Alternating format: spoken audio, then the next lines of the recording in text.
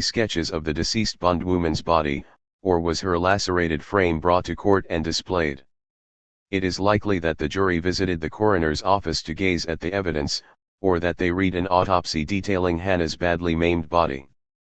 In either case, this post-mortem analysis extended Hannah's physical existence in court after an unusually violent death. But the story did not end there.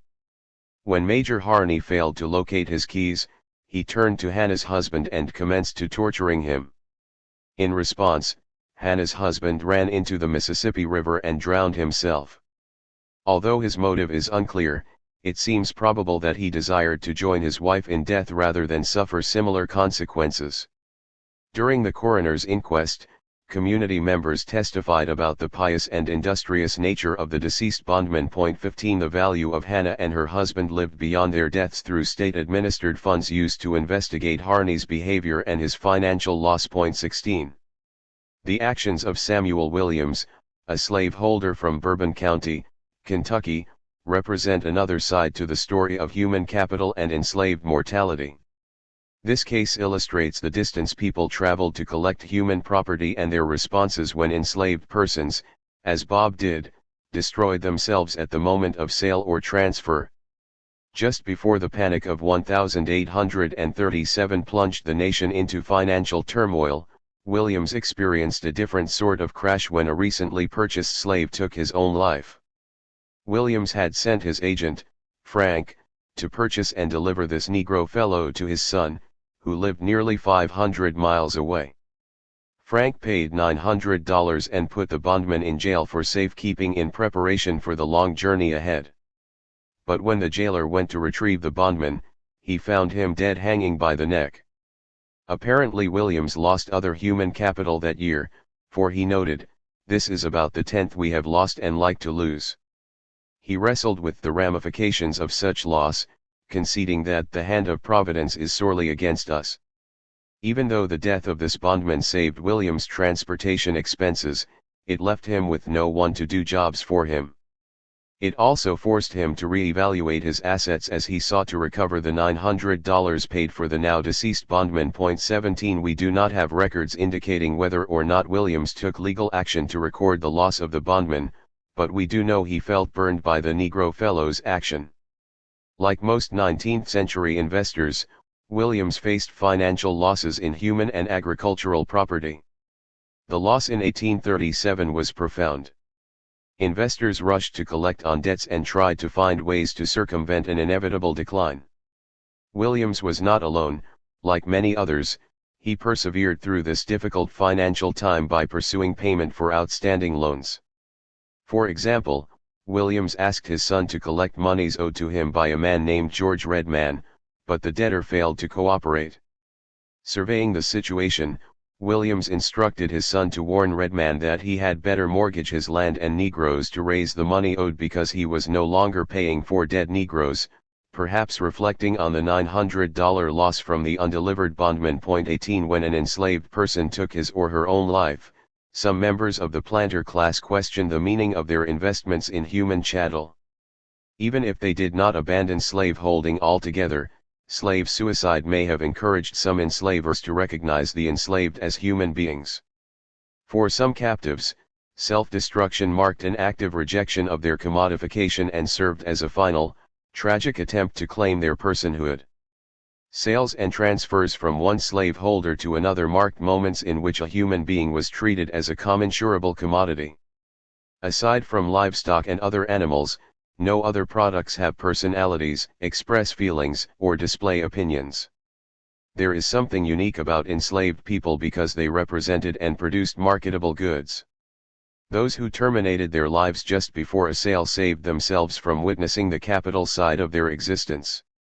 They hastened their transition into the spiritual realm, allowing their humanity to have the last word.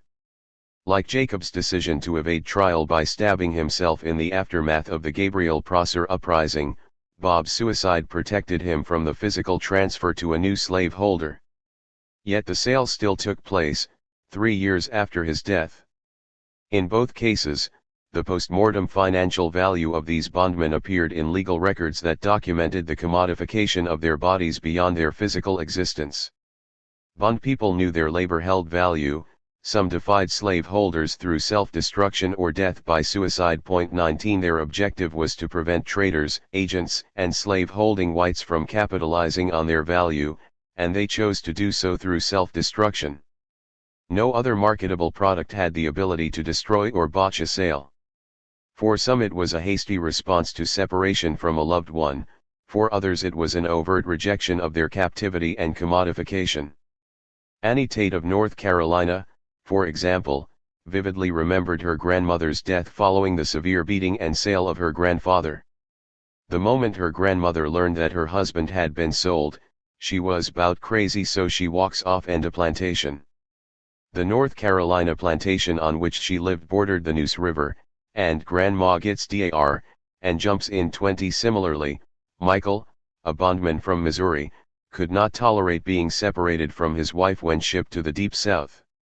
During his transport, at the mouth of the Ohio River, he filed off his irons and attempted to flee to her residence.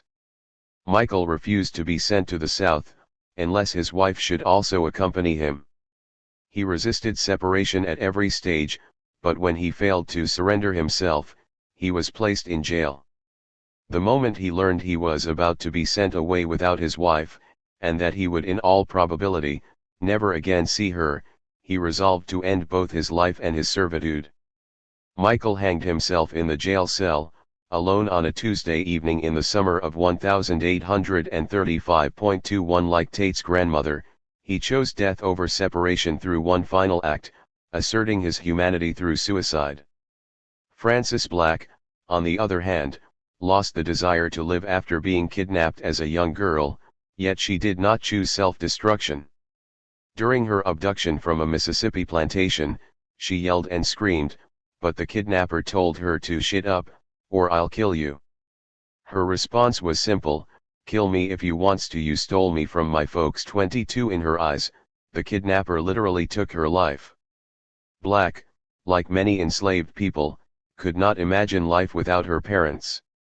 Although she lived to experience freedom, marry, and give birth to 6 children, she never reunited with her birth family. Years later, when she shared her testimony with Works Progress Administration workers in the 1930s, she was blind and approximately 87 years old. No matter how often their humanity was ignored, enslaved people yearned to be treated as respectable individuals. Former bondman Charles Ball noted that owners tried to cover up an enslaved person's suicide because of the negative social stigma it brought to their homestead. When a Negro kills himself, he explained, the master is unwilling to let it be known, lest the deed should be attributed to his own cruelty. Evidently, a certain degree of disgrace falls upon the master whose slave has committed suicide. 23. Life insurance and compensation.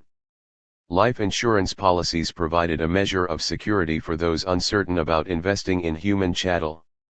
As a relatively new area of slavery scholarship, historians argue that insurance policies were designed to protect slaveholders' fiscal investment in the enslaved, but legal proceedings sometimes did not rule in favor of administering funds. 24 Evidence of this appears in ship records of the transatlantic slave trade, particularly in the case of the Zone Massacre. This famous case involved the murder of approximately 132 African captives who were thrown overboard a slave ship in 1781. They were alive and sacrificed so that the crew could focus their efforts on saving the remaining cargo, given limited supplies. Upon the ship's arrival in Jamaica, the ship owners filed an insurance claim for their loss. The court ruled in favor of the owners, identifying the African captives as goods, not people. However, the insurers appealed and won their case with a ruling that overturned the original decision. 25 The debates surrounding this case created a public discourse on the value of captives' lives. Similar conversations occurred in the United States in 1841 when captives rebelled on the Creole. 26 However, in this case the enslaved people mutinied on board the slave ship and won the case because they had been illegally enslaved. Both cases led to questions about whether or not shippers were indemnified against loss. More important is the idea that enslaved captives were insured in anticipation of a loss, and that their lives held value at death. Slaveholders lost value in enslaved people without slaves having died, and indeed, slaves had the ability to lower their market value significantly through various actions of self-destruction and self-liberation, such as damaging their bodies or running away. 27 Yet slaveholders maximized the value of their enslaved laborers in life and in death. They tried to recover the financial loss of deceased bondpeople in private and public settings through legislative petitions, coroners' inquests, and other legal actions. They also tried to make wise financial decisions about speculation in human capital, seeking healthy and obedient laborers who they believed would not give them trouble. Insurance protected their investments in a slave workforce, particularly when their laborers toiled in risky work environments, traveled to markets, or worked in urban settings. The insurance industry wavered over slave policies in the 1830s, then developed them in the 1840s, and by the mid to late 1850s planters in the South had several options for slave policies. 28 In February 1854, the Alabama Senate and House of Representatives submitted an act to incorporate the Planters Insurance Company. Section 5 included security upon the lives and health, both of white persons and slaves in the event of loss in any manner, by fire, dangers of the seas, rivers, or otherwise. 29 Slaveholders who purchased a policy through this company could rest assured that death during transportation guaranteed compensation. Because of the vague language, it is also likely that slaveholders could collect the financial value of deceased slaves who committed suicide, as some but not all policies covered loss in any manner. The Petersburg Marine Insurance Company specialized in insuring slaves transported from Virginia to Louisiana. On April 18, 1853, William Haxall purchased a $1,850 policy to insure 5 slaves, Cairo and Gippy, valued at $300 each, Beverly, valued at $350, Charlotte, valued at $400, and Sydney, valued at $500. In addition to this protection, Haxall listed the brig and captain as responsible parties, holding the latter accountable for payment with no deduction to be made from the sum insured, except 2 per cent. The policy also contained protection against fire, enemies, pirates, rovers, thieves, jettisons. 30 It is difficult to determine whether Haxall ever had to cash in on this policy, yet we know that slaveholders throughout the United States protected the transportation costs of their newly purchased bondpeople as part of the domestic slave trade. 31. Mary Moncure, also a Virginia resident, insured 2 enslaved laborers under much different circumstances. Rather than insuring bondpeople prior to travel, Moncure secured 4-year policies from the Virginia Life Insurance Company for her valuable house servants. 32 In June 1860, Moncure insured Austin for $1,000 and Mary Jane for $800.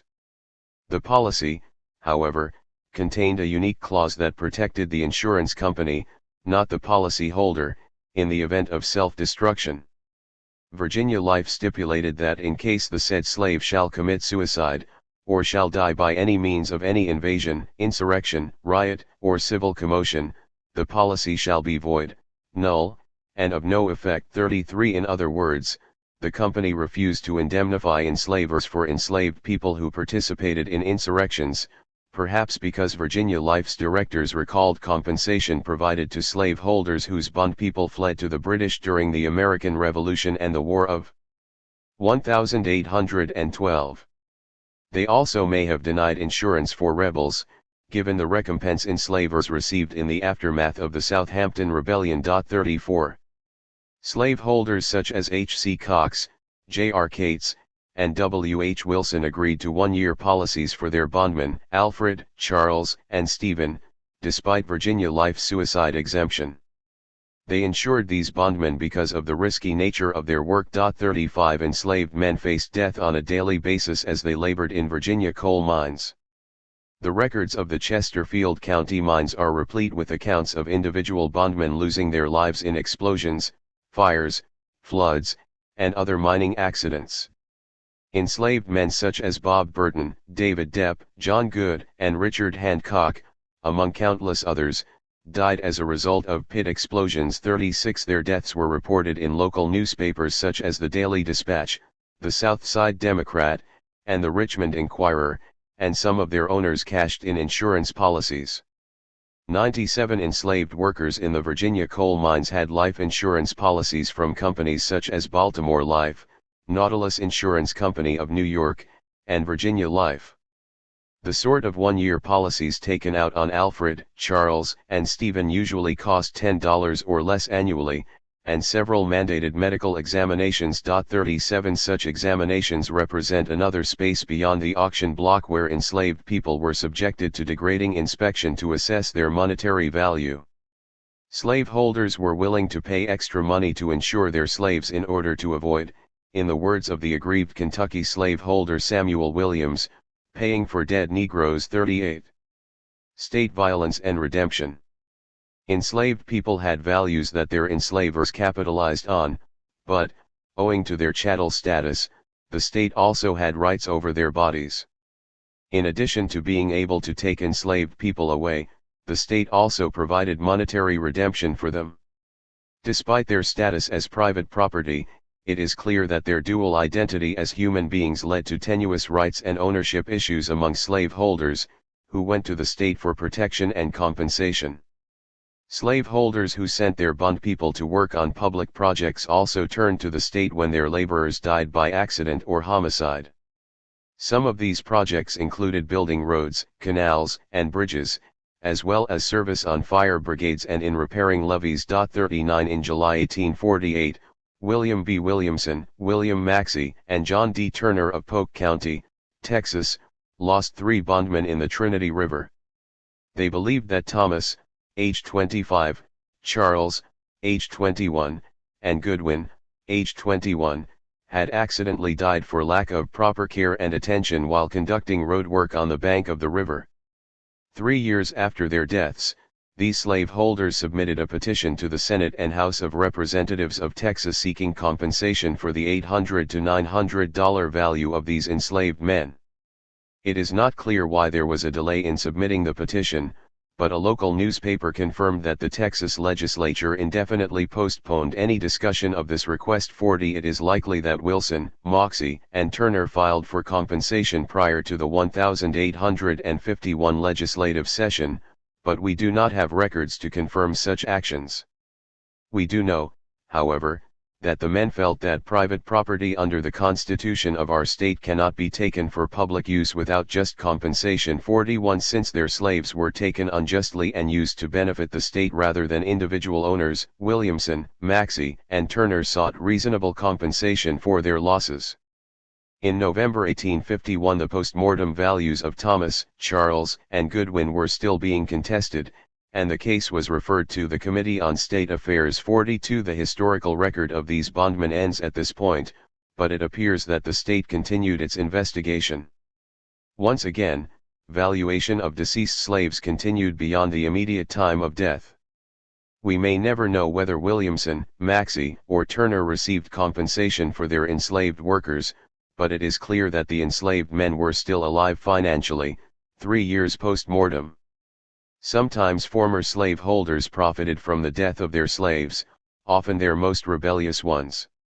Evidence of compensation for murdered slaves can be found in scholarship on slave resistance and rebellion. 43 The Virginia Court of Oyer and Terminer set a precedent for compensation of executed enslaved felons as early as 1705. According to a legal historian, Phillips J. Swartz, the intention of that compensation was to enable slave owners to regain the financial value of the executed person. This practice also sought to encourage owners not to cover up felonies in order to retain or to sell away privately a particularly valuable laborer. 44 In South Carolina, an enslaved man named Prince participated in a similar hearing, though for a lesser crime. He received the death penalty after being accused and convicted of burglary. Prior to the day of execution, Prince was valued at $500 and his owner, John Davidson, received compensation. 45. Some enslavers, such as Samuel Davis, also from South Carolina, took advantage of the law. he procured the conviction and execution of his own slave for stealing a gingerbread cake from a local baker in order to capitalize on the man's monetary value. 46 Even when the shopkeeper forgave the accused bondman, Davis insisted on the conviction because the slave's assessed value brought him more money than he could have obtained for the slave in market. 47 The idea that a dead slave could be worth more than a living one presented a problem that the courts had to resolve, and had been trying to rectify since the 1781 Zone case. As a result, court investigations involved detailed depositions, thorough medical examinations, reviews of diverse evidence, and sometimes a trial by jury. Burial rituals and enslaved humanity. Enslaved people's funerary rituals and concepts of death have long been the subject of scholarly inquiry.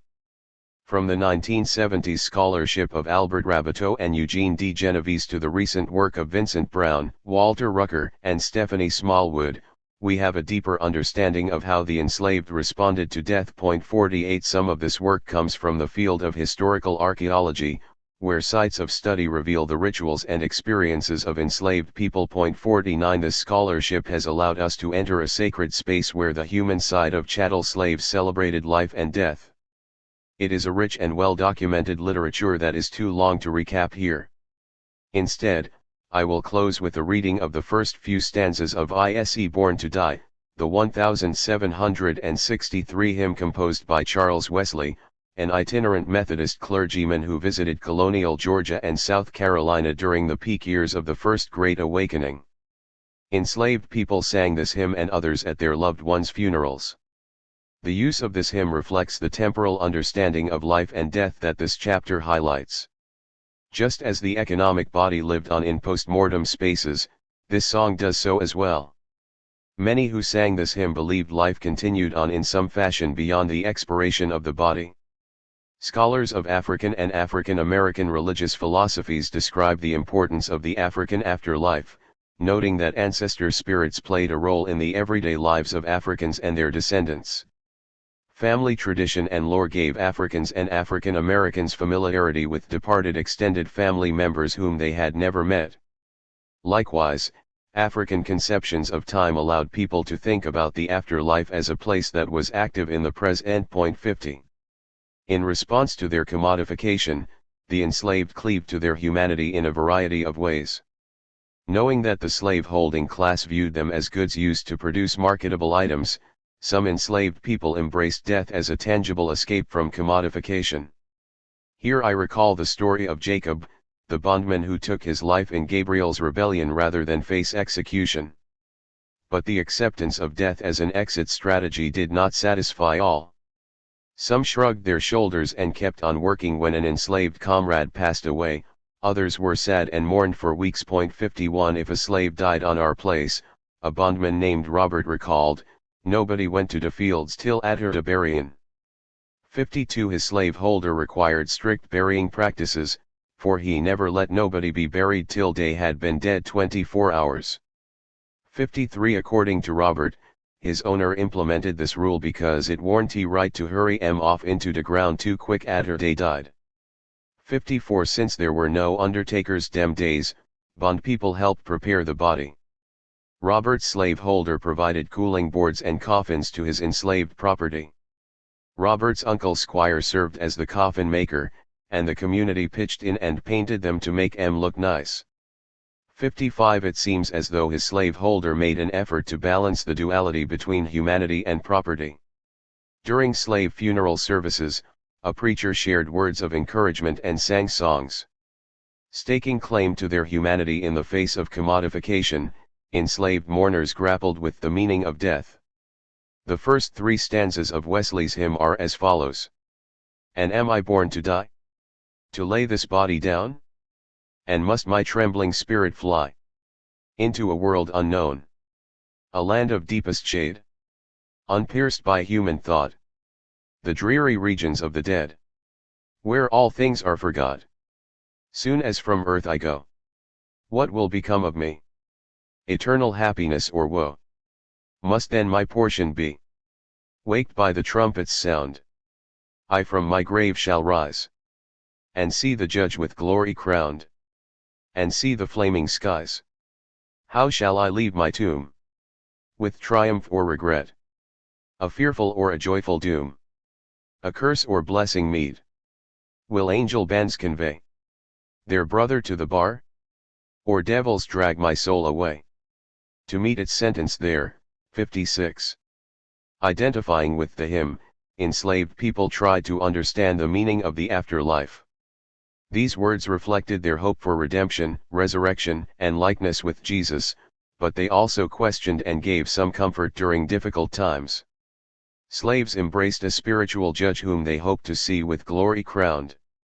But, with humility, they also saw tension between good and evil, a curse or blessing, and perhaps recognized God's final judgment. After the song and a prayer at the grave, the body was laid to rest, and the mourners shoveled dirt to cover the coffin. The burial practices on Robert's estate may have been the exception, not the rule. Kate of Texas remembered that her owner made the coffin and instructed them not to take too long with the burial. Maintaining a tight rein on burial rituals may have been a strategy Kate's slaveholder utilized to quash the humanity of those enslaved and emphasize their role as human machines. They were not allowed to sing or pray. Instead, he reprimanded them to Jews, put them in the ground and cover them up and hurry back to that field. 57 John, also from Texas, recalled that they didn't have no funerals for de slaves, but just bury dem like a cow or a hoss, just dig a hole and roll em in it and cover em up. 58 Regardless of funerary rituals, slaves remembered scriptures and songs, often resulting in formal or informal funerals. They used these moments to grapple with the cycles of life and found ways to make peace with the departed. Broad is the road that leads ter death / in there and here we travel. This remark captures one bondwoman's reflection on her experience with slavery. 59 It is taken, a bit out of context, from Matthew 7:13, 14, which reads, "Enter through the narrow gate. For wide is the gate and broad is the road that leads to destruction, and many enter through it. But small is the gate and narrow the road that leads to life, and only a few find it." 60 This bondwoman understood that enslaved people faced more occasions to die than to live. She also recognized that they traveled on the road to death and destruction on a daily basis. Whether they found solace in life or in taking their own lives, slaves understood the circumstances of their enslavement, even if their opinions differed from those of their enslavers. Despite the denial of their humanity, enslaved people strived to be viewed as people, not products. 61 In the eyes of slaveholders, the enslaved were human capital, not only during their lifetime but also before birth and after death. Unpredictable loss from suicide and murder carried significant consequences in the Southern marketplace. The outcomes of these events were capricious, but some planters found security through insurance policies. From the first appraisal of the enslaved to their valuation at death, Southern slaveholders used extreme measures to protect their investment. They appraised, hired, insured, transferred, mortgaged, and used slaves as collateral for debt. By contrast, bond people embraced their humanity in public and private settings. They struggled with the balance between being both person and product on a daily basis because their existence did not start or end with commodification. Their lives as people began when they entered the physical world and ended when they departed, whereas their lives as products began prior to conception and lasted years into postmortem. Funerary rituals challenged their enslavers to recognize them as human beings. As a result, enslaved men, women, and children entered their graves hoping for a seat in God's kingdom, clinging to their humanity until their very last breath. Chapter 7. Auguste Belmont and the World the Slaves Made. Catherine Boudry. Recent work on the financial history of slavery has focused on the creation of slave-backed securities and the entangled relationship of state-chartered banks, government-issued bonds, and remote investors in Europe and the northern United States. Such scholars as Edward Baptist and Richard Kilbourne have recovered the precarious schemes of the Consolidated Association of the Planters of Louisiana, a bank that took slaves as collateral for loans issued to purchase additional slaves, and the United States Bank of Philadelphia, Nicholas Biddle's Post, bank war enterprise that invested heavily in upstart Southern banks. It is crucial, however, to remember that the most important transactions in the financial history of slavery involved the transatlantic marketing of agricultural commodities produced by enslaved people under violent coercion.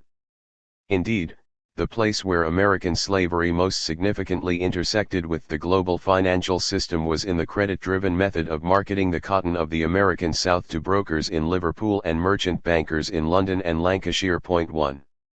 In the 19th century, cotton was the primary export item produced by the United States for a global market. As early as 1815, the United States was the largest producer and Great Britain the largest consumer of cotton. As Friedrich Engels noted, England and the United States are bound together by a single thread of cotton, which, weak and fragile as it may appear, is, nevertheless, stronger than an iron cable. But this common thread was woven not only from a raw fiber but also from increasingly sophisticated ways of providing credit. In everything from the purchasing of slaves and supplies to the sending of harvested crops to market, plantation agriculture depended on frequent infusions of money to keep things running. Though they constituted the wealthiest cohort of antebellum Americans, slaveholders held little cash on hand. Instead, they borrowed against cotton that in some cases had not yet been planted, let alone picked, baled, or sold. An entire financial infrastructure sustained this system of advances and consignments, with mercantile factors usually responsible for transforming a planter's cotton, harvested or anticipated, into the cash necessary to meet the previous year's debts and the credit to secure the coming year's need for capital. 2. The credit that allowed slaveholders to sell cotton in order to buy Negroes to make more cotton to buy more Negroes ad infinitum, as one insightful observer described the economic logic of the plantation South in 1835, ultimately is traceable back to London, the global financial capital of the 19th century. Loans that ran through a New Orleans factor or a New York bank often originated in England, both because the bulk of American cotton was sold there and because the largest financial houses saw promising investment opportunities in the United States. Alexander Brown and Sons, Baring Brothers, and the Rothschilds devoted a great deal of energy in the 1820s, 1830s, and 1840s to investing in the American economy and analyzing American markets. They purchased government securities, underwrote upstart banks, and brokered cotton. These firms' involvement in the cotton trade was important to their long-term development, for it was here they gained expertise and tested business models that would eventually prove even more lucrative in other sectors of the economy. 3. The Rothschilds perhaps best illustrate the volatile and productive relationship of international finance and American slavery. When the Rothschild houses initially entered American markets in the 1820s, they focused on the purchase of state and municipal bonds. From 1834 to 1843 they served as the bankers of the United States in Europe, a position they happily wrested away from Baring Brothers. They relished the political capital that accompanied the position but derived little profit from the processing of payments for diplomatic figures across the continent. For a short period between 1837 and 1849, the Rothschilds invested in cotton, but in 1849 the firm began to aggressively purchase gold in San Francisco. The firm's primacy in that market resulted in no small measure from earlier lessons learned in the cotton trade.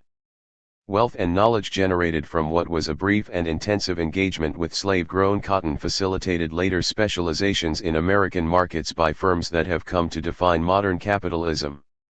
The Rothschild presence in American plantation agriculture owed largely to a single man, Auguste Belmont.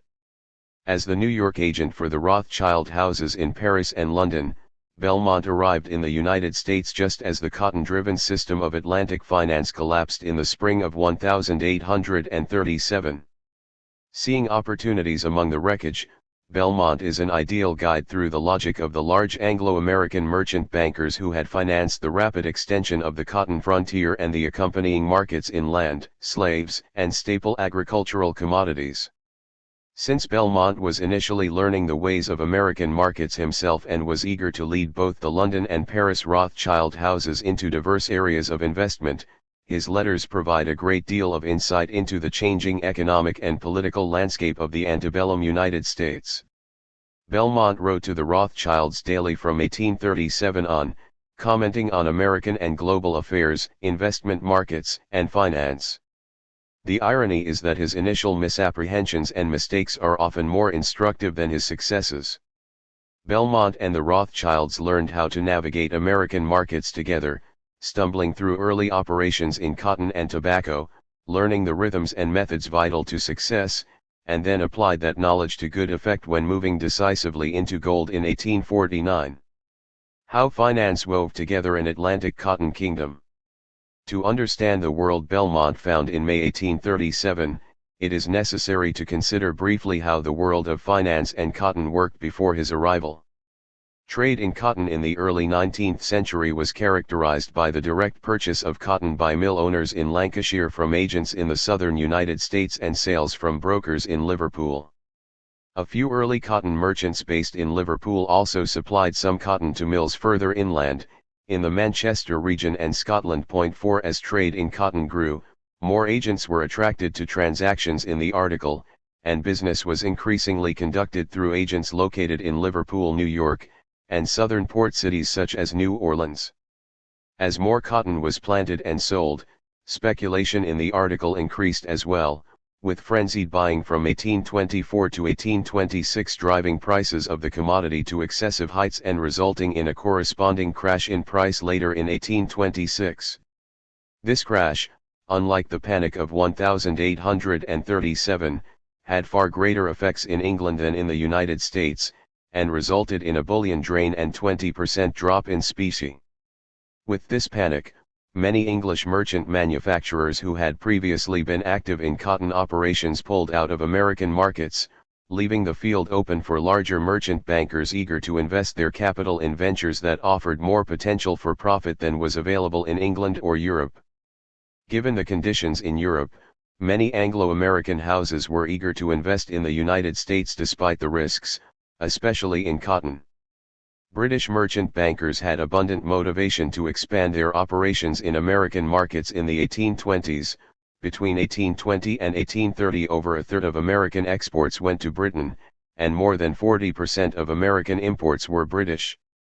A remarkable 80% of the cotton in Lancashire came from the southern United States. 5 Further, because of a marked expansion in trade across the Americas, a relative dearth of investment opportunities in England, and the use of British sterling as a global currency, British capital became an export item in the 1820s.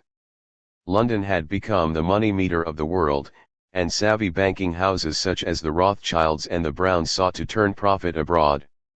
The houses that failed to invest in the Americas stagnated. For the House of Baring, for example, this was a period of negligible growth. It was still regarded as a stable, prosperous, and well-capitalized firm, but comparatively speaking it had lost ground. The firm returned to U.S. markets with renewed energy in the late 1820s, appointing Thomas Wren Ward its American agent in 1828. Yet in 1830, still seeking a firmer foothold, the firm was losing ground to its main competitors. The combined resources of the 5 Rothschild houses dwarfed the once preeminent British financial house. Barings held a relatively modest £492,803, $2,500,000 in American dollars, to the Rothschilds more than £4,330,433. The combined capital of the Brown houses in Baltimore, New York, Philadelphia, and Liverpool stood at $3,230,000.60.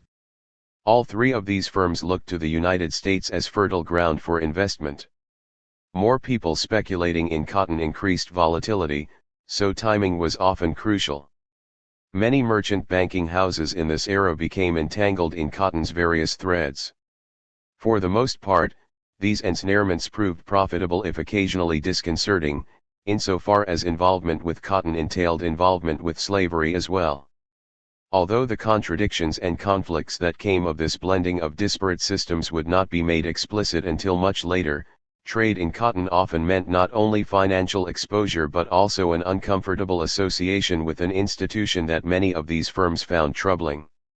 N.M. Rothschild provided the funds necessary to carry forward the Abolition Act of 1833, and both the Paris and London houses refused reimbursement in land and slaves in later years. 7 Likewise, Barings also steadfastly refused compensation on bad debts with land and slaves. 8 The Browns voiced anti-slavery sentiments yet found themselves the reluctant owners of operating plantations in the American South, acquired when consignments went sour. 9 Nevertheless, all of these firms actively traded in commodities produced with slave labor.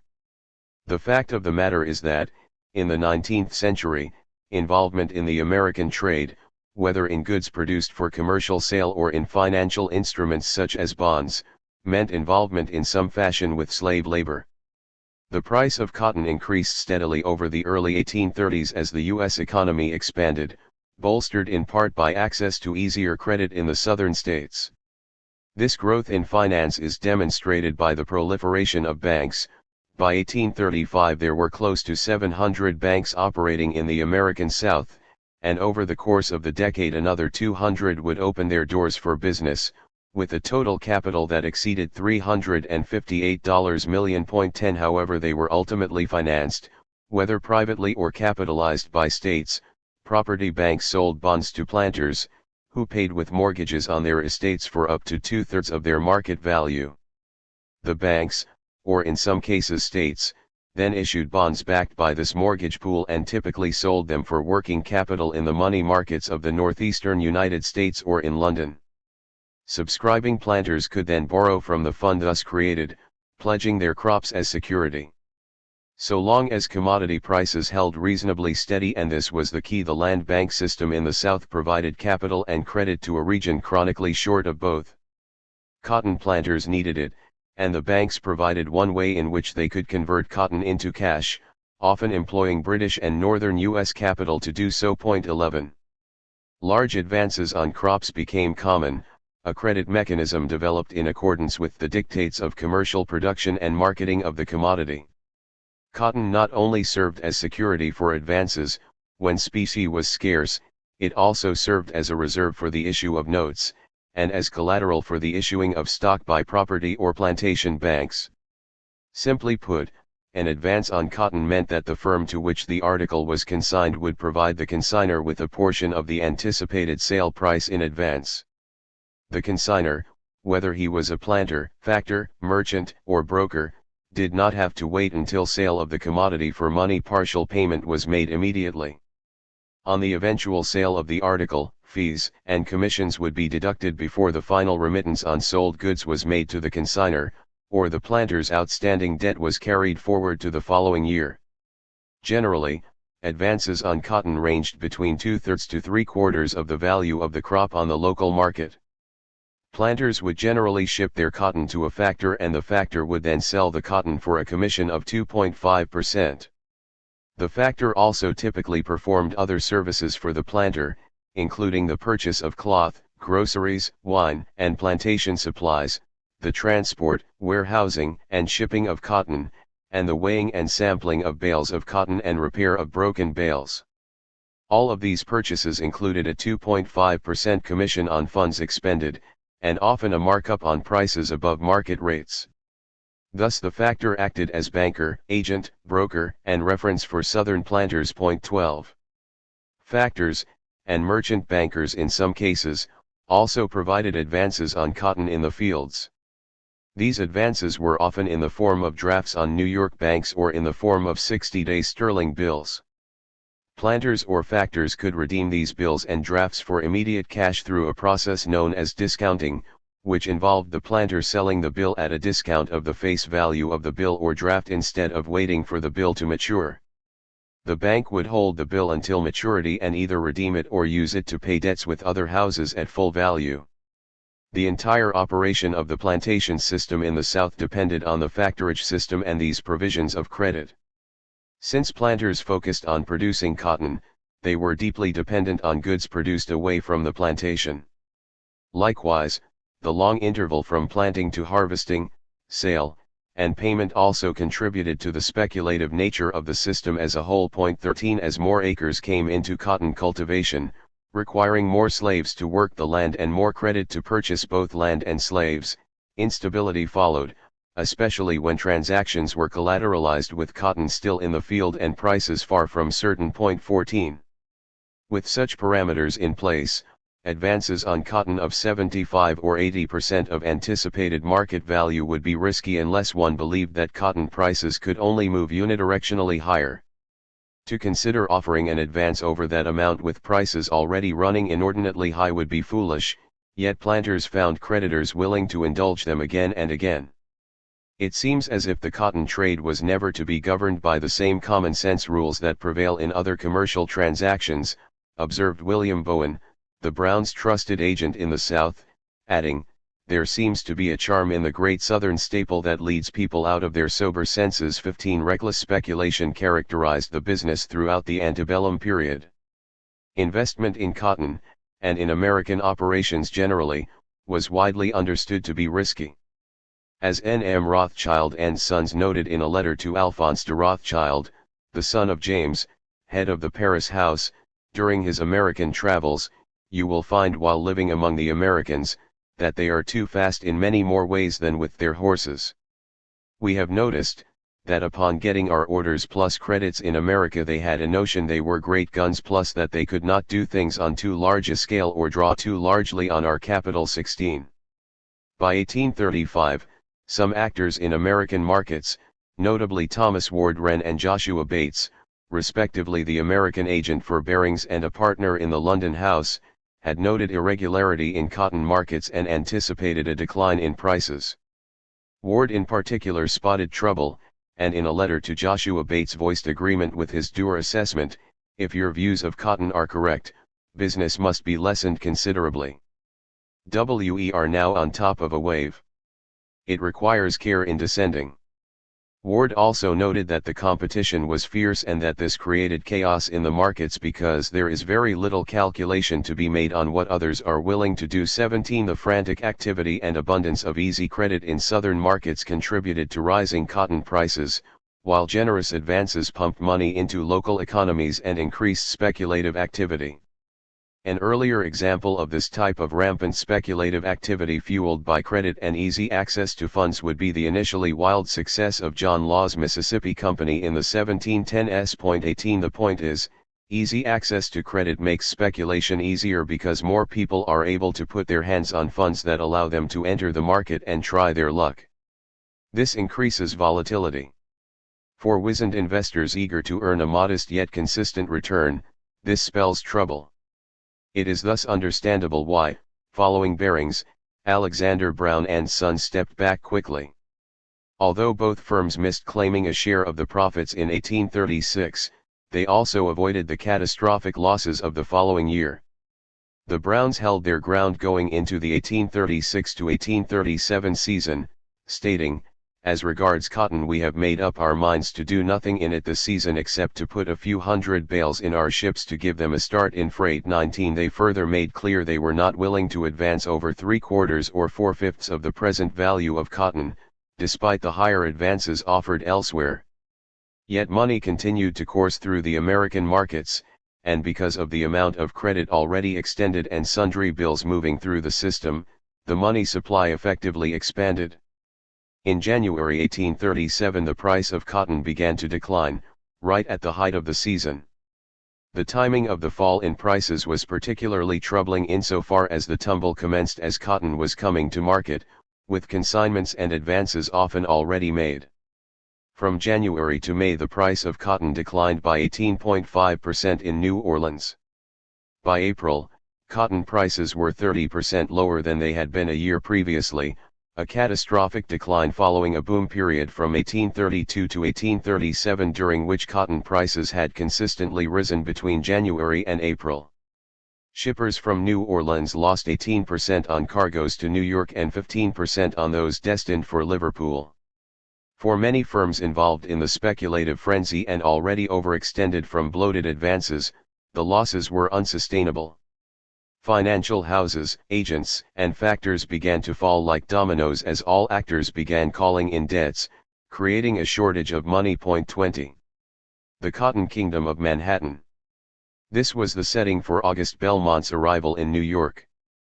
Amschel von Rothschild, the head of the Rothschild Frankfurt House, had first sent him to Cuba to investigate the repercussions of the First Carlist War for Rothschild interests in the region.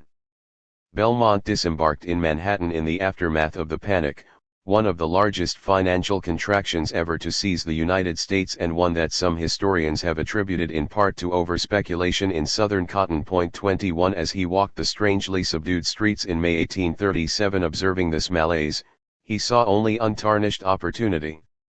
What was obvious to the young man eager for something more than what he had known in Europe was that he had skills that could be put to good use in a city bereft of commercial activity. There was in fact business to be done by those with cash to hand.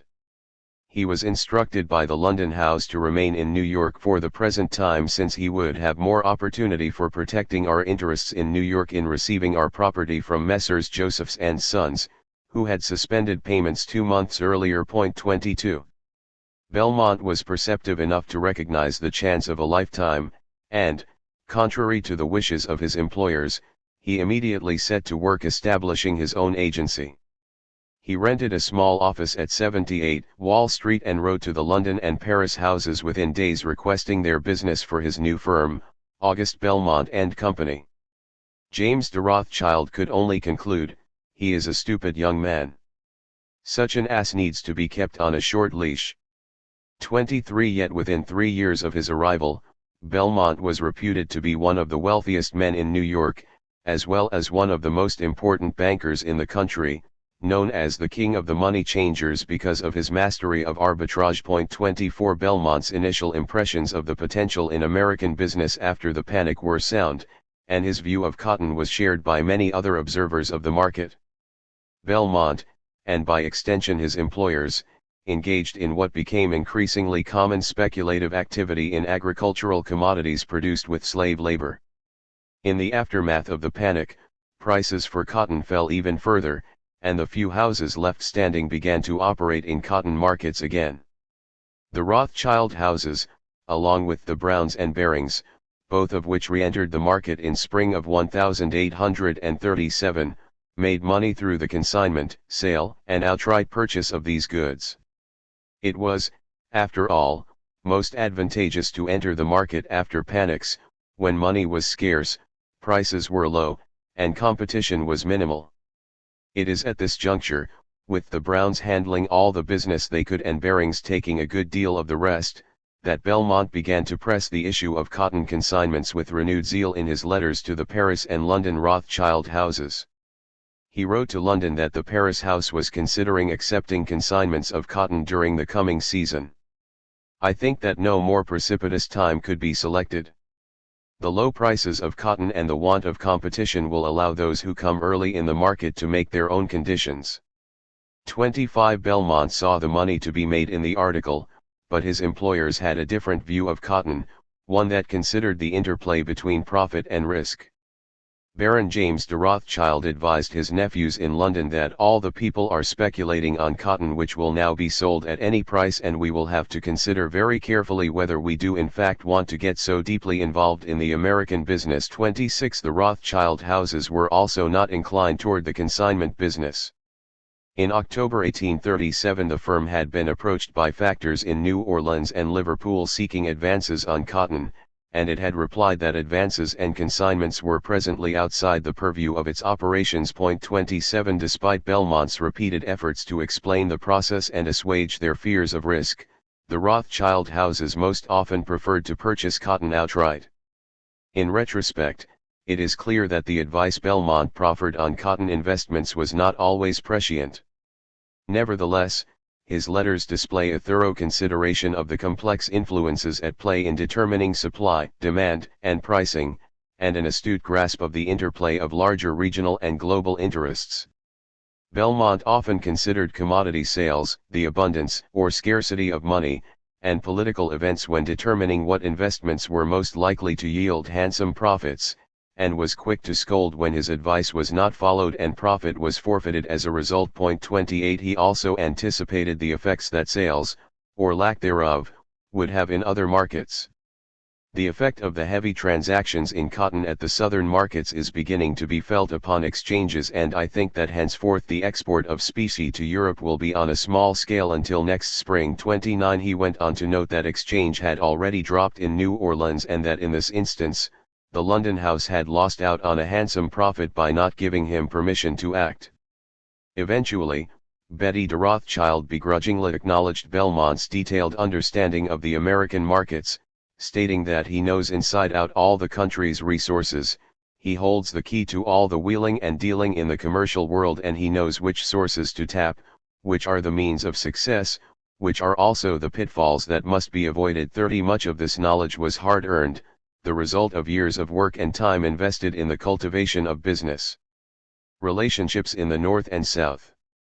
Belmont was compelled to master quickly many of the difficulties attendant on trade in cotton and, by extension, in stocks, bonds, and discount paper. Planters were often cash-hungry and capable of all types of crafty tricks to increase their profits, resulting in the need to evaluate critically all reports from the South. Since Southern planters were often deeply in debt, they sought opportunities to bolster prices when the fruits of their slaves' labor were sent to market. Their chronic indebtedness, like their machinations to increase the price per pound paid on cotton, was connected to the rhythms of the plantings and harvests. The cotton year began in March, with the sowing of the fields. The harvest started in July and ran through to the end of December, when cotton began to arrive in the markets. The rhythm of the year made advances helpful, but credit also played a vital role. Thus the wisest of agents and cotton merchants learned when a healthy dose of skepticism was warranted, developing an intimate sense of weather, borrowing, and sale patterns throughout the cotton belt. Additionally, like Belmont, they cultivated information networks across the region, often receiving daily reports from correspondents. In years when there was an expectation of a large crop, knowledge of which pushed prices downward, planters would sometimes spread rumors of frost striking the plants, or of worms or bolls reducing yields. Often they would hold back the cotton in hopes of diminishing expectations of the yield and driving up the price, despite the advice of factors to send cotton to market as quickly as possible. Invariably Belmont would pass on the reports of these erratic and spontaneous outbreaks of frigid weather, infestations, and early frosts, noting when he had not much belief in the veracity of the accounts. 31. Although Belmont was an astute on-the-ground observer, he did not see what other brokers and larger houses had ascertained from abroad. Buying cotton outright in the wake of the panic was more prudent than issuing advances on future sales. Theoretically, extending credit to the planter and letting him carry the risk of fluctuation in market prices in different ports made the most sense, but with planters demanding exorbitant advances in a downward market, the outright purchase of cotton gave these firms more latitude for action in exchange for a negligible increase in risk. Yet, Belmont insisted, it would be perfectly safe and you might do some very good and profitable business. I recommend these suggestions, as by the general distrust a good many houses in that line are altogether thrown out and your house would have a beautiful chance. 32. Belmont stated that as long as the cotton was sold before the drafts were due, there was no risk, but that was not true. There was no risk unless the amount of the advance exceeded the value of the cotton, which was exactly what had happened in the winter of 1837. Belmont went further and suggested he could pull in many profitable consignments for his employers if only they would ease their objections and fall in with what he presented as standard practice. As late as 1848, Belmont continued to insist that consignments of cotton are also very safe with the present cheap rates, but, you must, as I had the honor to observe to you on former occasions, give me more latitude for the amount you authorize me to advance. With an advance of 3/4 of the invoice I cannot compete with Brown, Tilden and others, who advance 7/8. 33. Belmont was obviously eager to enter into this trade, so eager that he misrepresented the policies of these long-established houses and presented risky activity as sound. Belmont saw that money could be made on consignments, and overplayed his hand. Like many of the Americans he criticized as being overly confident and reckless, he minimized the risk of large advances and the speculative nature of the cotton trade generally, apparently sharing that same speculative and impressionable character of the Americans. They always push under the apprehension of a short cotton crop prices much beyond what the facts warrant, and on the other hand depress them more than necessary in anticipation of a large yield. 34. In 1848 Belmont again raised the issue of consignments, claiming that the Browns had gained the upper hand because of the reluctance of both houses to offer higher advances. Yet by this point the Browns had already moved decisively away from consignments, opting instead to focus on letters of credit, currency exchange, and the operation of the Collins packet lines. In 1845 the Liverpool branch's commission revenues on cotton consignments totaled $53,000.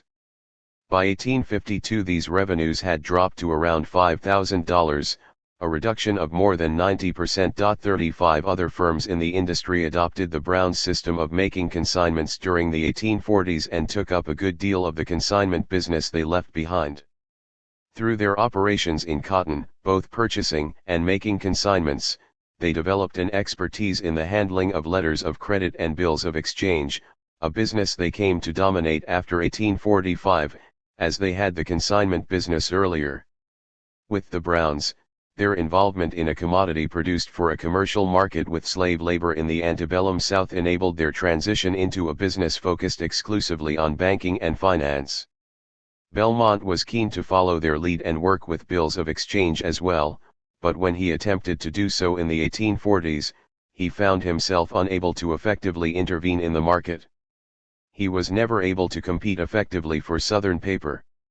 As early as 1843 he complained that the agents of Brown and some others buy all what they can lay hands on. 36 In 1845 the London House authorized Belmont to operate in bills of exchange, but he found the market unattractive. As regards direct arbitrages between London plus here I have always a watchful eye upon them. Unfortunately the high rates of all continental exchanges here and the sudden decline of pound precludes every chance of doing anything in that line to advantage. 37 The fact that the Browns undercut and undersold him at every turn did not help matters. Even though one of Belmont's strengths was arbitrage, he was able to do little business in bills of exchange around cotton. By 1859 he was lamenting, Brown Brothers who buy up all the cotton plus produce bills all over the South, having their agents in every shipping port, monopolize the market as they can sell 1/8, 3/8% below me. 38 Insofar as Belmont and, by extension, the Rothschild houses were unable to effectively control operations in various areas tangential to the cotton trade, and more often than not felt frustrated by what trade they could get, it is not surprising that they moved away from these markets after 1849. Especially in light of all the perils of activity in the commodity. From the beginning, the Rothschilds never shared Belmont's fascination with cotton and had other views on investment in such a volatile commodity, their thoughts colored by different assessments of risk. They found the erratic nature of the cotton market in some seasons simply not worth the bother, noting that the inherent capriciousness in pricing was exacerbated by the fact that entry into the world of cotton speculation was relatively simple. This made it very difficult for anyone to control or dominate trade in the article, and no firm ever managed to gain much more than 15% of the market in the antebellum period. 39 It has been suggested by some historians that the Rothschilds failed to take advantage of opportunities in America. However, a more considered view of their involvement in financial ventures in the 19th century United States reveals a thoughtful and cautious approach that, although it did not yield extravagant profit, at least in cotton, also avoided catastrophic losses. 40 This careful approach to trade in cotton in particular was one also shared by other Anglo-American firms in this era. All that said, the Rothschild congeries of houses did profit from its involvement with cotton. From 1839 to 1848 the Rothschild houses purchased, on average, in excess of 3,000 bales per year. Although they preferred to purchase cotton outright, they also made consignments within well-prescribed limits. They never dominated the trade, but Belmont and both houses also engaged in lucrative arbitrage transactions. Most vitally, they made good use of the knowledge and skills they had gained in the American South to decisively enter into the trade in gold in California.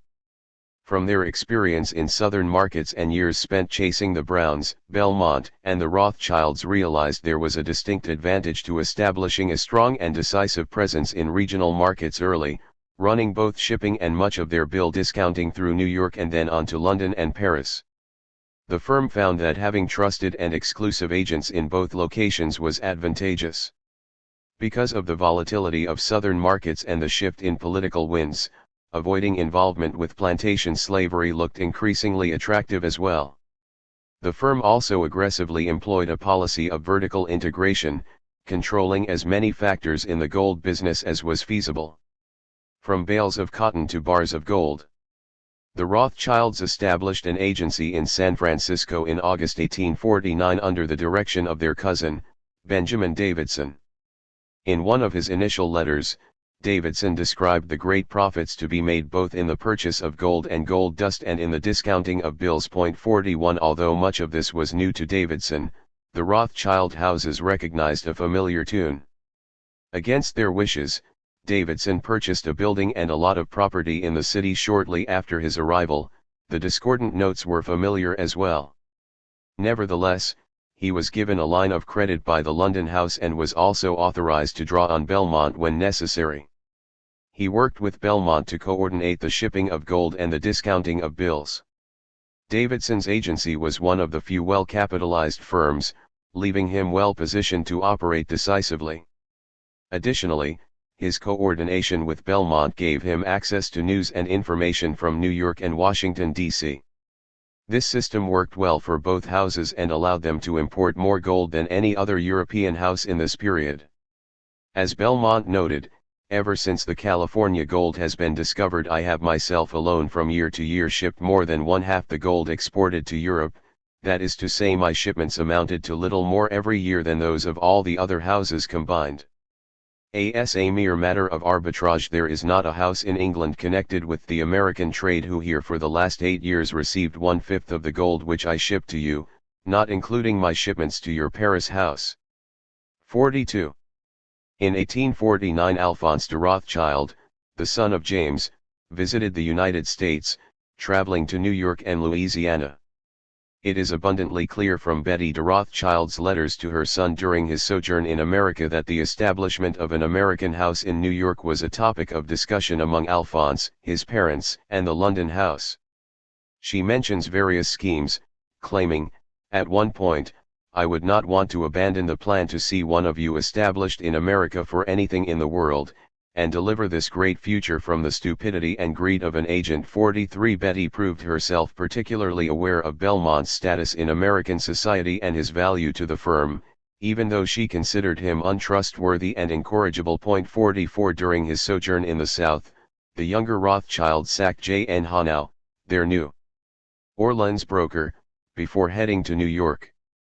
There Belmont narrowly averted a similar fate, although he himself feared he would lose all that he had built for himself in the United States. 45 Belmont was fortunate that his social status and political capital made him difficult to remove, a point begrudgingly noted by Betty de Rothschild at the time. B has created for himself a strong and independent position, she noted, concluding, all that makes him an important man these days. 46 The gold rush in California offered the potential of immediate profit for those positioned to act. After years of running behind the Browns, chasing bits of cotton and trying to wrest away part of the trade in discount bills, they opted instead to gain the upper hand in an emerging market in California and to forego the establishment of a Rothschild house in New York for the time being. Davidson's operations in San Francisco expanded, and in 1850 Johannes May was dispatched from the Frankfurt house to assist Davidson in running the firm, and, perhaps, to keep him in line as well. May was made a partner in 1851, and the shipments of gold increased. This proved to be of particular benefit to the London house, which acquired the lease on the Royal Mint refinery in 1852, allowing it to refine gold independently and mint bars in London. This movement into refining and processing was one that the firm did not consider with either tobacco or cotton, but that proved immensely profitable with gold. The lease on the refinery allowed the firm to ride the wave of heightened levels of gold production through the 19th century, capitalizing on discoveries in both California and Australia, and, later, South Africa. 47. As the case of the Rothschilds demonstrates, for many Anglo-American firms, their operations in cotton gave them knowledge of markets, connections, and capital that provided the base for their further development and expansion. The Browns transferred the knowledge and capital they gained through sales and consignments of cotton into Atlantic exchange and credit operations after 1845. Barings left the trade later than the others, moving out in the 1850s. Barings remained involved in large measure because of a pronounced desire to avoid the increasing specialization the firm saw occurring with other houses. Nevertheless, it seemed to focus on certain activities at the expense of others. From the 1840s forward, the firm became increasingly involved in the marketing of American loans on European markets. The firm's experience in cotton and property banks allowed it to determine the relative strength of banks throughout the country. Each firm chose a different area of specialization. This was determined by the presence of other firms in the market, the unique expertise they gained in their American operations, and the cities in which they had placed agents or opened offices. By the end of the Civil War in the United States, the Atlantic financial world had changed irrevocably, no longer governed by King Cotton. Merchants and bankers had decisively moved on to other, more profitable, as well as characteristically modern, avenues of activity. As we have seen, the Rothschilds, like the Barings and Browns, diversified and moved away from cotton. All three firms entered into the more lucrative markets, selling specie, making arbitrage trades, operating in gold, and behaving much more like modern investment bankers. This shift in activities was not a conscious choice, nor was it immediately apparent. It was governed by the availability of opportunity and can be seen in retrospect in changing patterns of investment and specialization. At its root lay changes in the American economy and the incorporation of the American West into larger global markets and institutions. 48. In a letter to the London Rothschild House in 1863, August Belmont commented acerbically, "It will always remain a mystery to the future historian to explain the sympathy which a large portion of civilized Europe gave in the 19th century to a rebellion the principal aspect of which was the extension and perpetuation of the odious system of slavery." 49. Belmont's disingenuous claim belies the fact that he, like most agents of Anglo-American financial houses, was well aware that the American Civil War, at least in part, was about the revenue generated from agricultural goods produced in the American South. Tobacco, sugar, cotton, and rice, all commodities produced in the southern United States with slave labor, were vital exports for the emergent nation. The income from the sale of these goods became less important with the opening of the West and shifts in the American economic landscape, diminishing Southern political influence. This earlier trade in people and goods facilitated the development of financial instruments that in turn eased the completion of these transactions that, not coincidentally, were also reliant on forms of credit. The evolution of many of these Anglo-American firms from merchant banking into financial operations more characteristic of modern investment houses is attributable to involvement with this earlier trade in goods produced with slave labor and lessons learned from the trade in cotton. Part 3. Networks of Interest and the North. Chapter 8. What have we to do with slavery? New Englanders and the Slave Economies of the West Indies. Eric Kimball. Frederick Douglass wrote that before the American Civil War, the people of the North had been accustomed to ask, in a tone of cruel indifference, "What have we to do with slavery?" This remains an important question today. Recent scholarly attention has refocused on the direct, 19th-century linkages between the American North and South, what Senator Charles Sumner of Massachusetts decried as the unhallowed alliance between the Lords of the Lash and the Lords of the Loom. However, an earlier economic relationship had tied New England's commercial fortunes to the very epicenter of the Atlantic slave economy. The first deep south for New Englanders was really in the West Indies. For more than a century, colonial New Englanders sustained the Caribbean plantation infrastructure, New England ships, crewed by New England men, carried fish, livestock, timber, and slaves to the sugar colonies located in the West Indies. On return voyages they brought back slave-produced commodities such as sugar, molasses, and rum, which were re-exported through a coastal trade throughout British North America. Trade with the West Indies provided the means for New Englanders to make payments on their debts to English creditors for their growing and seemingly insatiable appetite for European and English imports. Following independence, the British West Indian markets were officially closed to New Englanders, but the colonial pattern of smuggling continued, as did trade with the Danish, Dutch, and French West Indies. The chaos of the French Revolutionary Wars in the 1790s created new opportunities for New Englanders to forge a new link with the Atlantic slave economies. They became neutral carriers of goods between European imperial powers and the Caribbean. We must recognize that New Englanders were just as invested in slavery, and slave labor, prior to the Boston Associates building the famous Waltham Mills in Massachusetts in 1813, or even before 1793, when Samuel Slater established his cotton mill in Pawtucket, Rhode Island. Based on population data alone, slavery might appear unimportant to the economic development of colonial New England. The number of slaves living and working there was relatively small, about 2% of the total population. 3 There were fewer slaves in New England than in any of the colonies that declared independence from Great Britain in 1776. Such facts have led some to conclude that colonial New England was a society with slaves and that slavery was marginal to commerce and agriculture, for by comparison, the substantial slave populations living and working in the West Indies have allowed historians to characterize the Dutch, Spanish, French, Danish, and English island colonies as slave societies in which slavery stood at the center of economic production. 5 David Bryan Davis has argued that a slave society was one totally dependent upon slave labor, as distinct from the many societies that simply possess slaves. 6 However, when the demography of the labor force is the primary measure of slavery's importance, we run the risk of missing the ways in which slavery structured the politics, economy, and culture of places thousands of miles removed from plantations. Moreover, the societies with slaves/slave societies framework leaves some important analytical questions unanswered. What about the linkages between these two areas, those societies with slaves and slave societies? 7 What about those who profit not from directly owning the slaves but either from the product of their labor or by supplying the infrastructure for their labor? How should we conceptualize those individuals or groups or classes that did not own slaves directly but helped to reproduce slavery as an institution? To put it another way, how should we frame our understanding of those who did not directly own slaves but profited from those who did?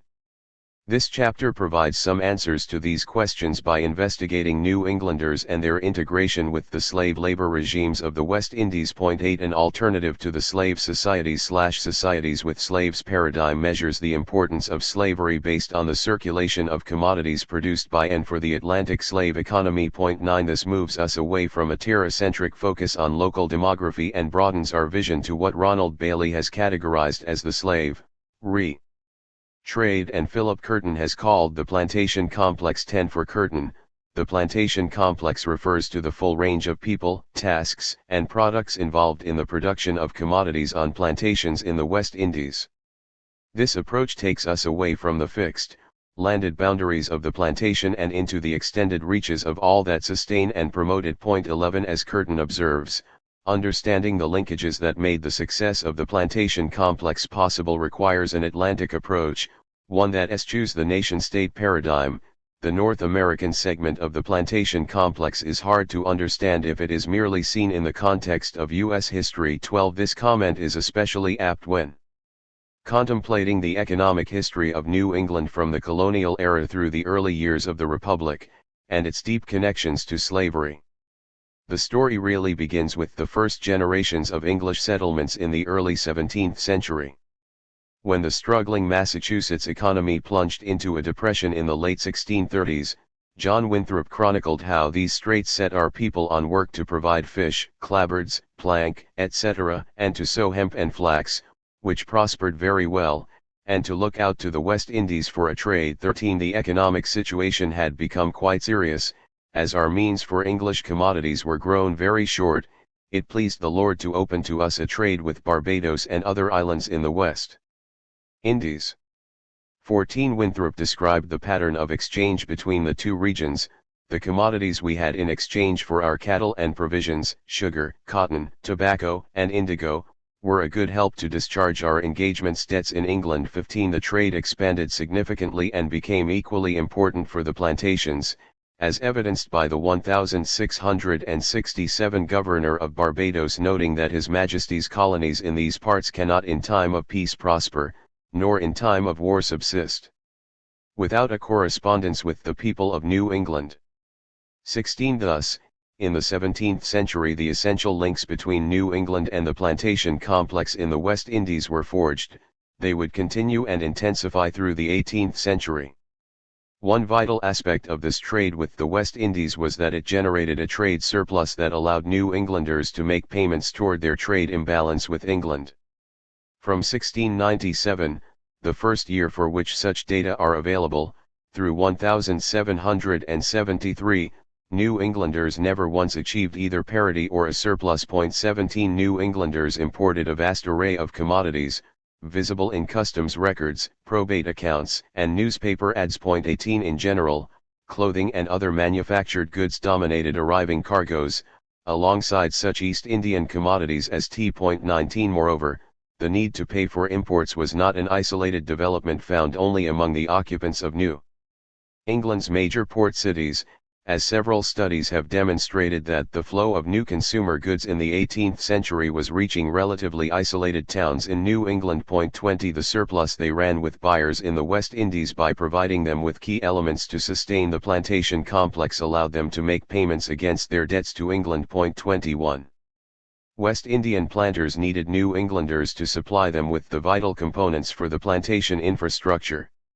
This originated because, as Barbadian planter George Walker explained, to the sugar cane everything is sacrificed. 22. This process began in the mid-17th century following the sugar revolution in Barbados, and established a pattern that was replicated across the islands throughout the colonial era. 23. As the planters of His Majesty's sugar colonies declared in 1776, the sugar plantations in the West Indies are subject to a greater variety of contingencies than many other species of property from their necessary dependence upon external support.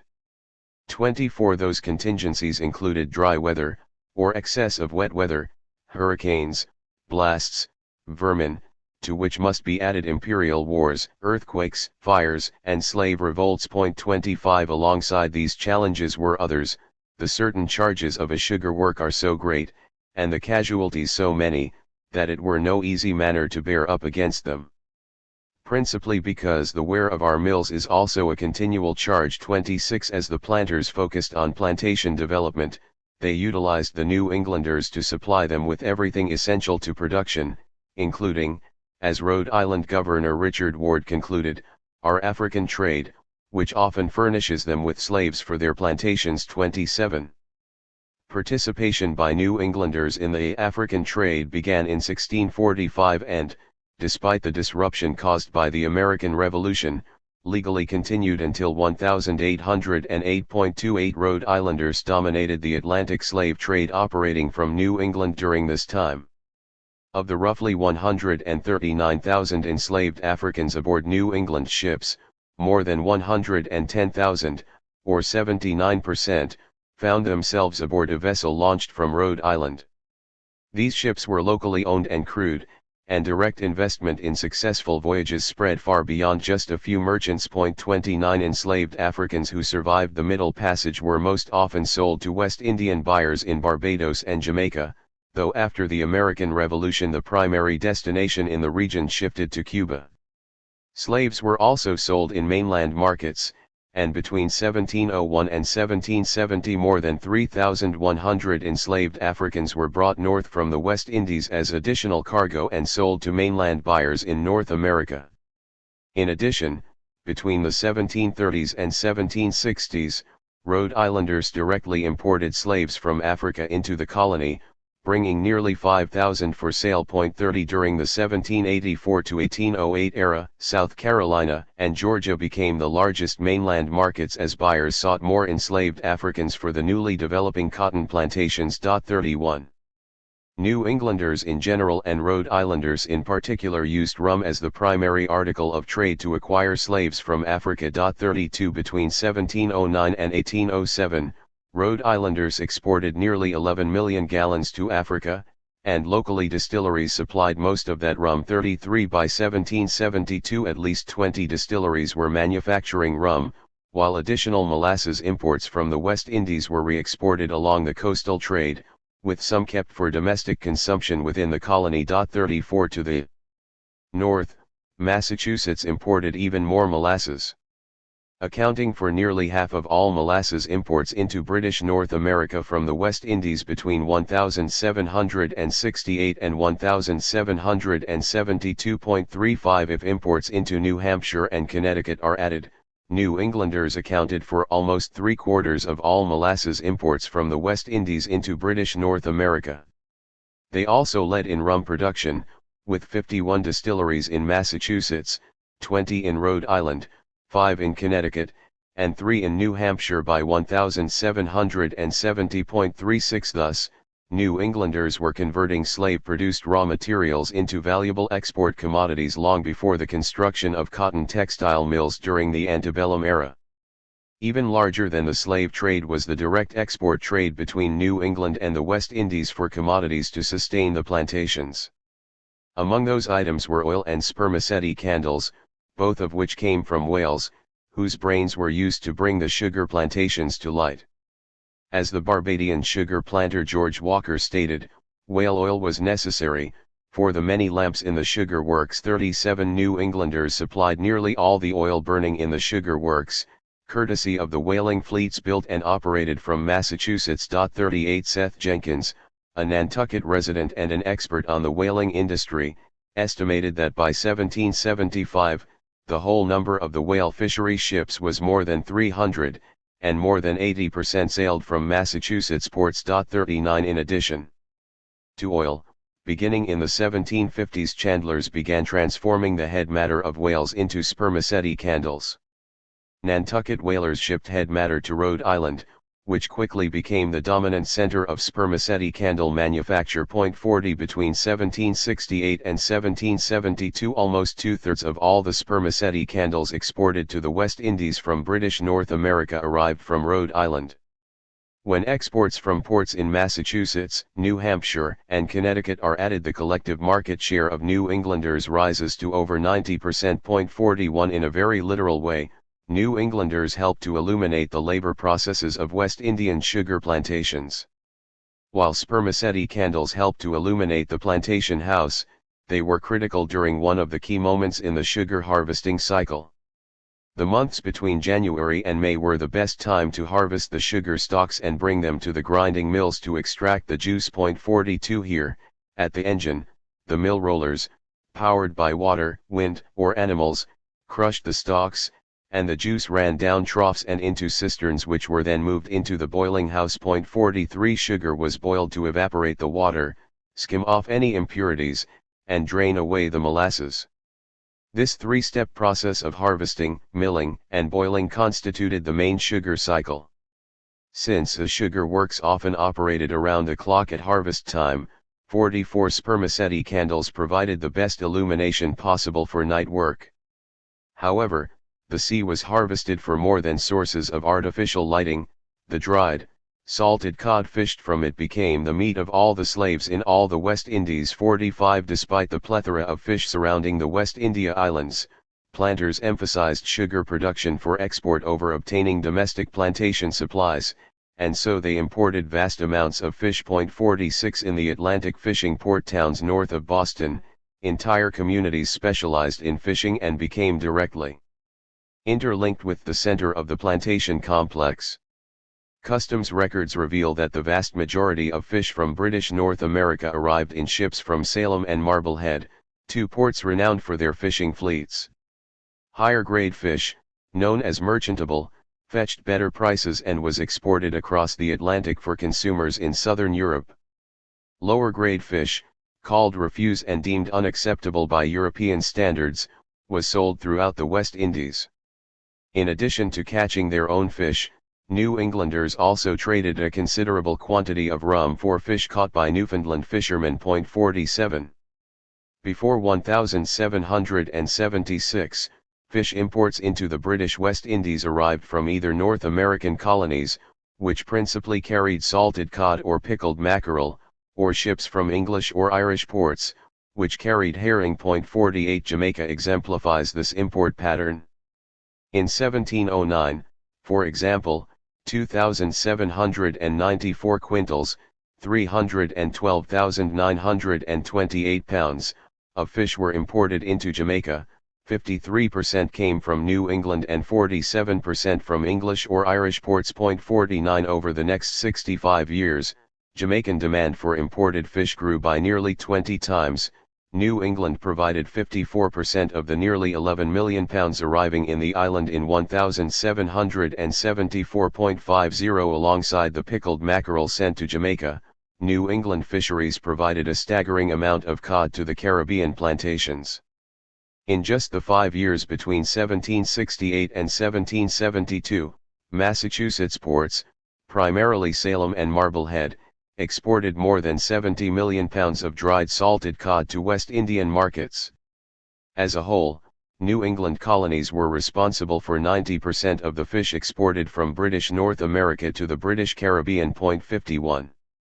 Along with lighting materials and food supplies like fish, New Englanders sustained the plantation infrastructure by providing livestock a critical transportation resource, especially cattle and horses. In 1774, Connecticut's governor, Jonathan Trumbull, concluded, "The principal trade of this colony is to the West India Islands, including the French and Dutch West Indies." 52 In addition, he explained, "Those vessels that go from hence to the French and Dutch plantations, carry horses, cattle, sheep, hogs, provisions, and lumber." 53 These ships brought back in exchange molasses, cocoa, cotton, and some sugar, with one exception from the Dutch plantations, bills of exchange. 54 Trumbull explained these were used to pay off merchants' debts in England, accrued through the importation of merchandise. The sorts are almost all that are useful or ornamental in common life, which were acquired directly through the coastal trade with Boston, New York, and Rhode Island rather than from bilateral trade with English ports. 55 Yet even this coastal trade ultimately depended on the core export function of Connecticut, supplying livestock to the West Indies. 56 West Indian planters also had their slave workers harness cattle to crush cane, transport goods, and manure the soil. Cattle were especially in demand among the Leeward Islands of Kitts, Nevis, and Montserrat, where planters had slaves erect cattle mills in large numbers over wind or water mills. Collectively, New Englanders were the largest exporters of cattle and Connecticut farmers were the leading suppliers. Between 1768 and 1772, 3 out of every 4 head of cattle sent to the West Indies from North America came from Connecticut. When combined with cattle shipments from the other New England colonies, exports exceeded 90%. Similarly, Connecticut suppliers dominated horse exports to the West Indies, exporting 3 out of every 4 horses to the region. 57 Rhode Islanders were the next largest exporters, though they focused on shipments to the Dutch West Indies, and Suriname in particular. 58 Collectively, New Englanders controlled more than 90% of horse exports to the Greater Caribbean. 59 Horses were used in a variety of tasks, but the most important was that they provided an essential non-human energy power. They pulled the carts carrying goods from the ships to the plantations, and vice versa. After all, the main goods produced on the plantation, sugar, molasses, and rum, were all heavy when loaded into hogshead containers for export. Every commodity, whether large or small, entering or leaving the West Indian ports had to be transported inland somehow, and that required animal power, lots of it. Other horses were used in mills to drive the rollers to crush the sugar stalks. Finally, the white planter elite rode on horseback or in horse-drawn carriages, symbolizing their wealth, power, and status. Some islands, Jamaica in particular, had enough space to raise horses locally, but even these sources were insufficient for all their needs. 60 The smaller islands, such as Barbados, and the Leeward Islands were so dedicated to sugar production that they overwhelmingly imported horses rather than raise them domestically. 61 In addition to horses, cattle, fish, and lighting products, the plantation economies across the wider West Indies required endless lumber products for carts, buildings, wharfs, and other structures. Between 1768 and 1772 more than 161 million feet of pine board were exported from British North America to the West Indies, and New Englanders were the largest suppliers, exporting more than 112 million feet, or 70% of all pine board exported. Half this quantity came from New Hampshire alone. 62 Trees were logged, hauled, milled, and transformed into finished products through a complex labor chain linking loggers, sawyers, riverboat operators, dockhands, sailors, shipbuilders, and merchants to the Caribbean slave economies. 63 Almost the entire physical infrastructure of the plantation system was dependent on wood. New Hampshire's forests provided vital commodities for the West Indian plantations, especially toward the maintenance of the physical infrastructure, which was under constant assault from a variety of environmental factors. Hurricanes constantly pounded the islands. 75 hit the area between 1700 and 1775, often leveling houses, mills, wharves, and any other structures, in addition to the damage inflicted on crops and people. 64 Even in those few years when hurricanes spared the islands, the strong gusts, heavy winds, and rainstorms might still cause extensive damage. If trouble borne on water was one concern, that from fire was yet another, whether the fire was caused by accident, lightning strikes, or slave rebellions. Fires were also started during periods of warfare, especially as the English and French battled across the region for half the time between 1694 and 1775.65. The climate itself also took its toll against wooden buildings and structures, as high humidity led to wood rot. Thus, from the planter's house overlooking the fields, to the wharves where ships lay anchor, to the slaves' huts, one of the primary building materials was under constant siege and required perennial replacement. 66 Equally important in sustaining the infrastructure were the wooden containers that held all the sugar, molasses, and rum that left the West Indies. Barrels or casks were the universal container for shipping commodities. 67 The work of making suitable barrels required skilled woodworkers and a fair amount of time. One estimate is that only a good workman could produce 2 barrels in a day's work, and the West Indian trade had an insatiable appetite for containers. 68 In a single year, 1770, the British West Indies alone produced roughly 3.2 million pounds of sugar, 200,000 gallons of molasses, and almost 11 million gallons of rum. 69 New Englanders supplied nearly one-third of the imports of staves and heading essential for barrel making into the West Indies between 1768 and 1772, but nearly all of this originated from re-exporting slave-produced staves from the southern colonies of Virginia, North Carolina, South Carolina, and Georgia. 70 Other areas in New England were also wood exporters, particularly Falmouth, Maine, and Boston, Massachusetts. 71 A prodigious amount of wood left on ships from Maine's only official customs port, Falmouth. Between 1768 and 1772, ships carried 17,212,144 feet of pine board and plank. 72 This amount represented nearly 10% of the total amount exported from all of British North America to the West Indies and made the Falmouth region the fourth largest supplier overall to the plantations in the Caribbean. Farther south, almost 19 million board feet were loaded on vessels clearing Boston, and a nearly equal amount cleared from Salem and Marblehead. However, wood loaded on ships clearing from these other 2 ports originated elsewhere in the colony, where shipbuilders had established a strong milling infrastructure, such as Newbury, Salisbury, Amesbury, Wells, and York. 73 Carrying all the exports from New England to the West Indies required a significant maritime fleet. These ships represent yet another critical component to consider when assessing the linkages between the West Indies and New England.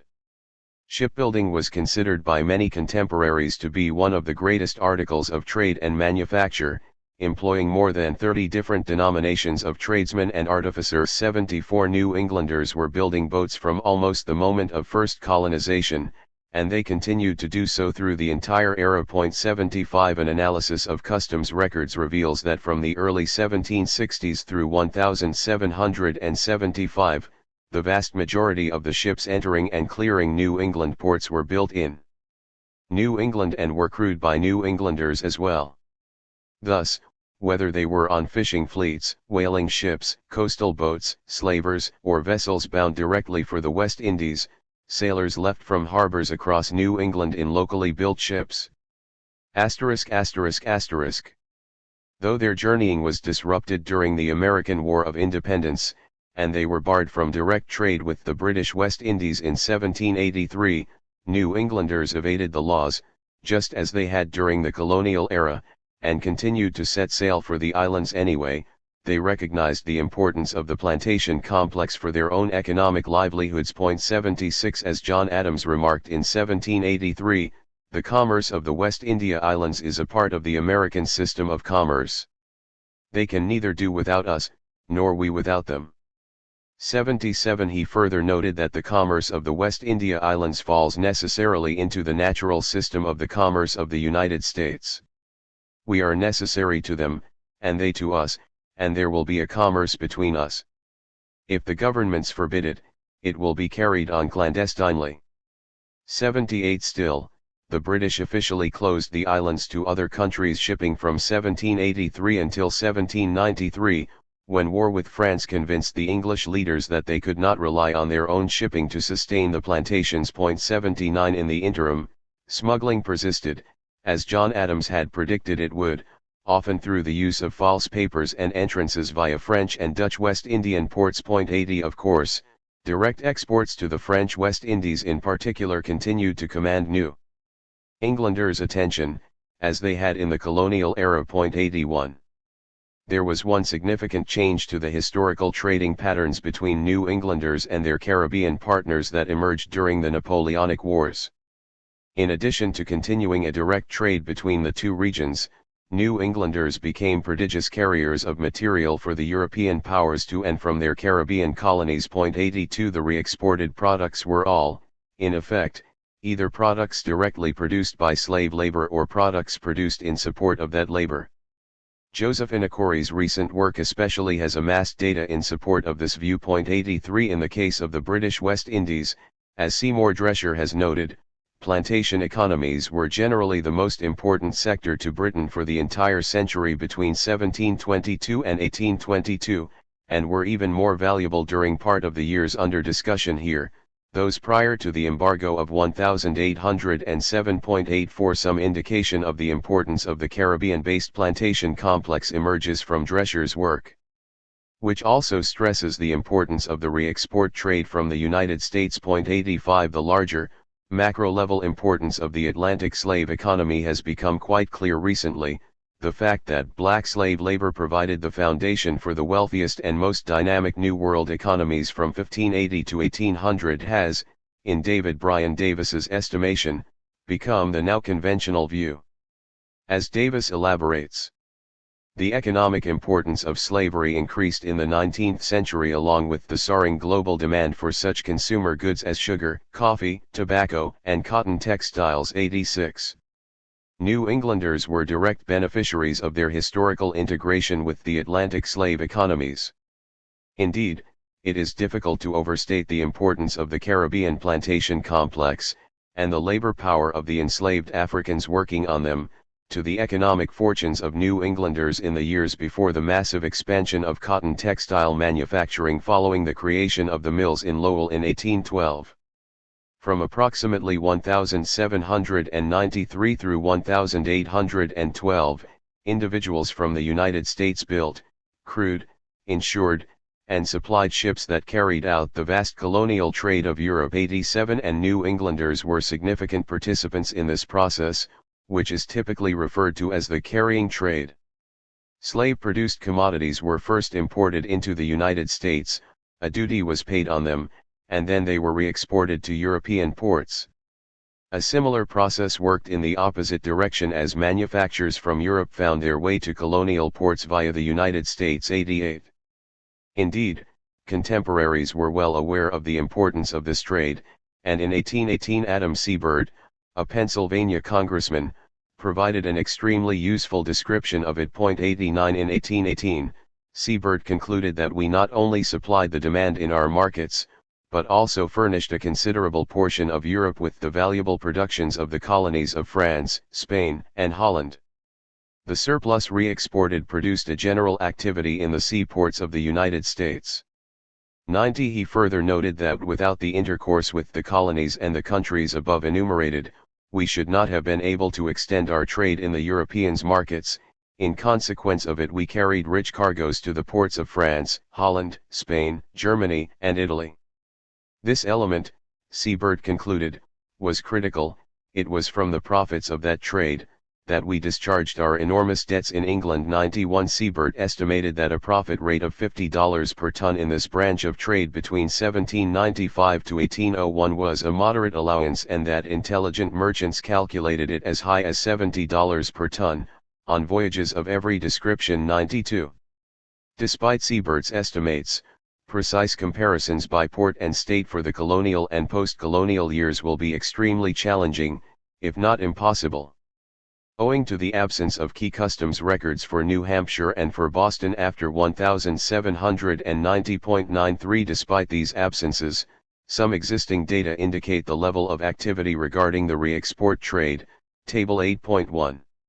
From 1802 through 1807, existing data provide the value of domestic exports, that is, products produced within the United States, though not necessarily within the state in which the exported commodity was recorded in cargo, and the value of re-exports, commodities produced outside the United States. 94 Quantifying this information shows the dramatic rise in exports in both categories, but it is the value of re-exports that most clearly demonstrates the importance of the plantation complex. Table 8.1 provides the value of this trade, measured as a percentage of the total value of all exports, in every New England state, including landlocked Vermont. Between 1802 and 1807, the percentage rose in New Hampshire from 10% to 46%, in Vermont, from 24% to 53%, in Massachusetts, from 38% to 69%, in Rhode Island, from over 48% to over 55%, and in Connecticut, from less than 1% to over 11%. Regionally, the value of the re-export trade for New Englanders rose from 34% in 1803 to 63% in 1807.95. In essence, New Englanders were increasing their participation in the plantation complex of the European slave empires. To briefly summarize, until the American Revolution, New Englanders depended on the slave labor plantation regimes of the West Indies to purchase their exports. The profits from these transactions, in turn, provided payments against their debts for English goods.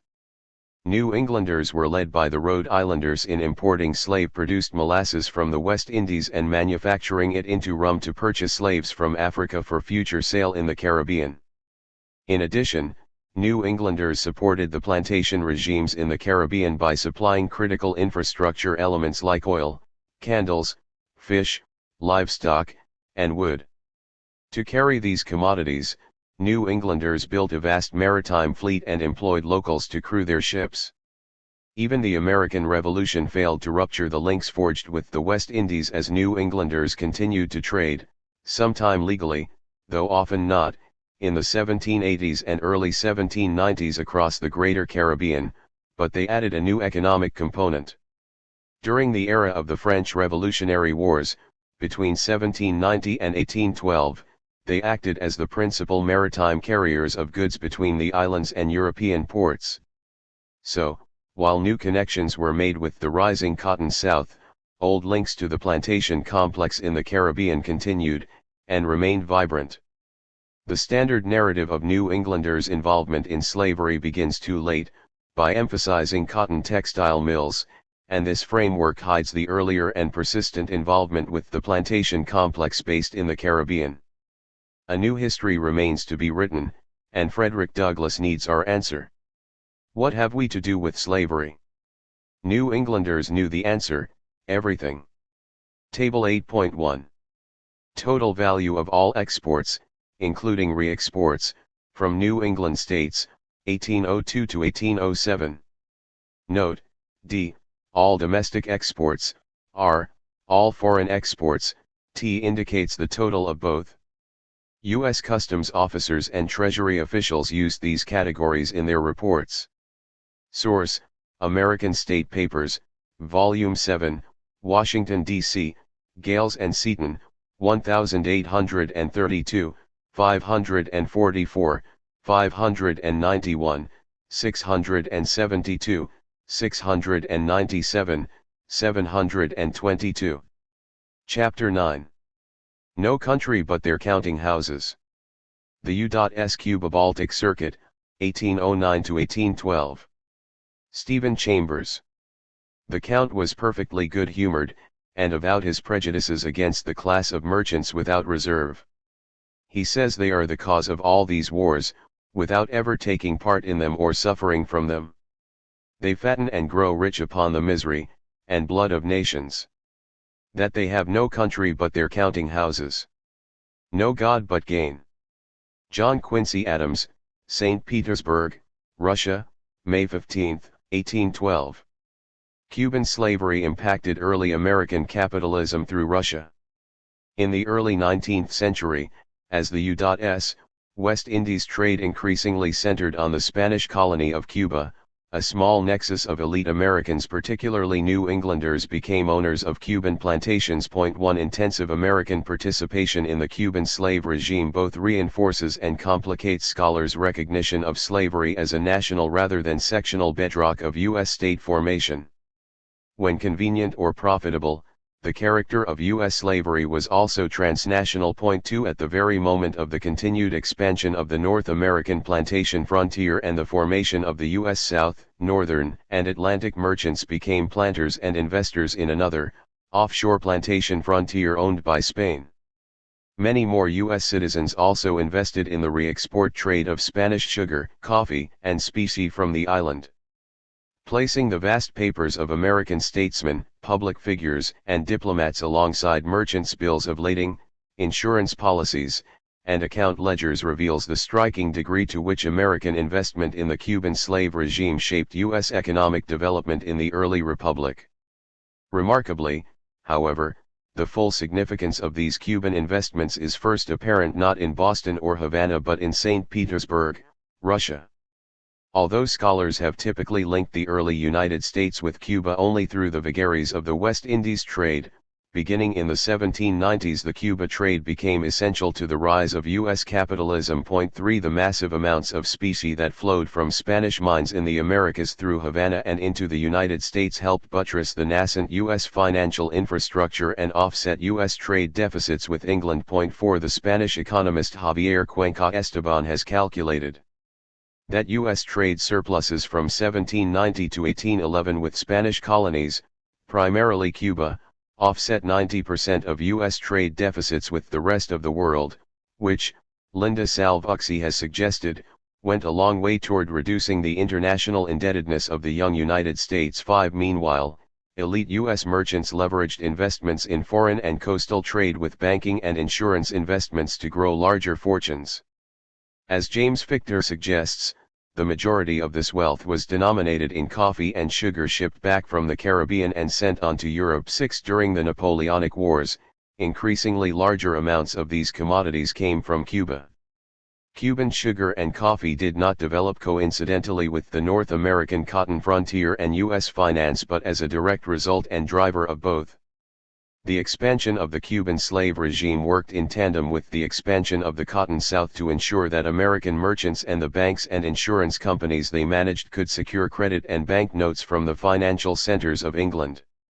Dale Talmage has succinctly characterized this process of transatlantic market integration, suggesting that merchants and bankers in New York, Boston, and Philadelphia could use the trade surplus from cotton exports to draw bills on London banks in order to finance, in part, the expansion of the Cuban slave frontier. 7 Financial intermediaries developed in the United States in the 1790s because the Cuba trade provided greater access to credit and capital. In these decades, waves of turnpike, canal, and manufacturing companies received corporate charters alongside new banks and marine insurance companies, which replaced private underwriters. 8 This leveraged insurance investors' savings, including that of many smaller investors, into an even wider variety of credit. Capital could also be reinvested in other financial structures, primarily banks, many of which contained overlapping and familial directors. 9 It is no coincidence that the same small cohort of elite American merchants who had made their fortunes at sea now founded the nation's banks, insurance companies, and factories, even as they rose to public office. As ship captains became merchants, became bankers, became statesmen, the personal nature of credit and the outsized wealth of individual merchants meant that lending and investment was typically a family affair. 10 And they kept their ships. Most elite merchant bankers did not follow the traditional narrative of industrialization and leave the carrying trade for finance and manufacturing. 11 During the turmoil of the Napoleonic Wars, a number of elite merchants diversified their domestic holdings not as a reaction against but often because of the staggering profits they accumulated in the foreign carrying trade, as it became more dangerous. This was possible only through the careful leveraging of information and kinship in the public diplomatic offices of the United States. Early American capitalism depended on reliable re-export markets for Cuban sugar and coffee.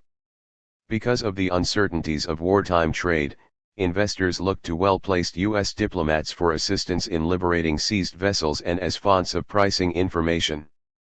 In this, the U.S. super-elite was at a decided advantage. As public officials, these merchants wielded the powers of the state to profit from the expanding Cuban sugar and coffee frontier and to protect the outlawed slave trade, on which this nascent agro-industry depended. Preoccupied by American fantasies of Cuban statehood, historians have consistently neglected the reality of American-owned Cuban estates. 12 Although scholars have highlighted Secretary of State John Quincy Adams's 1823 comparison of Cuba to an apple that would naturally gravitate only towards the North American Union, the early 19th century expansion of U.S. Cuba trade was the calculated result of the incorporation of the U.S. state into elite trade networks, not gravity. 13 American capitalism depended on it. More immediate than Adams's dreams of future Cuban incorporation were his actions on behalf of Americans already invested in the island. In fact, Adams's support of these U.S. Cuban networks began more than a decade earlier, when he defended a major expansion of American trade with Cuba more than 4,000 miles to the northeast, in St. Petersburg, Russia. ******. In 1809, John Quincy Adams had a problem.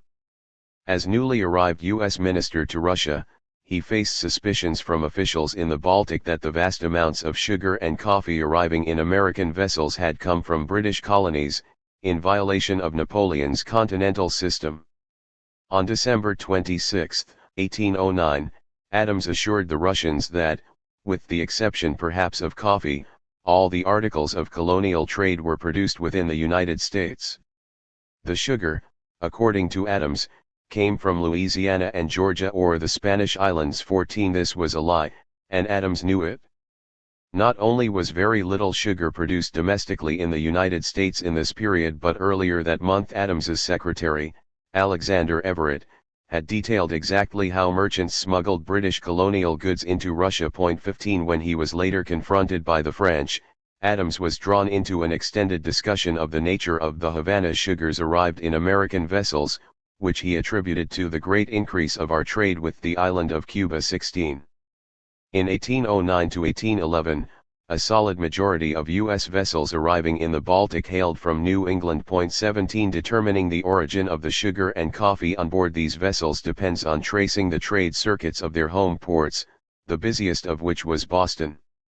Although scholars have tended to claim ignorance of specific shipping information in this period for Boston, Because most records have been lost, a careful study of shipping information published in Boston newspapers is highly suggestive.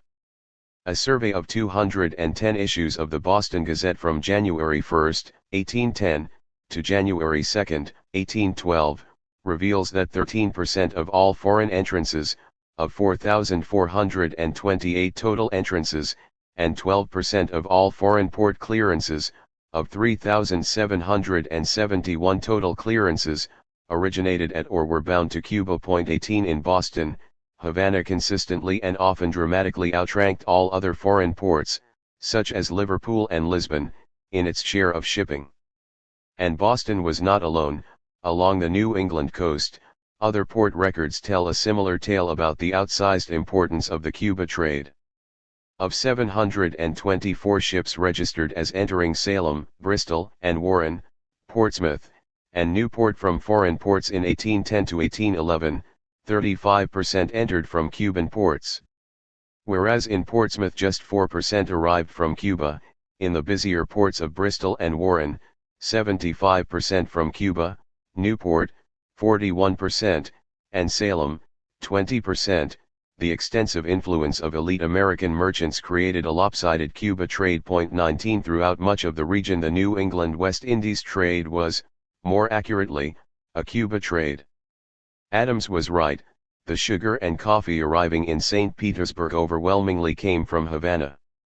Adams had arrived in the Baltic aboard a ship loaded with this same merchandise. In the fall of 1809, he sailed from Boston to St. Petersburg aboard the Horace, a merchant ship laden with sugar and coffee, which was owned by the wealthy New England merchant and future Lieutenant Governor of Massachusetts, William Gray. 20 Like the Horace, other American merchant ships arriving in the Baltic principally carried three staples of enslaved labor: sugar, coffee, and cotton. Although cotton has typically been central in this narrative, Caribbean sugar and coffee accounted for almost 3 times the volume of domestic cotton in this U.S. Russia trade. 21 In an effort to profit from the disruptions of European warfare, the American merchant marine created a regular U.S. Cuba-Russia circuit. 22 American merchants' success in Cuba since the opening of trade in 1797 was not wholly a matter of long-standing commercial ties and fiscal ingenuity. It depended on the impact of European warfare on the British and French merchant marine. The Napoleonic Wars were a positive boon for U.S. merchants invested in Cuba in the decade before Jefferson's 1807 embargo. U.S. re-exports of sugar and coffee had risen from respectively 1.1 million and 2.1 million pounds in 1792 to 143 million and 42 million pounds by 1807.23. In an incisive study of tariffs and revenue, Douglas Irwin has demonstrated, based on the gap between gross customs revenue and net customs revenue, that the period from 1797 to 1811, notwithstanding a period from 1804 to 1806, were consumed with the re-export trade, much of which increasingly centered on Cuban sugar and coffee. 24 In 1809, faced with the overlapping trade restrictions of the Napoleonic Wars, which effectively barred American ships from continental European ports, U.S. merchants in Cuba sailed for the more remote markets of the Baltic. This trade was nothing new. American trade with St. Petersburg dated to at least the early 1780s, when New England merchants such as the Derby and Cabot families dispatched shipments of sugar, rum, and fish to the port, returning with cargoes of iron, hemp, and raven's duck. 25 In the 1790s, the U.S. Russia trade became more commonplace, and in 1808, the Rhode Islander John D. Wolfe II sailing, in part, for his better-known uncle, James, was reportedly the first American to link New England investment in the Pacific for trade with St. Petersburg by traveling overland through Siberia. 26 Although the U.S. Russia trade could produce considerable profits if traders timed their arrivals to match market demand, it was also notoriously unpredictable. As a result of the risks and vagaries of the carrying trade, elite merchants depended on the assistance of commercial agents, including salaried members of the U.S. diplomatic corps and well-placed family members, at each point in their trade networks. These agents not only worked with local commercial houses to secure sales and consignments, they also regularly reported on fluctuations in prices, tariffs, and bribes. Predictably, these merchant diplomats expected to make a profit. This was the reality of capitalism and U.S. foreign policy in the early republic. As Peter T. Dalio suggests, many of those who did join the Foreign Service, especially the consular branch, were merchants already living abroad who sought consulships to enhance personal business ventures rather than to build diplomatic careers. 27 Perhaps no merchant was as active in exploiting the overlap between state power and the U.S. Cuba-Baltic trade as Massachusetts native William Gray.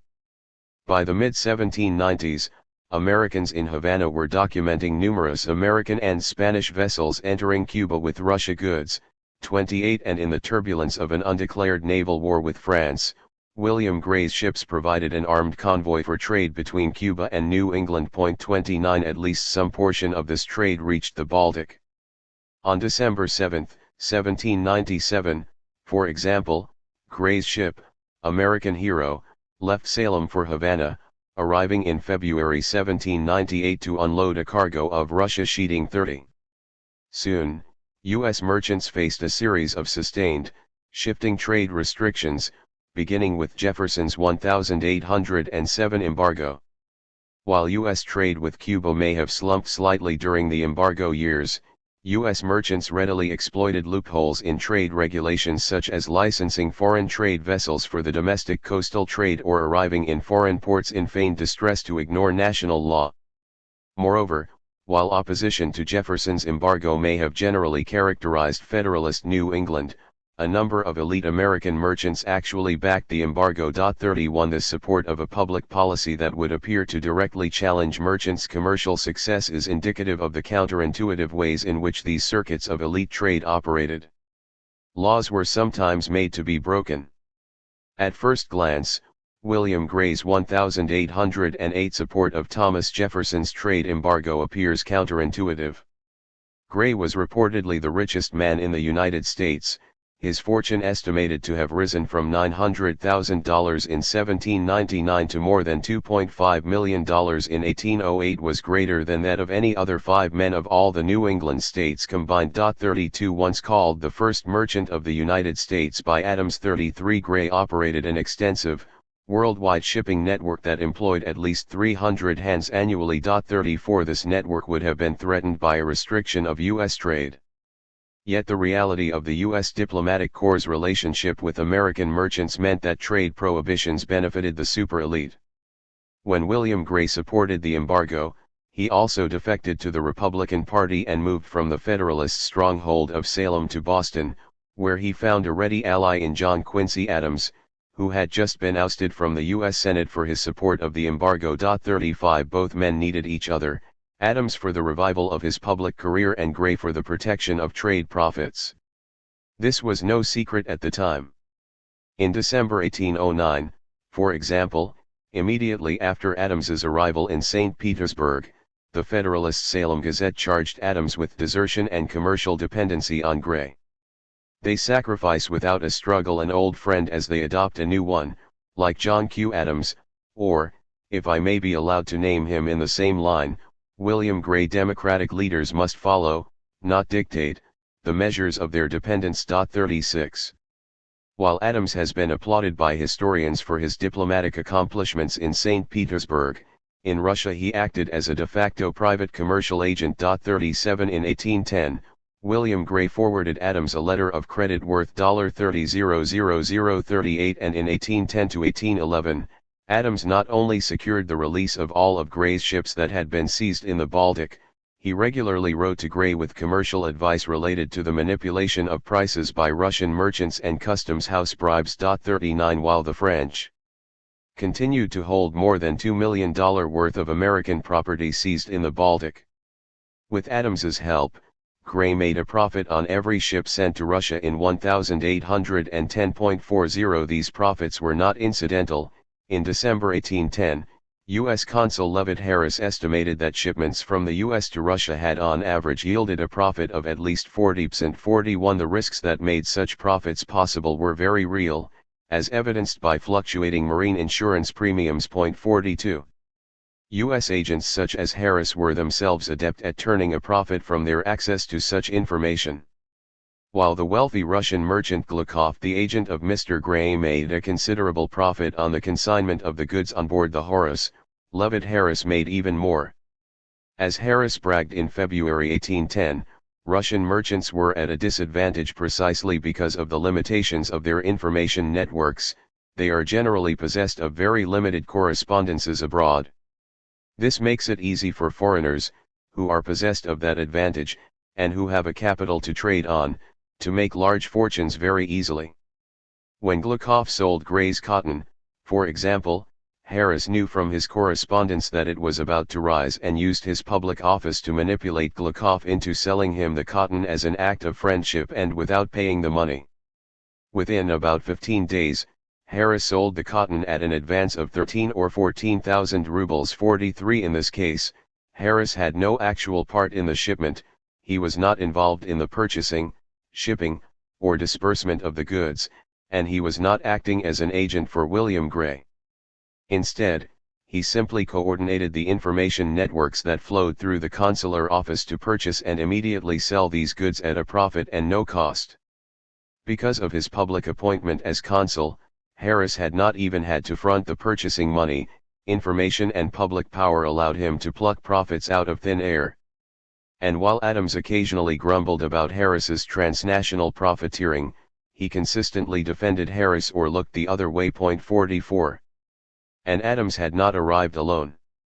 Foreign secretaryships were well-known stepping stones in the networks of commercial patronage that define the diplomatic corps, and it is unsurprising that 3 of Adams's legation secretaries were members of elite families invested in the Cuba-Russia circuit. They included Francis Cally Gray, William Gray's son, Alexander Everett, future U.S. agent to Spain and Cuba, and John Spear Smith of Baltimore, the son of West Indies merchant and U.S. Senator Samuel Smith. 45. Reflecting on the danger to his father's commercial house from a Baltic market glutted with an immense quantity of colonial produce, for example, John Spear Smith wrote from St. Petersburg, "May the Lord have mercy on S.S. and B. Samuel Smith and Buchanan." 46. And the same Russian commercial house, the brothers Kramer, which had provided John Quincy Adams with information about Havana sugars, also worked as commission agents for elite American merchants such as Samuel Smith and the Rhode Islander and Cuban plantation owner James D. Wolfe. 47. Unlike Samuel Smith and William Gray, however, James D. Wolfe did not send his son with Adams to St. Petersburg. Instead, in 1811, his nephew-in-law, Samuel Hazard, arrived as U.S. consul to Archangel, a position that Hazard's father hoped would lead to an increase of lucrative business. 48. And a lucrative business it was. At its height in 1811, U.S. exports to Russia amounted to $6 million worth of goods, a sum equivalent, as Alfred Crosby writes, in value to 1/10 of the entire exports of the United States for 1811-49. This proportion would not be reached again until World War II. At the other end of this Atlantic network, elite American merchants, who were not as fortunate as Senator Samuel Smith to have a brother as Secretary of State, relied on similar agents in Cuba. In the Spanish colony, authorities openly acknowledged the overlap of American political and commercial interests. The Spanish administration, fearful of anything that might encourage tendencies toward Cuban Creole independence, did not recognize foreign colonial diplomats and typically referred to American officials in Cuba as commercial agents, a term significantly more apt than consul or minister. By 1809, a number of these public American commercial agents had resided in Cuba as private traders for years. Although North American trade with Cuba can be traced to long-standing networks of West Indies traders, the 1762 British occupation, and the American Revolution, the true rise of the Cuban agro-industry began with the Haitian Revolution, when the single largest Caribbean producer of sugar and coffee virtually vanished. Unlike Saint Domingue or Jamaica, in 1790 Cuba was virtually undeveloped, but in the decades that followed, investors encouraged the expansion of the sugar and coffee frontier on an unprecedented scale. 50 After 1796, Spain's irregular trade restrictions also became more predictable for American traders, eager to exploit European warfare to expand existing trade networks and increase their presence in Cuba. 51 In the first decade of the 19th century, the expansion of the U.S. Cuba trade was not wholly linear, but by 1809, Americans were poised to profit from the recent increase in capitals, coffee plantations, and ingenios, sugar plantations. 52 As in Russia, elite Americans who invested in Cuba depended on merchant diplomats. In the dense capital of Havana, their number included Vincent Gray and, briefly, William Shaler. 60 miles east of Havana, Americans had also begun to invest in the port of Matanzas, as a more cost-effective depot. Here, American agents such as John Ladding routinely aided U.S. merchants, while also ostensibly serving as vice-consul. In 1800, the New England merchant George Cushing had described Ladding as an unscrupulous bankrupt from Long Island in the state of New York who routinely boarded every slave ship that entered Havana in an attempt to procure the consignment. 53 Ladding moved from Havana to Matanzas around 1805, and by 1808, according to James Anderson, the unrecognized U.S. consul in Havana, Ladding had developed a very good reputation and was serving as a vice-consul in Matanzas. 54 In 1810, Ladding began construction of a dock in Matanzas for the benefit of his commercial house, and in the 1810s and 1820s he continued to hold the public position of vice-consul as he worked to secure consignments of sugar, coffee, and slaves for American merchants and plantation owners. 55 The Matanzas directed correspondence to James D. Wolfe's agent, Edward Spalding, for example. Arrived care of John Ladding's commercial house, Ladding, Adams, and Stewart, which would eventually default in 1825.56. Whereas in Matanzas, American merchant diplomats sometimes operated independent commercial houses, in the central hub of Havana, Americans more often worked in partnerships with Cuban merchants. This arrangement not only established credit and simplified the flow of information with U.S. commercial houses, it was also essential to gain the confidence of European merchants, who were concerned about the risks of the West Indies trade. 57 Although it is unclear whether the Massachusetts native and Havana merchant Vincent Gray was related to John Quincy Adams's benefactor, William Gray, it is certain that Vincent Gray, like Adams, was a staunch ally of elite Americans invested in the Cuba trade. 58 Vincent Gray had arrived in Cuba in the early 1800s to collect debts for American merchants, using his position as U.S. vice-consul and merchant, slave trader in the Havana commercial house of Antonio de Frias. 59 In the coming years, he would operate in the slave trading/consignment house of Gray, Fernandez and Hermano. 60 Gray would soon become one of the best connected American commercial agents in the region and a regular participant in the slave trade. Although U.S. law banned the outfitting or building of slave ships in U.S. ports in 1794 and 1800, Cuban ports remained major supply points and depots for Americans involved in the slave trade. 61 In fact, the Spanish administrators of Cuba provided explicit incentives to encourage U.S. merchants, who might be transporting other goods, to supplement their cargoes with slaves. In 1802, for example, specie could be legally exported from Cuba only in slave sales, which led many U.S. vessels, even those not bound for Africa, to supplement their cargoes with small numbers of slaves from other Caribbean islands. 62 In Havana, Vincent Gray's public position and Spanish connections in these early years allowed him to attract extensive American business and remain a key player in the U.S. establishment in Cuba for decades. By 1803 he was handling over $300,000 in lawsuits related to claims by U.S. merchants for American merchandise that had been seized in Havana. 63 That year, Gray solicited Alexander Hamilton to ask if I can serve you or any of your friends in this quarter, and enclosed a small turtle as a small memento of goodwill. 64 The turtle paid off. By 1805 he was acting as an attorney in suits pending upwards of $280,000 on account of citizens of the United States and another $150,000 in claims for which no suits had been commenced. 65 The elite circles Gray moved in are evident from his reception of the German nobleman, Alexander von Humboldt, on Humboldt's second visit to the island for a month and a half in 1804, whom he recommended to the attention and protection of James Madison. 66. Yet whereas John Quincy Adams successfully won the support of the Russian Tsar for his commercial diplomatic mission, American agents in Cuba often found their tasks to be more arduous. In the revolutionary atmosphere of the early 1800s, Spanish authorities remained paranoid about the potential of foreign espionage, under the guise of commerce, to incite instability in Cuba. When Vincent Gray was briefly arrested in Havana in 1805, for example, 60 U.S. merchants protested, including investors from Massachusetts, Rhode Island, and Pennsylvania. 67 Because the Spanish refused to acknowledge the U.S. consulate in Havana, in 1805 Vincent Gray issued public consular documents under a private seal, essentially acknowledging the fiction of a separation between private commerce and public service or diplomacy. 68 The private commercial seal of a slave trader, Vincent Gray, therefore became the de facto public seal of the U.S. Foreign Service in Havana. Soon the stakes in this illegal trade rose higher, after the British and U.S. outlaw of the transatlantic slave trade in 1807 and 1808.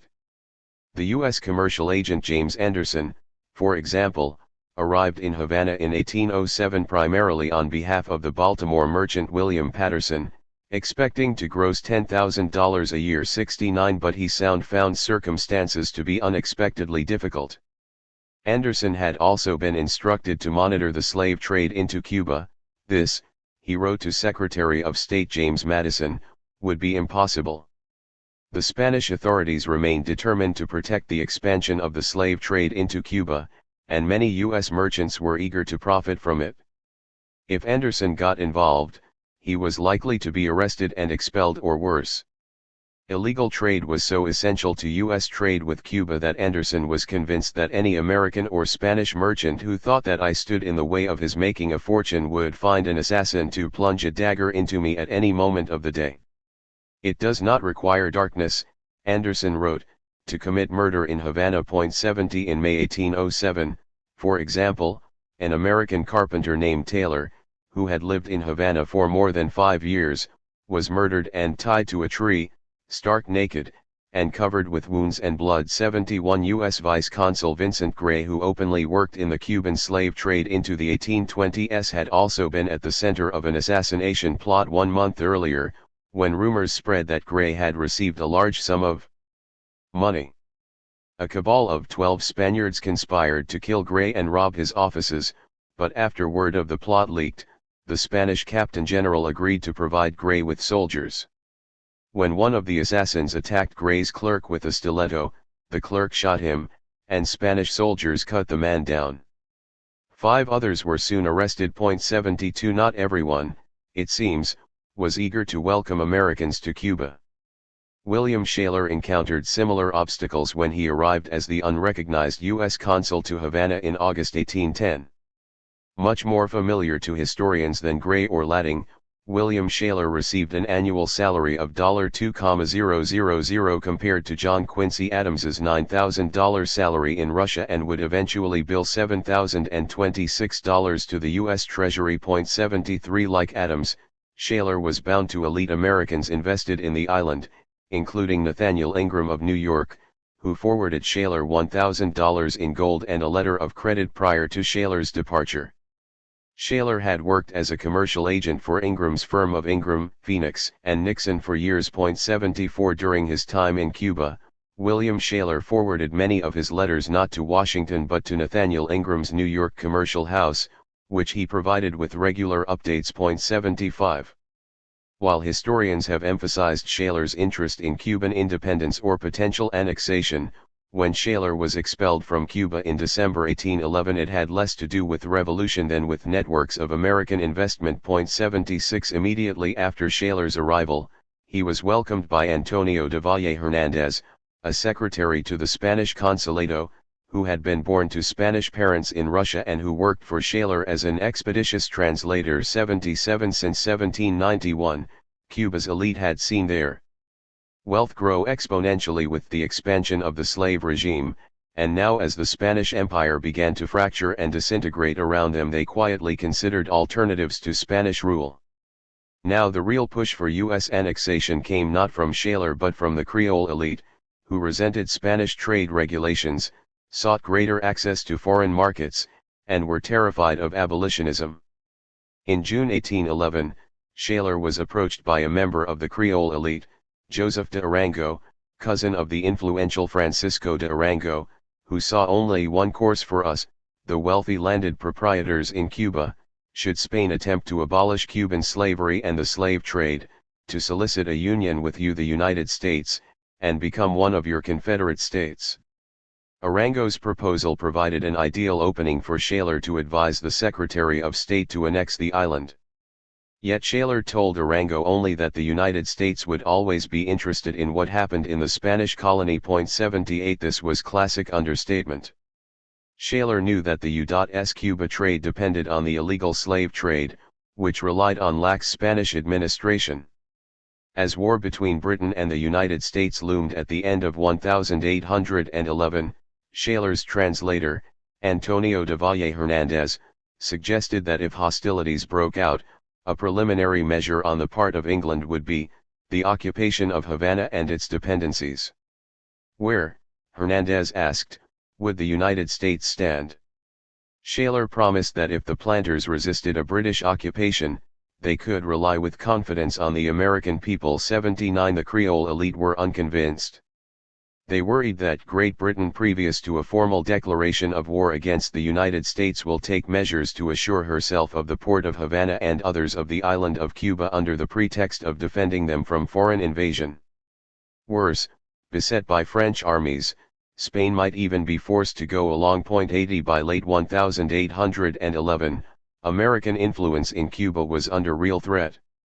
Rumors spread that the Spanish Cortes was negotiating alone with the British government that might involve a much greater British intervention into the dissolving Spanish-American Empire. 81 And as Spain and Great Britain both outfitted expeditions ostensibly to quell rebellions in Central and South America, the Creole elite worried that the forces might actually be intended for Cuba. 82 The government of the American Union, they wrote, is too feeble to prevent it. 83 There was little Shaler could do to reassure them, and his approach to annexation was more reactionary than proactive. The survival of the Cuban slave trade and the expansion of the slave regime depended on maintaining the status quo. Yet amid this geopolitical turmoil, as the Cuban Creole elite plotted revolution and the Spanish and British prepared expeditionary forces across the Atlantic, the immediate cause of William Shaler's expulsion in 1811 to 1812 was not his discussion of Arango's annexationist proposal. Instead, he was punished for placing commerce above diplomacy. In October and November of 1811, Shaler took an unauthorized leave from Havana to visit the Fundador coffee plantation owned by Massachusetts native Nathaniel Fellows. 84 Fellows had arrived in Cuba in the late 1790s with his uncle of the same name. Following his uncle's death in 1802, a legal dispute with the powerful Amory family led him to become one of the first true expatriate U.S. citizens in the island of Cuba in 1807. 85 By the time of Shaler's visit, Nathaniel Fellows owned at least 2 Cuban slave camps and 170 enslaved African workers, worth more than $300,000.86. As was the case for most U.S. consuls to Cuba, Shaler had been dispatched based on his commercial contacts rather than his diplomatic abilities. This was most obvious in linguistics. Unlike Vincent Gray, William Shaler was not even fluent in Spanish. In November 1811, Shaler returned to Havana to defend his absence for 3/4 of an hour entirely in French, which the Captain General could understand but had difficulty speaking. 87 Predictably, in the wake of the recent French occupation of Spain and the 1809 expulsion of French immigrants from Cuba, William Shaler soon found himself on a boat to New Orleans. ******* After Shaler's departure, the Creole elite's aspirations for independence were cut short by the outbreak of the Aponte slave rebellion of 1812.88. Soon the entire U.S. Baltic circuit would be thrown into turmoil as French armies advanced into Russia and the United States declared war on Great Britain. The threads of trade that public officials and commercial agents had laid from Boston to Havana to St. Petersburg frayed and snapped.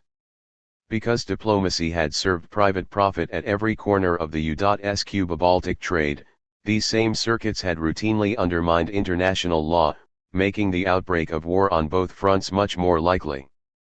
On the eve of Napoleon's invasion, for example, John Quincy Adams defended elite American merchants in Russia to the German nobleman, Count St. Julian. The Count accused the class of merchants as having no country but their counting houses. No God but gain. He argued that merchants incited warfare without caring who was victorious or who vanquished. They made their profit, he said, with equal indifference out of all. A sensible merchant, Adams wrote, could have turned the tables. But Adams did not argue.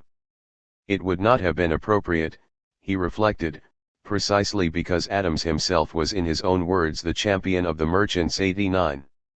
In Cuba, champions of the merchants encouraged and profited from the outlawed slave trade, violating the U.S. ban and angering rival Creole and Spanish merchants and the British government. In the Baltic, American shipments of Cuban sugar and coffee became a major pretext for the French invasion of Russia in June 1812.90. Operating at key points in the U.S. Cuba-Baltic circuit, commercial agents such as John Quincy Adams and William Shaler consistently championed the interests of their elite American allies, even when this stance conflicted with U.S. national security. From St. Petersburg to Havana, the foreign policy apparatus of the early U.S. state was deployed for the sake of private profit. American capitalism depended on the expansion of U.S.-backed Cuban slavery, which in turn depended on the circuits of commercial information passing through elite U.S. diplomatic offices, with equal indifference out of all. Chapter 10. The Coastwise Slave Trade and a Mercantile Community of Interest. Calvin Schermerhorn. What is a slave ship? Such vessels are among the most emblematic features of slavery's Atlantic history.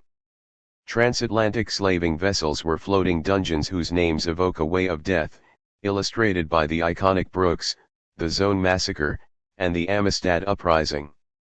That vast machine was a race-making technology, a site of demonic cruelty, and an instrument of violence. Yet the slave ship looks different when viewed in its coastal U.S. configuration. Like their transatlantic and riverine counterparts, U.S. coastal slave ships were floating engines of capitalism, but in the 1810s and 1820s most ships plying the domestic saltwater slave trade carried the miseries of captives alongside a cornucopia of consumer goods. They were floating jails whose owners and operators scooped up revenues from the commercial transport of slaves as part of competitive strategies. Point 1. This chapter offers a new perspective on the question, what is a slave ship, by investigating the financial stakeholders in the slave system itself. It details the slaving passages of several wooden sailing ships in terms of the enterprises that owned and operated them and the supply chains they served. The underlying process of enslaving was no less morally repugnant in American ports than it was in Liverpool, England, or Whydah, on the west coast of Africa. As in the transatlantic trade, African-descended captives were investments. But the customs of American capitalism clothed the violence of the domestic slave trade in the banalities of ephemeral commerce, which blunted the edges of captives' defiance, blurred the focus of abolitionists' protests, and beckoned shipping merchants with a low bar to entry into the trade.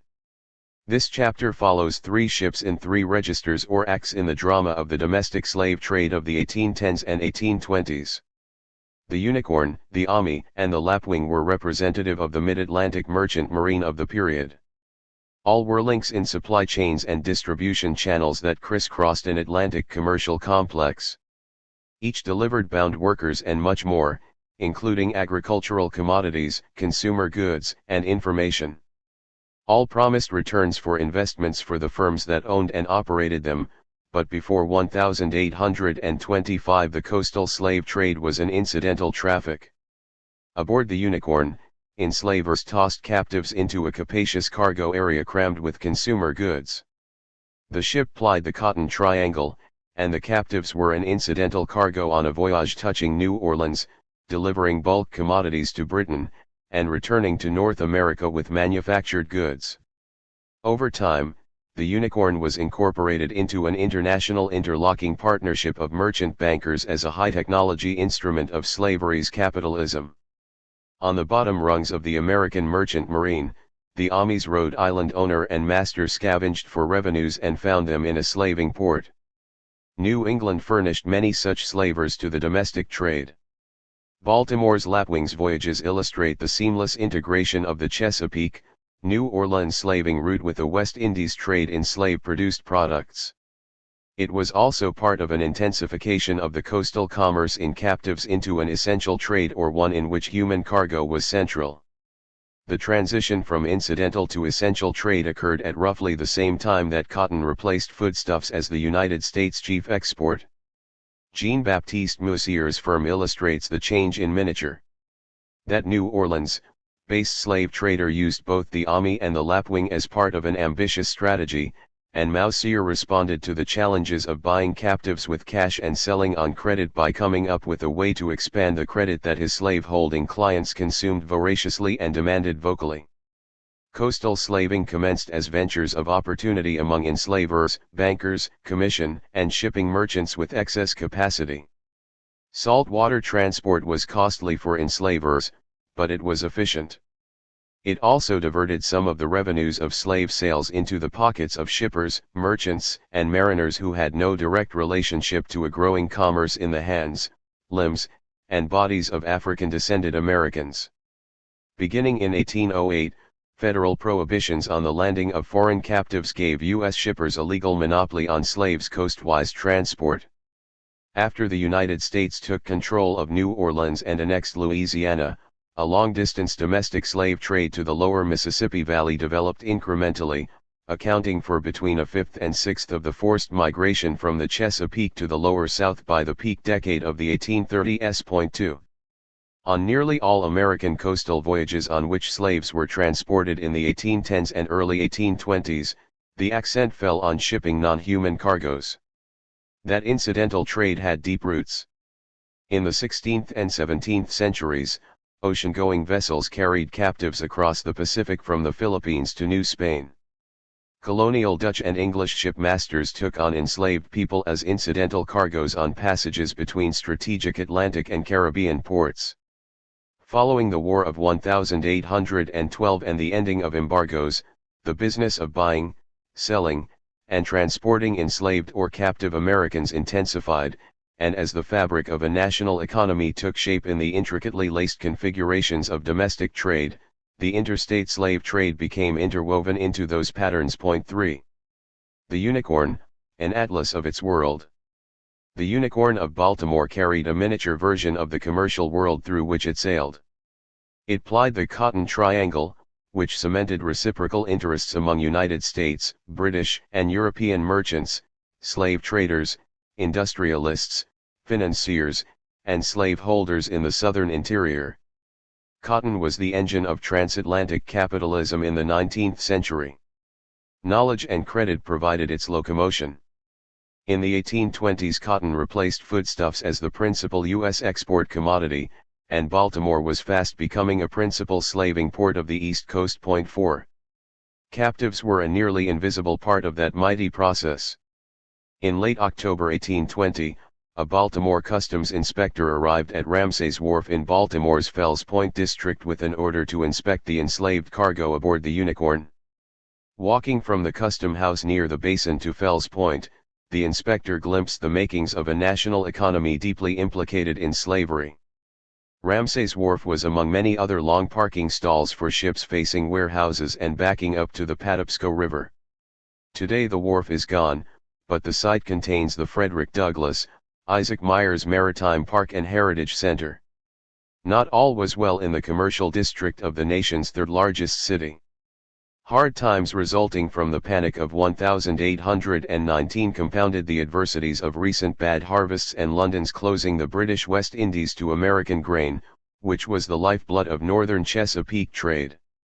In good economic times and bad, few merchant shippers would turn away a consignment of enslaved cargo, and by 1820 concerned citizens suspected that too many of their African-descended neighbors were being kidnapped or transported illegally.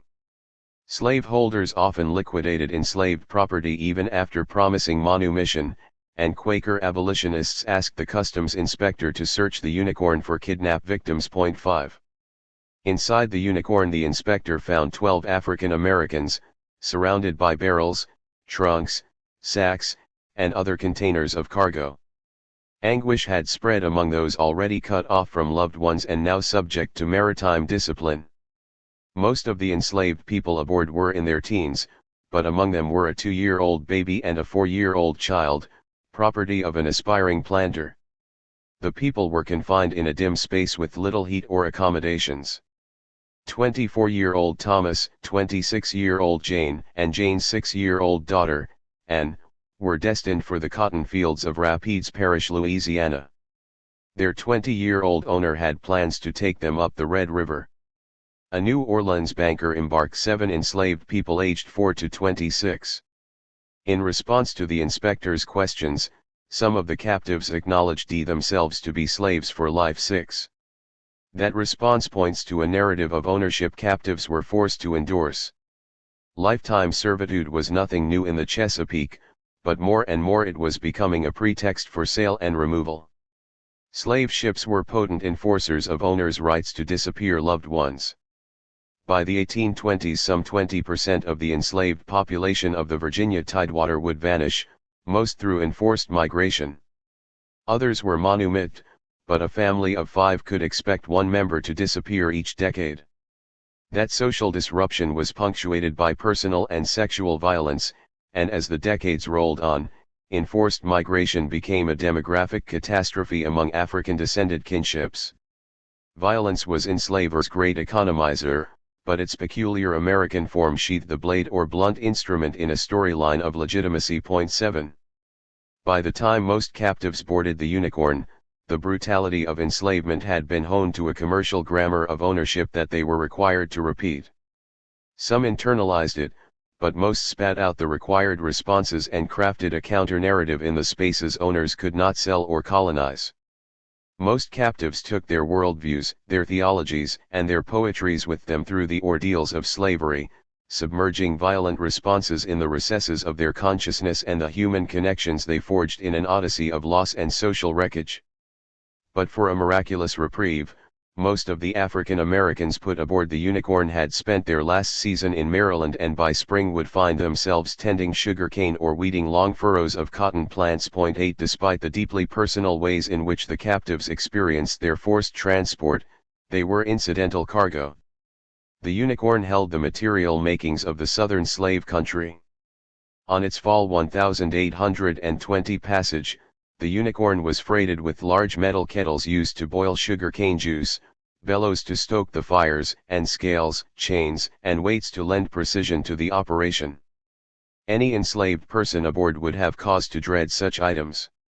Construction materials included hoops for barrels, bales of canvas, coils of cordage, wheels, axles, iron plates, and kegs of rivets.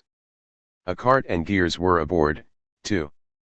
The Unicorn carried refined and loaf sugar, along with several empty molasses casks.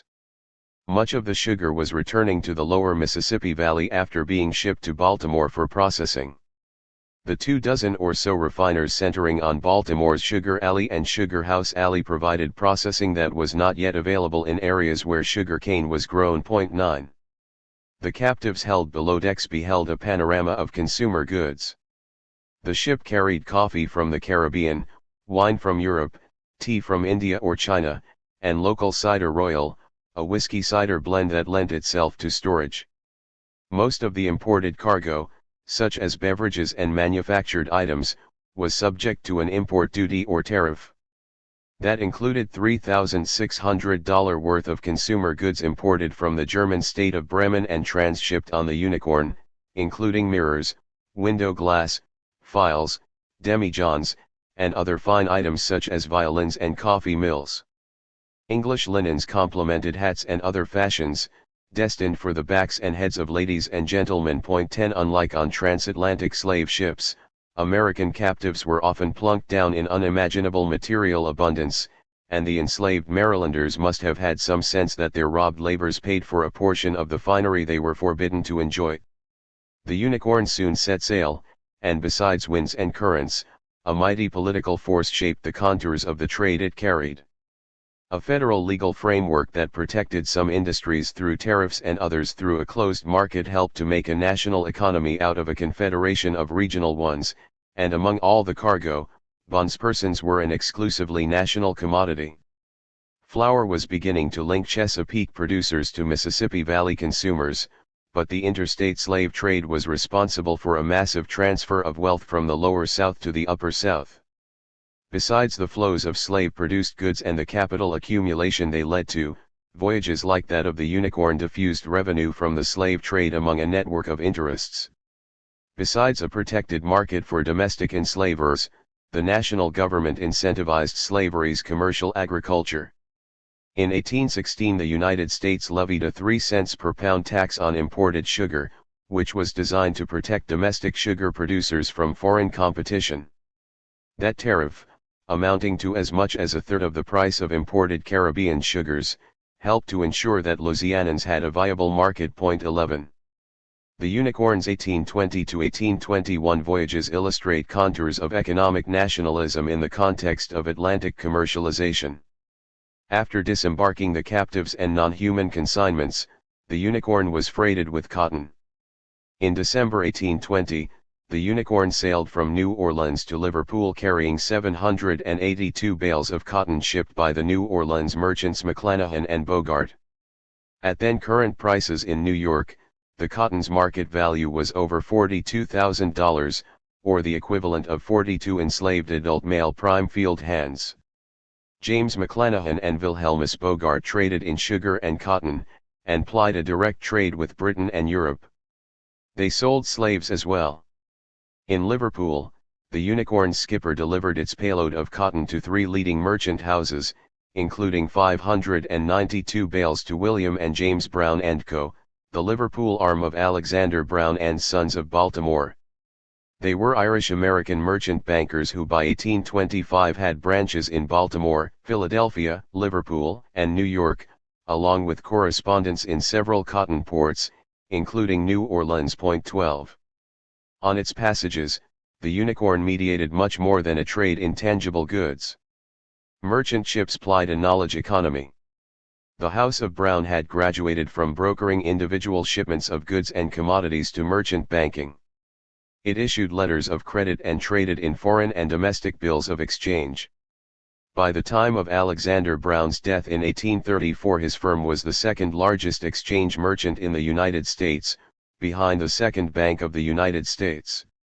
Like Brown's competitor, Baring Brothers & Co., the House of Brown depended on timely and accurate delivery of business knowledge. Success in the credit and exchange business meant mastering a staggering catalog of merchants' financial standings and the health of markets, firms, and individuals.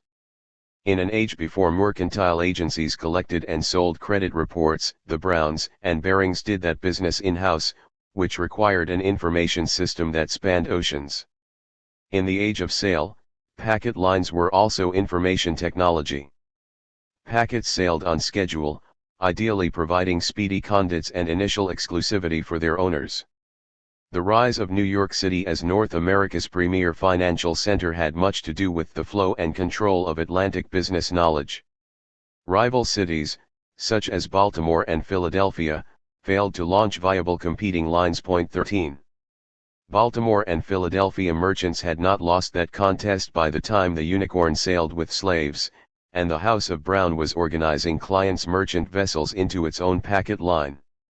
In part because the Unicorn was a fast and capacious ship, the House of Brown enrolled it into its line in 1822. On its winter 1820 to 1821 voyage, the Unicorn arrived in Liverpool in February and sailed back to New Orleans with an assortment of manufactured textiles. Since it arrived during the cotton shipping season, it sailed to Liverpool again in May, delivering more than 850 bales of cotton, including more than 300 to William and James Brown & Co.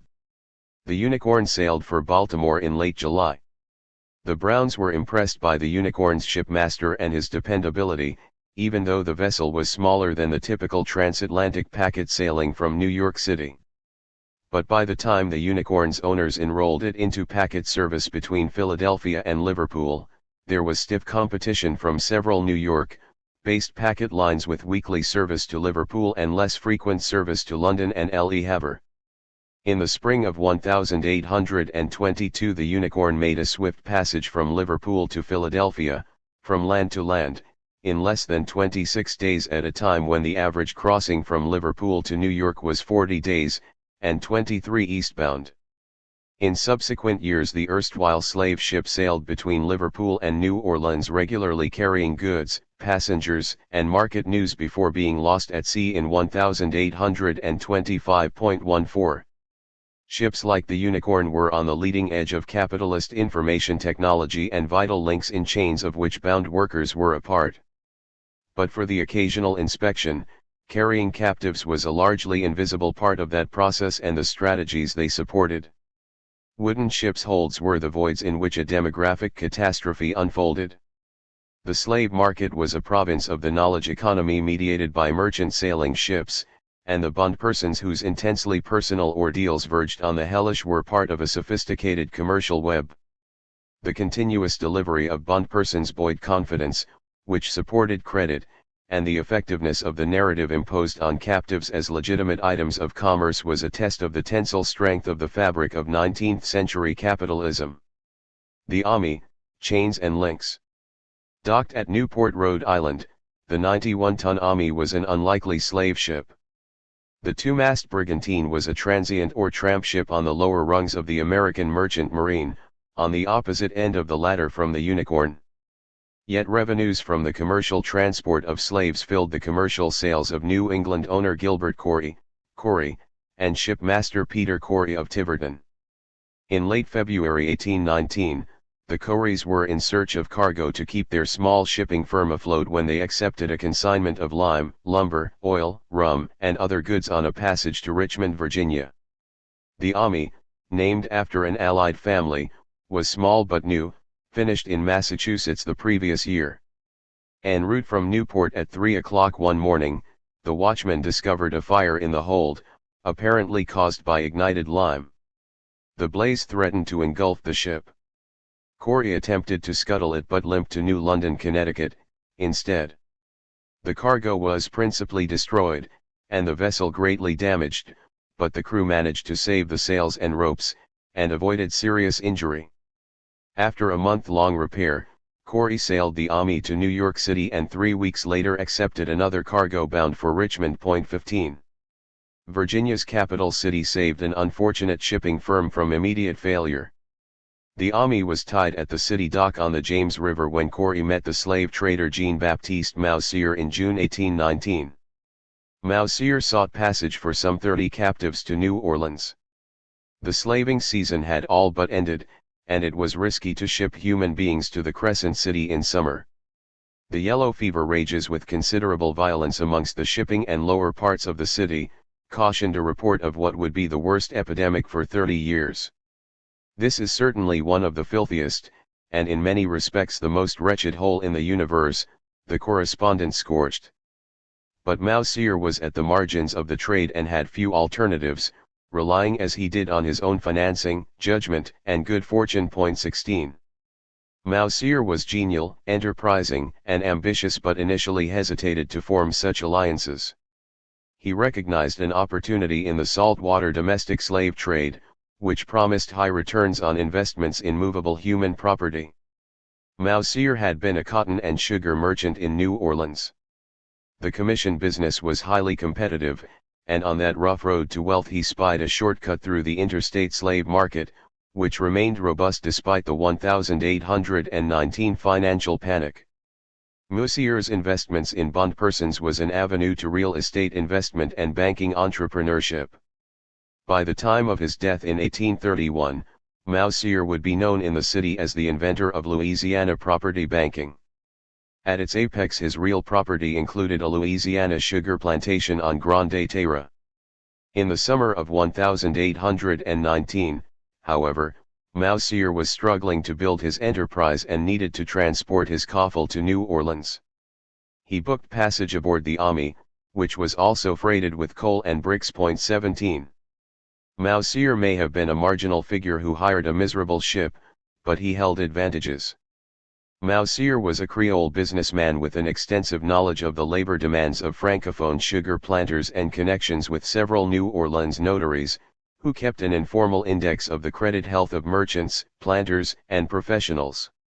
Without interregional allies or much capital, Moussier economized by taking upon himself the business of buying, selling, and financing his trade, arriving in Richmond and avoiding better established traders' territories. To the captives, however, there was little distinction between an established trader and an upstart like Moussier. Bondpersons like Norbin carried the burden of Moussier's ambition aboard the Ami. In the summer of 1819, Moussier bought him from the Richmond auctioneer and director of the Bank of Virginia Robert Gamble. Norbin bore an old Virginia name. 24 years old, 5 feet 8 inches tall and described as black, he fit the description of just the kind of worker Louisiana sugar masters wanted. Norbin was likely jailed until Moussier exhausted his resources assembling a coffle including 29 others, infants to adults as old as 46.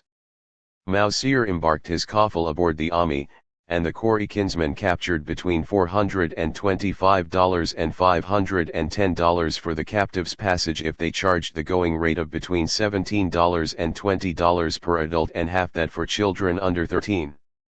That was a generous return compared to freights of $4 per hogshead of tobacco or 1 cent per pound on cotton between New Orleans and New York City. Moussier was responsible for the costs of water, food, and incidentals, besides his cabin passage. The Ami sea passage was slow. Sailing to New Orleans should have taken 4 weeks. It took longer than 6. However frustrating to those aboard, the extended passage meant less risk from yellow fever. Meanwhile, Norbin and his fellow captives had plenty of time to inspect the ship's Yankee craftsmanship and size up their Creole captor. 18. The Ami captives stepped onto dry land in a city more than twice the size of Richmond with one of the largest slave markets in North America. It did not take Moussier long to sell Norbin. 4 days after the Ami disembarked its human cargo, Moussier called on a New Orleans neighbor, the lawyer and notary Hugues Laverne, to record his sale to a city exchange merchant, who was likely acting as a purchasing agent for a planter. Norbin sold for $784. Meanwhile, the Ami sailed to Haiti's Cape Henry, the Turks Islands, Bahamas, and from there to Wilmington, North Carolina, and home to Rhode Island, delivering salt from Turks Island and cotton from New Orleans. After its initial voyage the Ami was refitted for whaling and sailed under a new shipmaster. 19 Moussier's fortunes meanwhile rose. Self-finance and itinerancy gave way to credit and alliances. As Moussier built his slaving firm, he enrolled the firm of John and Philip E. Tabb of Norfolk, Virginia. That strategic alliance gave Moussier an entree into a Chesapeake market for Louisiana sugar and the Tabbs a sales agent in New Orleans. Instead of Moussier sailing to Virginia and assembling captives, he would accept consignments and concentrate on selling them in New Orleans. The Tabbs were part of a larger network that joined slaving to trade in slave-grown commodities. Their main business was a direct trade in cotton and tobacco with William and James Brown of Liverpool. The Tabbs shipped Moussier a cargo of captives in the fall of 1820. Moussier's business grew. He bought a ship, the 240-ton brigantine Brazilian, which transported hundreds of captives from the Chesapeake to New Orleans and commodities in the other direction. 21 In October 1822, shipmaster Samuel Morton sailed the Brazilian from Norfolk with 107 captives aboard. Among them were 25-year-old Phyllis and her 2 children, John and Elizabeth. Passage was just under a month, and 7 weeks after arriving in New Orleans, Moussier sold the trio to Raymond Lacalle of Royal Street. Musier's firm was well capitalized enough to buy more than 100 captives and take mortgages from buyers like Lacalle.22. To build credit and expand his enterprise, Mousier formed another strategic alliance with Rogers and Harrison, a Richmond merchant house, acting as their agent in the maritime domestic slave trade. Rogers and Harrison was an interlocking international partnership with branches in Le Havre, London, New Orleans, and New York, dealing in tobacco and other commodities. Mousier may have been more ambitious than shrewd or fortunate, for in August 1823 the Brazilian became the property of William Kenner & Co., a merchant firm with ties to New York City merchants. In 1824 Mousier shipped a cargo of captives from Norfolk to New Orleans as an agent for the planters of Louisiana. That self-designation hints that he viewed his work as mediating the interests of Upper South sellers and Creole buyers. 23 Mousier soon graduated from slave trading to real estate investment. Ships like the Ami continued to serve enslavers, and as Mousier's business grew along with the market for sugar and cotton workers, the commercial transport of slaves ramified. The Lapwing, taxi of the seas. The Lapwing of Baltimore illustrates the seamless transport of captives within regular trade between Baltimore and the West Indies.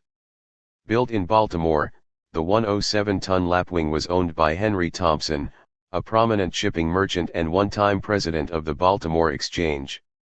It was a regular trader, midway between packet and transient. Between 1818 and 1822, Thompson regularly sponsored voyages to the West Indies, delivering to Baltimore Cuban, Haitian, and Puerto Rican commodities and dyes tufts from Mexico. The Lapwing touched Philadelphia and New Orleans as well. 24. By 1822 the saltwater domestic trade was intensifying as cotton exports soared. Seeking efficient and cheap transport, Mousier and his counterparts in the Chesapeake to New Orleans slave trade came to rely on merchant ships. The Lapwing was a sea taxi for hire. In March, Thompson was loading the Lapwing for Haiti when he took a consignment of 61 captives, including 25 belonging to the prominent slave trader David Anderson. Shipmaster Thomas Kennedy sailed for Louisiana with instructions to disembark the comparably more perishable human cargo before sailing to Haiti. Kennedy must have known that one of the female captives was in the final stages of pregnancy, and somewhere on the seas she gave birth to a baby, whom the New Orleans customs collector termed an infant slave. The authorities did not record the parents' names or the child's. The mother survived. The Lapwing exhaled its human cargo and sailed back down the Mississippi River, returning to Baltimore in June carrying a cargo of coffee. It soon returned to the Caribbean trade. 25. By the time the Lapwing's owners accepted another cargo of enslaved Marylanders, a young Frederick Douglass had arrived in Baltimore. In February 1827, as Kennedy made his way from his Alice Anna Street residence to the docks to sail the Lapwing to New Orleans, he could have passed the 9-year-old Douglass, who lived on the same street with the Thomas Auld family. Then known as Frederick Bailey, Douglass was the same age as fellow enslaved Marylander Dick Hammond. But Hammond was the property of the Baltimore slave trader Austin Woolfolk.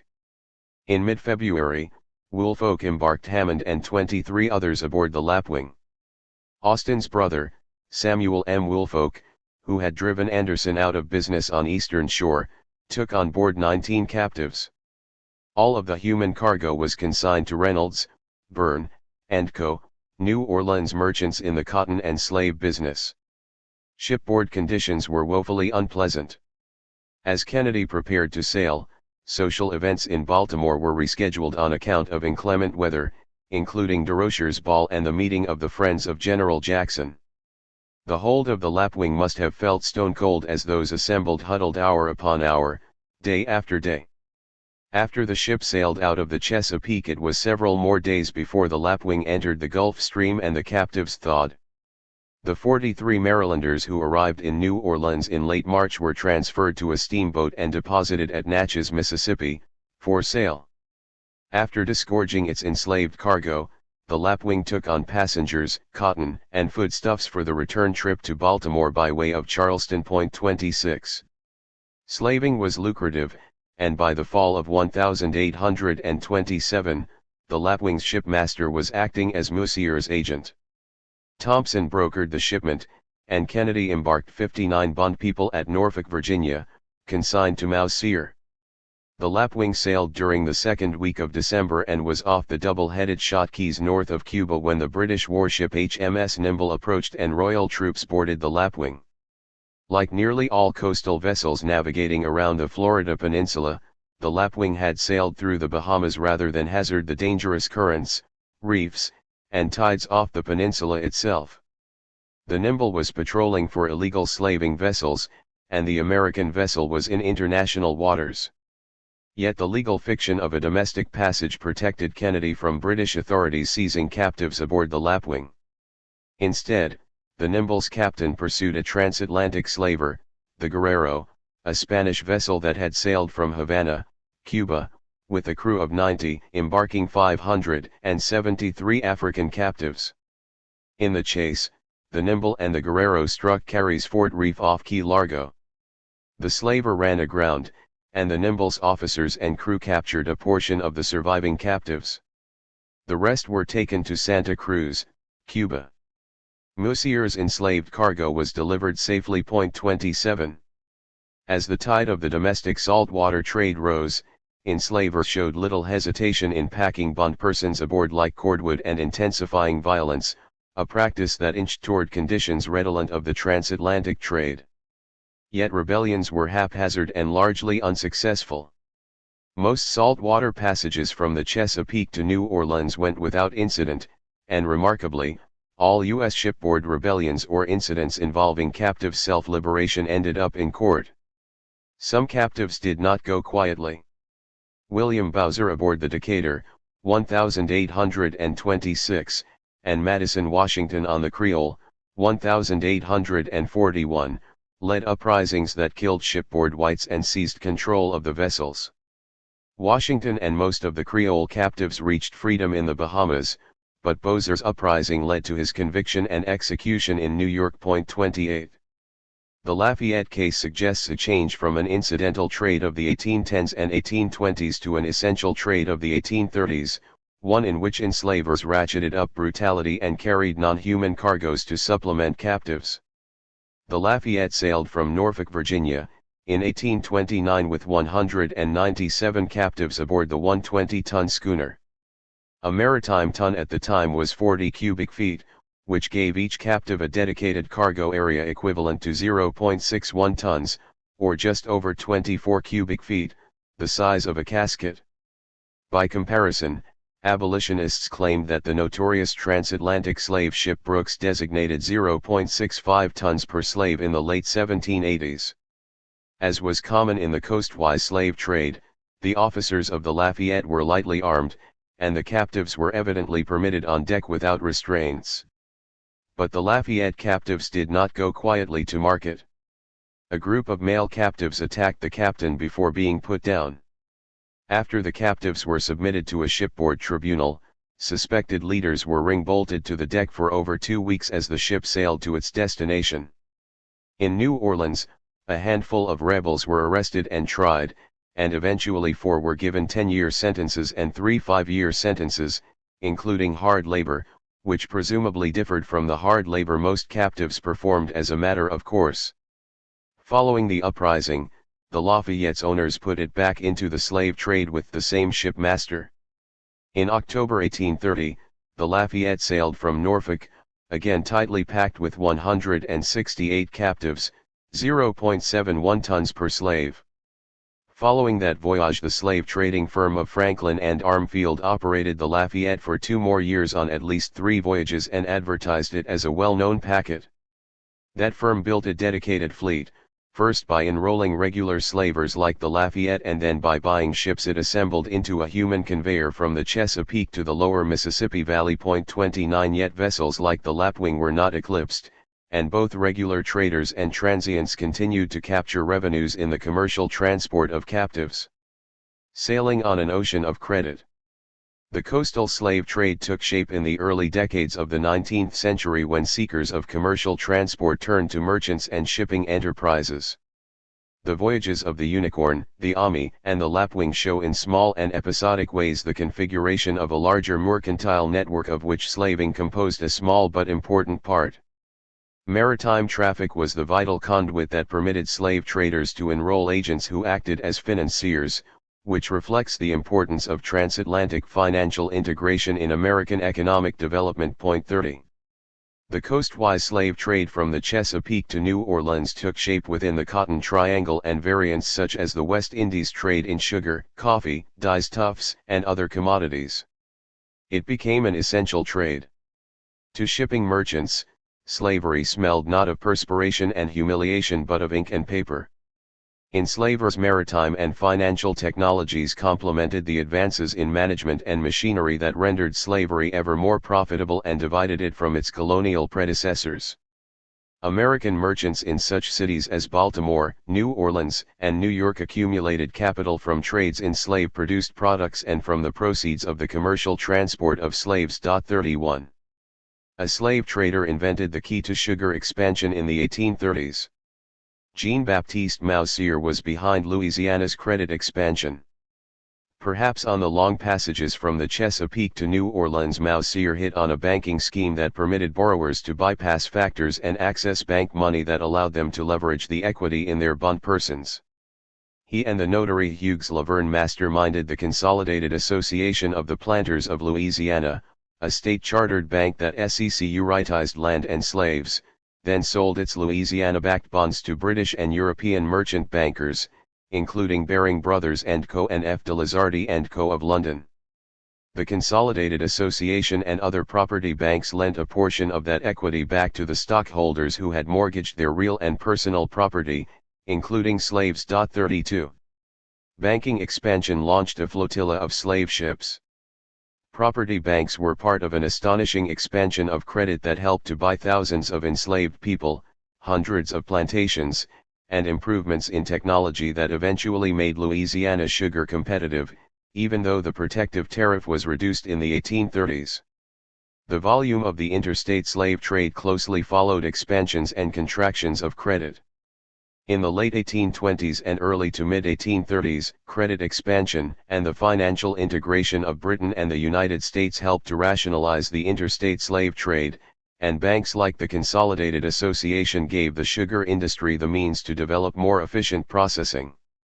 Credit expansion tipped the state's agriculture toward sugar and away from cotton. Louisiana's 1,820 sugarcane crop was valued at $2 million and its cotton crop at $7 million. By 1829 the sugar crop was worth more than $6 million, while cotton crops had sunk to $2 million. Sugar estates more than tripled between 1824 and 1830, and the number of enslaved people in sugar-producing southern Louisiana rose 86% during the decade of the 1820s. The toll taken on bond persons like Norbin was monstrous. Punishing sugar work and the harsh disease environment racked the bodies of young workers, which sent owners scuttling to banks and factors for more credit and to slave traders like Moussier or the Woolfolks for replacement workers. Shipping merchants like the Coreys of Rhode Island were happy to capture the resulting revenues of transport. 33 Their activities did not go unnoticed. The business network converging on slaving vessels drew criticism from abolitionists. In 1829, 24-year-old William Lloyd Garrison was investigating the interstate slave trade in Baltimore. So much for New England principle, the young activist yelped to readers of the genius of universal emancipation as he exposed a New Englander taking on a consignment of captives bound for New Orleans. Scarcely a vessel, perhaps, leaves this port for New Orleans, Garrison argued, without carrying off in chains large numbers of the unfortunate blacks. Like the Ami, the Francis was a tramp ship whose owner, Francis Todd, was from Newburyport, Massachusetts. Garrison was a Newburyport native too. When Todd's ship needed cargo, the Baltimore merchant shipper Henry Thompson gave him a lucrative payload. By then Thompson had a long history of brokering slave cargoes. The Lapwing's owner was also the principal broker of goods on the Unicorn's 1,820 voyage to New Orleans. Unfortunately for Garrison, the public tolerated the slave trade more easily than authorities tolerated his attacks on a merchant shipper. Maryland charged Garrison with criminal libel. At Garrison's trial in 1830, Thompson testified that shipowner Todd had no advance knowledge that his ship was being used to transport slaves from Maryland to Louisiana. Other shipowners were likely ignorant of their vessel's human cargo as well, finding out only later that a portion of their revenues came from slave traders. Garrison was convicted, jailed, and radicalized, and while the trade in human beings surged, so did his career as a professional agitator. 34. What is a slave ship? In the 1810s and 1820s it was a vessel that mediated commercial ties with striking banality and extraordinary reach. The U.S. saltwater slave trade was firmly embedded within a developing North Atlantic capitalist system, and even abolitionists failed to grasp the commercial connections that made the plantation complex of the Lower South a vast economic suburb of London and New York City. Shippers knew those linkages and the commercial geography they traversed perhaps better than anyone. Had Garrison catalogued the flotilla of ships built, owned, financed, or operated by New York or New England and embarking slaves in the Chesapeake, he would have set himself a task similar to Thomas Clarkson's investigation of Liverpool's ties to slaving in the 1780s. As the Voyage of the Ami or Francis case suggests, the distinctions between merchants, slave traders, and shippers were blurred when city merchants and shippers bought and sold slaves. Chains of credit and supply linked interests in slavery among a vast network of market actors, whose interests were united in the human beings held captive in the holds of merchant vessels. 35. Part 4. National Institutions and Natural Boundaries. Chapter 11. War and Priests. Catholic Colleges and Slavery in the Age of Revolution. Craig Stephen Wilder. I have been a faithful servant to the Society of Jesus going on 38 years, and my wife Molly has been born and raised in the Society. She is now about 53 years of age. Now we have not a place to lay our heads in our old age after all our service. We live at present in a rotten log house so old and decayed that at every blast of wind we are afraid of our lives, and such as it is it belongs to one of the neighbors. All the rest of the slaves are pretty well fixed, and Father Peter Verhegen wants me and my wife to live on the loft of one of the outhouses where there is no fireplace nor any way to warm us during the winter, and your reverence know it is cold enough here. I have not a doubt but cold will kill both me and my wife here too. Prevent the evil, I am willing to buy myself and wife free if you accept of $100, $50 I can pay down in cash, the rest as soon as I possibly can. Thomas Brown, enslaved, St. Louis University, 1833.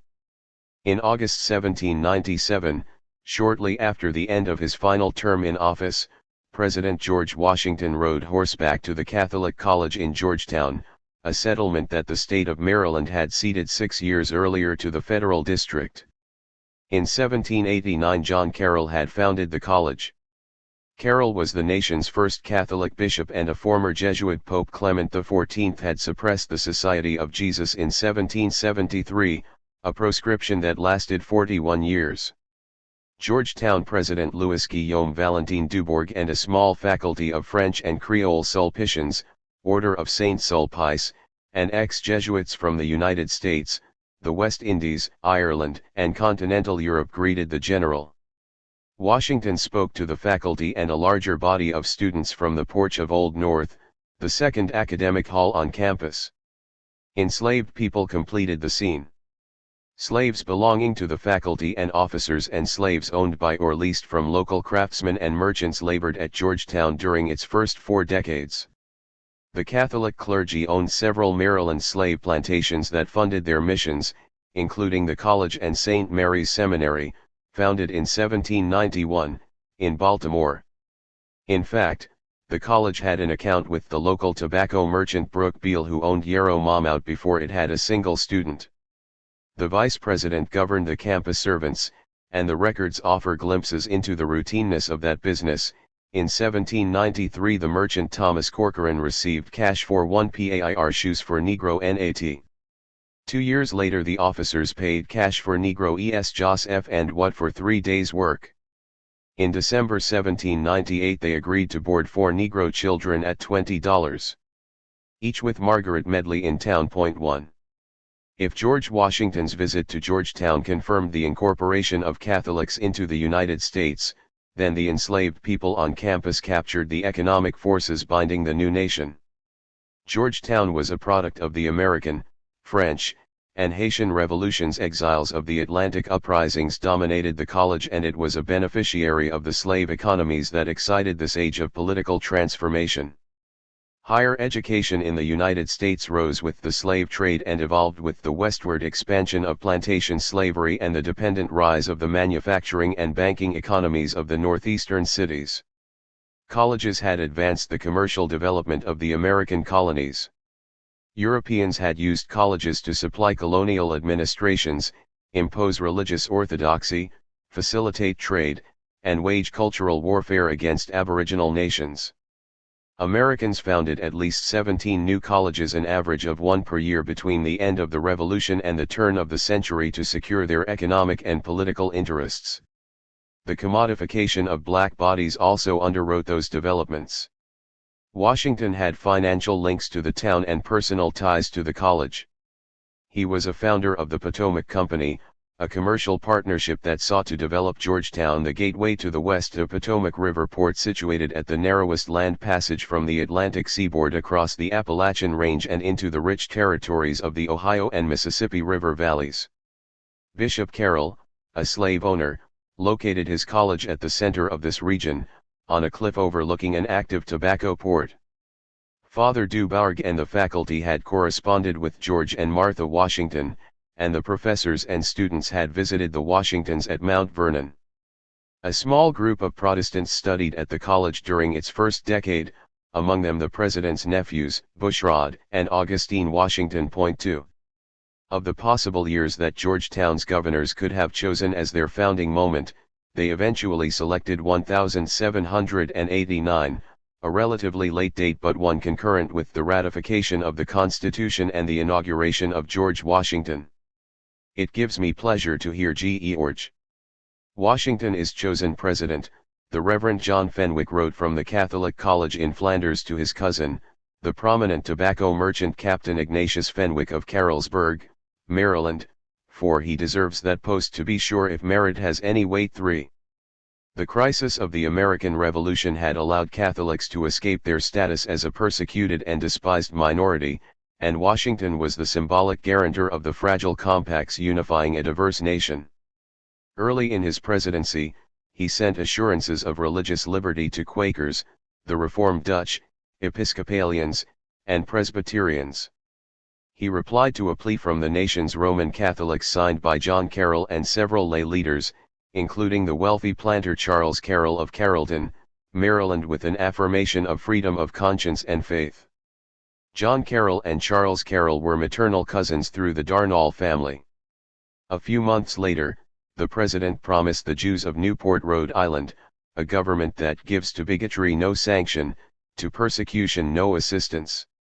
His response to John Carroll acknowledged the sacrifices of Catholics, domestic and foreign, during the Revolution. 4. The inclusion of Catholics in the citizenry rewarded their wartime contributions, but commerce opened this era of interdenominational concord and undergirded this political confederation.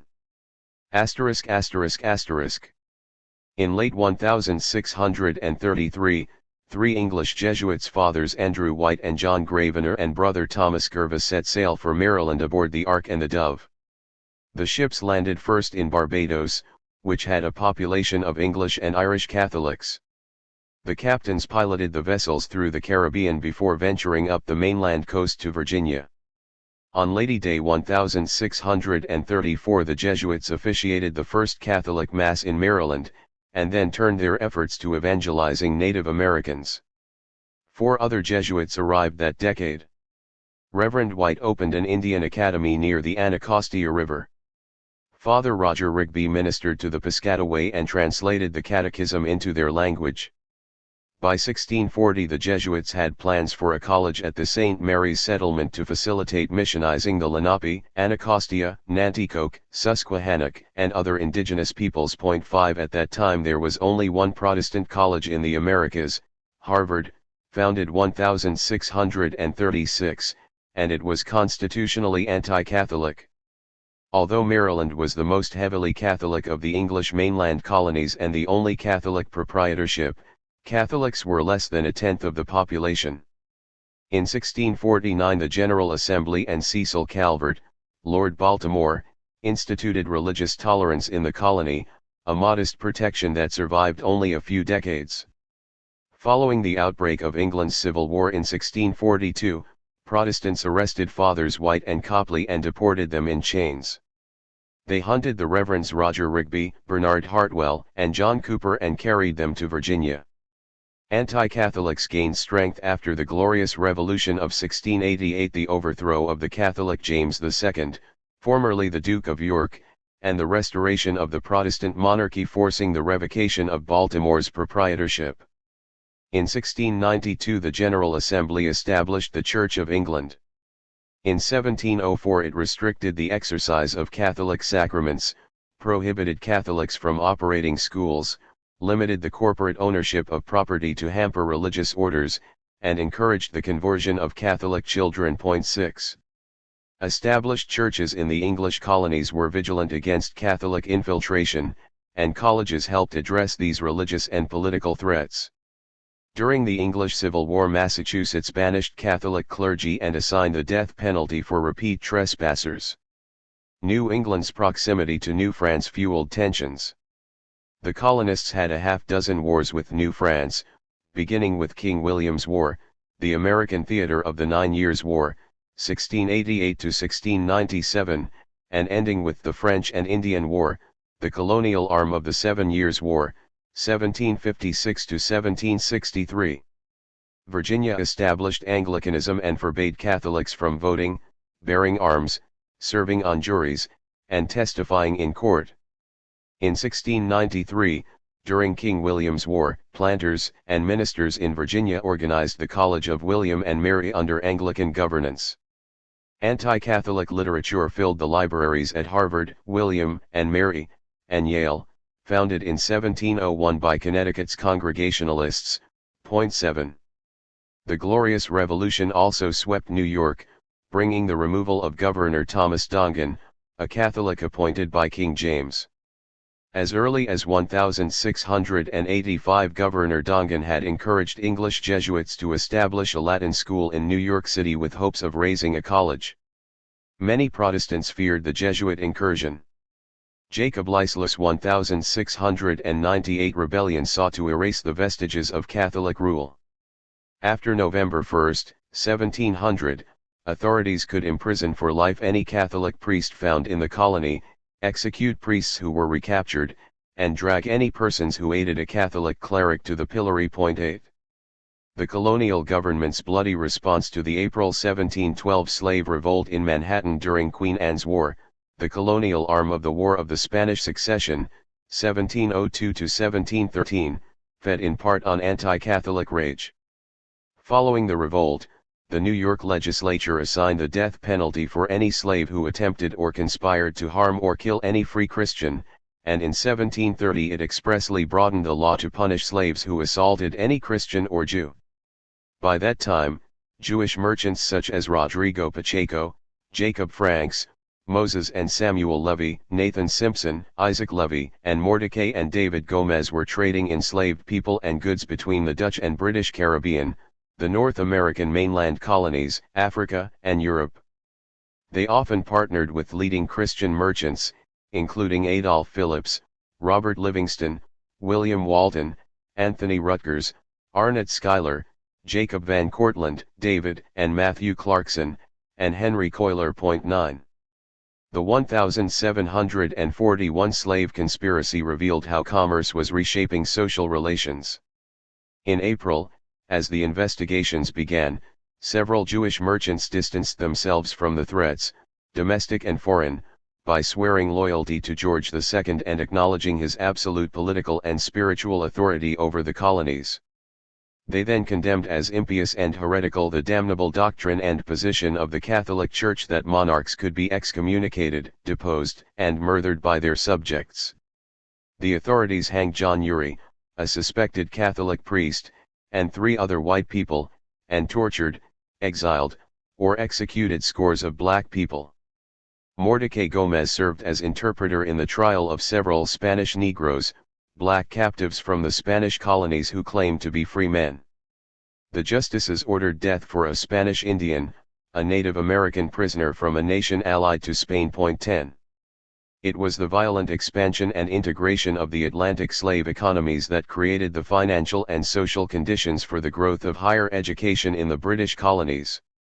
In less than a quarter century, slave traders and other merchants in New England and the upper mid-Atlantic and planters in the lower mid-Atlantic, the South, and the West Indies funded 6 new colleges. In 1745 Anglicans in Barbados organized Codrington College, the only seminary in the British Caribbean. The following year, Presbyterians chartered the College of New Jersey, now Princeton University. About 1749, Anglicans, Presbyterians, and Quakers began the College of Philadelphia, the University of Pennsylvania. In 1754 the governing Anglican minority in New York City established King's College, Columbia University. A decade later, in 1764, Baptists founded the College of Rhode Island, Brown University. In 1766 the Dutch Reformed leadership in New Jersey opened Queen's College, Rutgers University. In 1769 New Hampshire granted a charter to the Congregationalist minister Eleazar Wheelock for Dartmouth College. 11. Jewish families had used tutors and small private academies to educate their children, but they gained some access to the new colleges.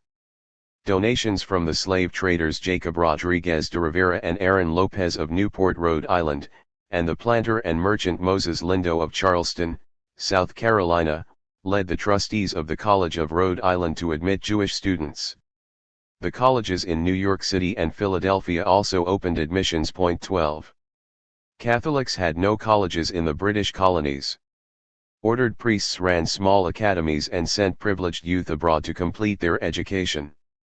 A number of colleges in continental Europe specialized in training English and colonial Catholics. The cousins John and Charles Carroll studied at the somewhat clandestine preparatory school at the Jesuits' Bohemia Manor Plantation in Maryland. Eleanor and Daniel Carroll then sent John to the Jesuit College of St. Omer in northern France. Elizabeth and Charles Carroll of Doe, Oregon, Maryland, enrolled Charlie at the College of Reims. Robert Plunkett and Robert Molyneux, later the first 2 presidents of Georgetown College, journeyed from England to the seminaries at Wotton and Douai, respectively. The young Louis Guillaume Valentin Dubourg, Georgetown's 3rd president, left Cap François, Saint-Domingue, now Cap Haitien, Haiti, to attend St. Omer. Another future president of the college, Stephen Larigodel Dubuisson, sailed as a boy from St. Marc, Saint-Domingue, to study in France. I shall never be able to repay the care and pains you have taken of my education, Charlie Carroll wrote to his dear papa while studying law at the Inner Temple in London. 13. African slavery afforded these Catholics significant personal freedom. Charlie Carroll served as his father's business liaison while studying in Europe. I shall keep my estate in Annapolis, 2 large seats of land containing each about 13,000 acres, my slaves, and the Baltimore Iron Works to ye last, so that you may choose, Carroll of Doe, Oregon promised his son.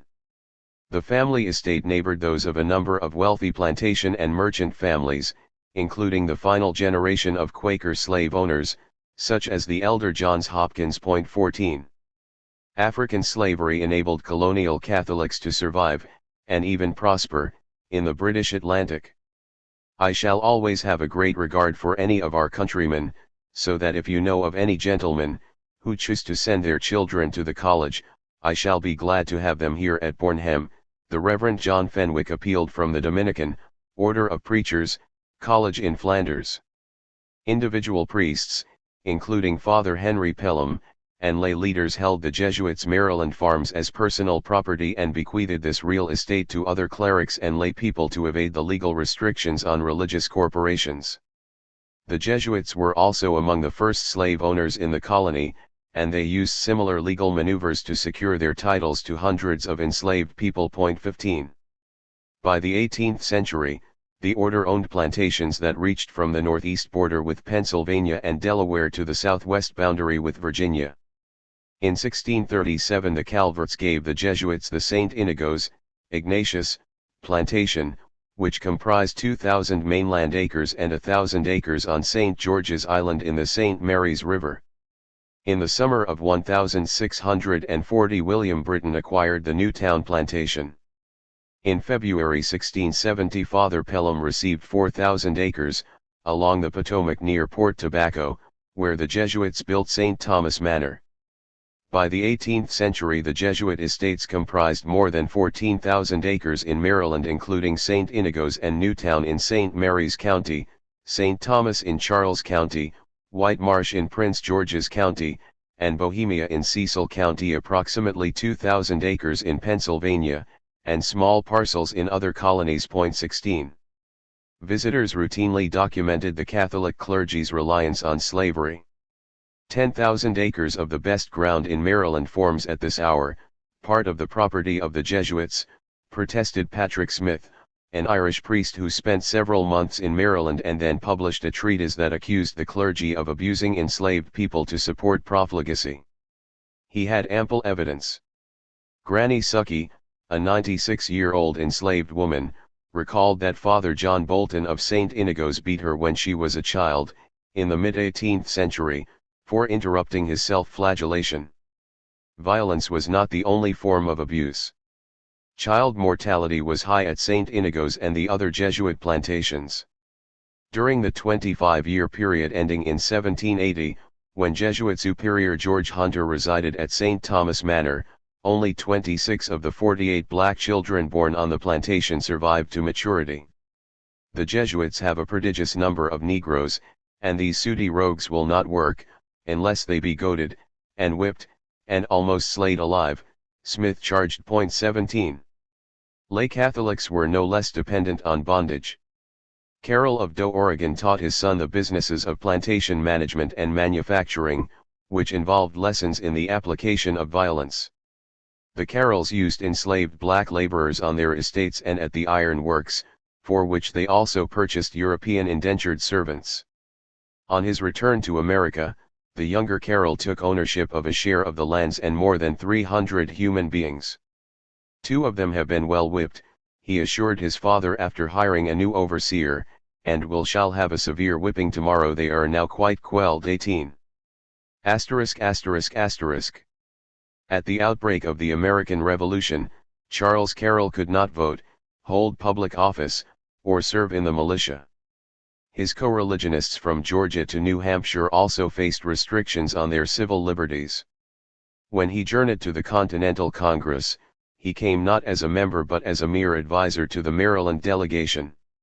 Carroll was a strident defender of political freedom who had described the tendencies of tyranny in the pages of the same colonial paper that had carried advertisements for the family's runaway slaves. In July 1776, Carroll of Carrollton became the only Catholic signer of the Declaration of Independence. That August, Marylanders affirmed the right to the free exercise of religion for professing Christians. Another 50 years passed before the legislature approved a constitutional amendment to enfranchise Jews. 19. The American Revolution required a radical transformation in the status of Catholics. Although Protestants in Ireland displayed broad sympathy and support for the American Rebellion, David Doyle concludes, they ultimately rejected models of independence that required sharing political power with Catholics. In contrast, Long Live the King of France ranks among the more noteworthy chants of a colonial army that had acquired its military experience in wars against the Catholic empires. The United States accepted a peculiar dependence on the Catholic powers of the Atlantic world. Benjamin Franklin sailed for Paris to lobby the court of Louis XVI. Congress sent James Jay of New York and Arthur Lee of Virginia to plead its cause before the Spanish crown. In September 1777 it authorized Ralph Izard of South Carolina to appeal for funds and support in Italy, where there was significant interest in the American conflict. 20. For a war between the Protestant King of Great Britain and his Protestant colonists, the American Revolution was a decidedly Catholic affair.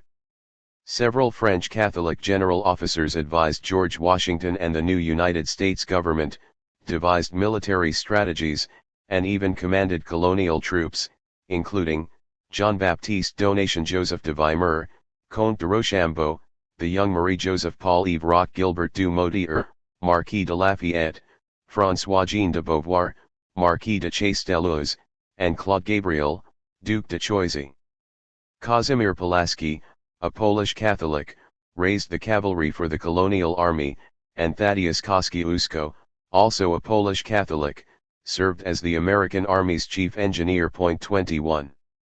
The Americans embraced their Catholic allies. Yale granted an honorary degree to Conrad Alexander Girard, French minister to the United States, and the College of William and Mary paid the same tribute to Chastellux. The Reverend John Carroll preached patriotism, and 3 of his nephews fought under Lafayette. Washington made camp at White Marsh, where General Thomas Conway, headquartered at the Jesuits' manor, sought Charles Carroll's advice on organizing Irish troops. The Catholic clergy set up a military hospital at Newtown. The United States commissioned a Catholic chaplain, and Abbé Claude Robin, a priest under Rochambeau's command, boasted of the enthusiastic crowds and extravagant official reception that greeted French forces in Philadelphia in early September 1781.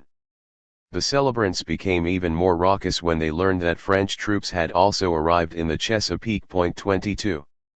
The French and Spanish crowns had given covert support to the American rebellion from its earliest stages. The colonists negotiated with Spain through the embassy in Paris, and Lafayette returned to France to appeal for direct military intervention in the American War.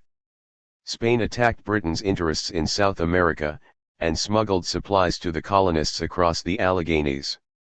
In 1778, France officially recognized the United States, and the following year Spain declared war on Great Britain. In the summer of 1780, 46 French vessels carrying more than 12,000 soldiers and sailors landed in New England.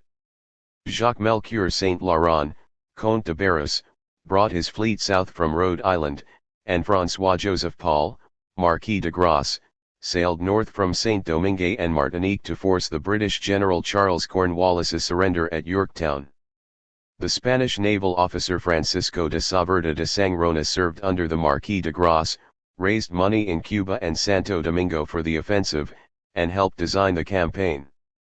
General Washington and 3 French officers Rochambeau, Barras, and Grasse signed the October 19, 1781, capitulation on behalf of the victorious United States. 23.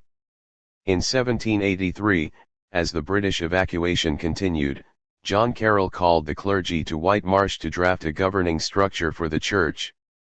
The Corporation of Roman Catholic Clergy, which the Maryland General Assembly incorporated in 1792, also administered its financial affairs and took ownership of its estates. Carroll's vision took shape as the slave economies recovered, and it focused on a region of the new nation with a long history of commercial and social interaction between Protestants and Catholics. The English invasion had disrupted slavery, and enemy troops had ransacked Newtown Manor. The British Navy had blockaded and occupied the Chesapeake Bay and the lower Potomac, empowering thousands of black people to escape the plantations in St. Mary's County and Port Tobacco. In December 1784, Father James Walton ordered the slaves at St. Inigo's to begin raising a new church. The following year, Father Carroll laid the cornerstone. Francis Neal, a future president of Georgetown College, presided at the dedication. 24. The American victory and the subsequent unraveling of the French Empire set the conditions for the institutionalization of the Catholic Church in the United States. In April 1789, George Washington was inaugurated in New York City. That same month riots broke out in Paris, and within weeks, France was in the throes of revolution. After mobs stormed the Bastille on July 14, 1789, the Marquis de Lafayette sent the key to the breached prison as a souvenir to his friend and ally, George Washington. That year Pope Pius VI established a United States diocese that became a refuge for French clerics. Urged by Benjamin Franklin, the Vatican also elevated John Carroll to bishop. 25. The ripples of the French Revolution quickly reached the United States. The tobacco merchant Joseph Fenwick had left for France after the American Revolution, a moment of great economic optimism. He soon encountered an Irish smuggler and Thomas Jefferson, and he received excellent advice from both. The smuggler convinced Fenwick to situate his business in Bordeaux, and Jefferson promised that French markets would be eager for American goods. After he became Secretary of State, Jefferson appointed Fenwick consul in Paris. Fenwick's letters to his cousin and sponsor, Ignatius Fenwick of Carrollsburg, detailed the course of events. During the first year of the Revolution, the National Assembly abolished aristocratic titles and curtailed the authority of the Church. The Sulpician John Dubois escaped from Paris in disguise.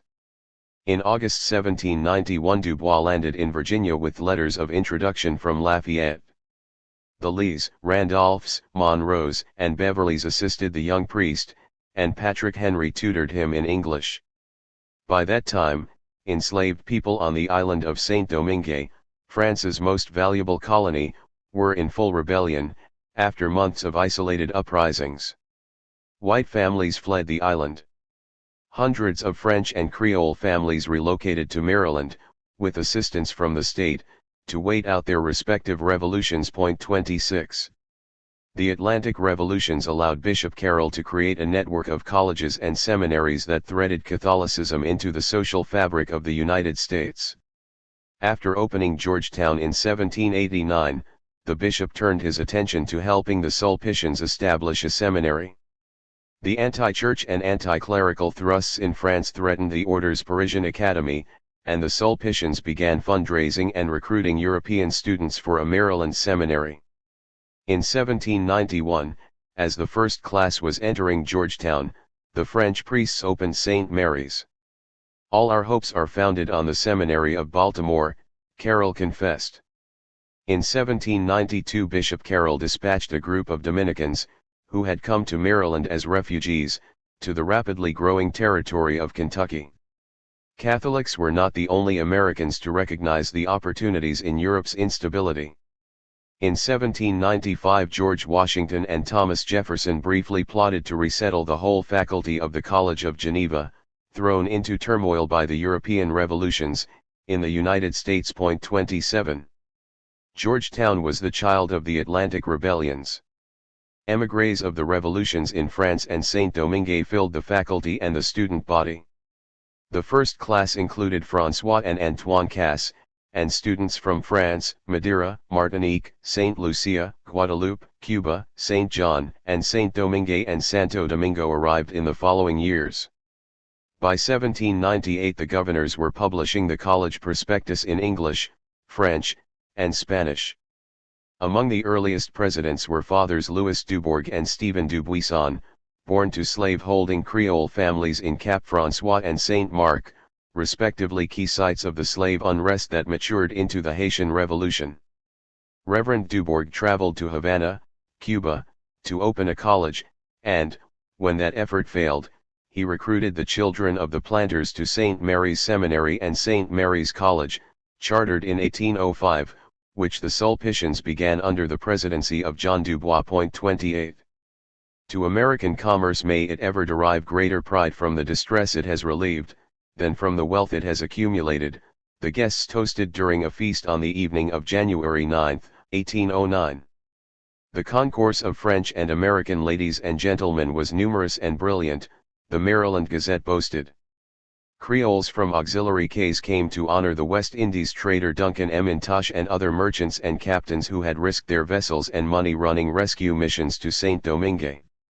Father Dubourg presented M'Intosh with an award for his humanitarianism. M'Intosh was credited with saving more than 2,000 people. In an address to the Free School Society that same year, New York City Mayor DeWitt Clinton praised the refugees from the French West Indies who had established one of the city's early charity schools, an academy that was patronized and cherished by French and American gentlemen, of great worth and respectability. 29. Slavery accelerated the absorption of these refugees into the American Church. The Corporation of Roman Catholic Clergy assigned Bohemia to the Sulpicians, who used the profits from the plantation to fund St. Mary's Seminary. That the managers of St. Thomas Plantation be allowed the sum of £75 for a Negro boy called Alexis in the service of the bishop, read the March 1797 minutes. The clergy also voted to sell a parcel of land to raise $4,000 to complete the construction of Georgetown College. In the late summer of 1799, the Sulpicians protested that they had made major improvements to Bohemia Farm, and asked to be compensated with the young Negro girl, called Peg, and the small boy, called Jack, both now in the service of the seminary, and another boy also called Jack, now in the service of Revd. Mr. Marichal, at Bohemia. Ambrose Marichal was the philosophy professor at Georgetown and the seminary. A few months later the clergy voted to allow the Sulpicians to keep Jack and Peg, as long as they retained said Negroes in the seminary. 30. The bodies and the labor of enslaved people paid the Catholic Church's debts, including the liabilities of Georgetown College, which was tuition-free during its first 40 years. In October 1799 the Roman Catholic clergy approved the sale of Kate and her 2 children now belonging to Bohemia Estate. In April 1804 the corporation resolved to satisfy its obligations by selling expendable slaves from their Deer Creek property to humane and Christian masters. A couple of years later, John Ashton demanded that the clergy give him "Ye Boy Davy, Simon's son and now motherless, from White Marsh to meet a debt." Whereas, permission was heretofore granted for 2 slaves of the estate of Bohemia to be sold for the benefit of Georgetown College, began a March 1808 inquiry from the trustees. Money and people flowed fluidly between the campuses, the churches, and the plantations. As late as 1820, nearly 24 Georgetown undergraduates vacationed at the horse farm on Newtown Plantation. The corporation typically held its meetings at St. Thomas, Newtown, and White Marsh. Robert Plunkett, Georgetown's founding president, began his ministry at White Marsh, and at least 2 early presidents had managed Jesuit plantations: Leonard Neal, St. Inigo's, and Francis Neal, St. Thomas, a duty that involved disciplining, acquiring, and disposing of people. 31. The treatment of enslaved people on the Jesuit farms was alarming. After 1805 the Jesuit brothers began supervising the plantations. Some years ago blacks were more easily kept in due subordination and were more patient under the rod of correction than they are now, because then discipline flourished, but now it is going to decay, complained Brother Joseph Moberly, manager of St. Inigo's. The present white generation seems to lose sight of the old observation: the better a Negro is treated, the worse he becomes. Moberly hired 5 overseers in the 4-year period beginning 1816. He also served as the plantation doctor and only hired trained physicians for emergencies. 32. The declining profitability and deteriorating management of the Maryland farms created other crises. In 1820 the Irish priest Peter Kenny, official visitor to the Maryland province, documented awful conditions. The supervisors were providing insufficient rations to slaves, overworking servants, and inflicting excessive violence on enslaved men and women. Father Kenny especially condemned the practices of whipping pregnant women and beating women in the priest's own parlor, which is very indecorous. The clergy paid little attention to the spiritual lives of the servants, and Kenny suggested that the order begin looking toward a moment when it could get rid of the slaves, either by employing whites or letting out their lands to reputable tenants. 33. Rather than retreating from slaveholding, the bishops built their church by tracking the westward expansion of plantation slavery. The 1803 Louisiana Purchase had opened a vast and heavily Catholic missionary field. After being named Bishop of Louisiana in 1812, Louis Dubourg recruited veteran Maryland priests, particularly a dozen Belgian Jesuits under Father Charles van Quickenborne, to establish the Missouri province, manage its plantations, and elevate St. Louis Academy, founded 1818, into a university, the first west of the Mississippi River. Bishop Dubourg gave his Florissant farm and slaves to the Missouri Jesuits, and empowered the future St. Louis University president Van Quickenborne to sell any or all of them to humane and Christian masters if they proved recalcitrant or immoral. 34. The Indian mission was the chief object of the establishment of the Society of Jesus in Missouri, Father Van Quickenborne admitted in January 1830, just months before Congress passed the Indian Removal Act, which initiated the relocation of the eastern Native American nations west of the Mississippi River. Bishop Dubourg had donated Florissant on the condition that the Missouri Jesuits begin an Indian mission. The Belgians had also raised more than $3,000 in Europe for Christianizing Native Americans, and they staffed missions to the St. John's and Kickapoo. On the loftiest hill of the renowned Charbonniere, I do not recall whether you saw it, there is an Indian mound. Father Peter Verhegen, another of the Belgian presidents of St. Louis University, wrote to Georgetown President William McSherry in 1838, and this mound we undertook to explore. And found human bones, but no Indian curiosities. Even weak religious missions could be used to legitimate expansion. Our Belgians have arrived safe, Verhegen told M.C. Sherry of a new group of recruits in 1839, and they wish to be remembered to their brethren at Georgetown. 35. The enslavement of Africans and the dispossession of Native Americans had been tied together from the early years of European colonization, and assertions of the urgency of evangelizing Indians were routinely followed by declarations of the necessity of human bondage. In 1832, when Father Kenny had inspected the Missouri province, he complimented the good conduct, industry, and Christian piety of all the colored servants of both sexes. Despite the broad use of enslaved labor, Missouri was the only province in which Kenny registered no serious concerns. However, a year later, Thomas Brown, enslaved to President Verhegen, strongly disagreed. Brown begged the Jesuit superior for permission to buy his and his wife Molly's freedom. He had served the society for nearly 38 years, and Molly Brown, 53 years old, had been born enslaved to the Jesuits. He accused Verhegen of confining them to an outhouse with neither heat nor insulation as winter approached. "Now we have not a place to lay our heads in our old age after all our service," he continued. Father Kenny's visit had exposed troubling issues. Kenny had to remind his brethren that it was beneath the dignity of priests to beat or threaten enslaved women. He recommended that they employ lay people to punish women, and assign the Jesuit brothers the duty of whipping enslaved men, while cautioning that they should all avoid severe punishments. 36. ******. In 1832 Georgetown's governors conceded that the college had to impose tuition, a business decision that intensified the Corporation of Roman Catholic Clergy's discussion of dissolving the Maryland slave holdings. Financial concerns rather than moral considerations brought an end to slavery in the Maryland province. The order had been violating commitments to maintain families and find suitable Christian masters. It was now seeking bids on hundreds of human beings, and apparently even attempted to sell the whole group to the Missouri Jesuits.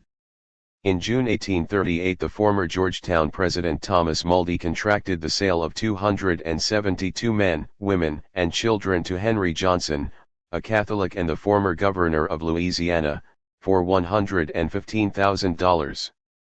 Beginning that fall, the Jesuits shipped their slaves to Louisiana in 3 cargoes. About 15% of the revenues went to pay down Georgetown College's construction debts. 37. Clergy trained in Maryland spread across the nation. Belgian and French priests governed expansion into the regions opened by the Louisiana Purchase and Indian removal.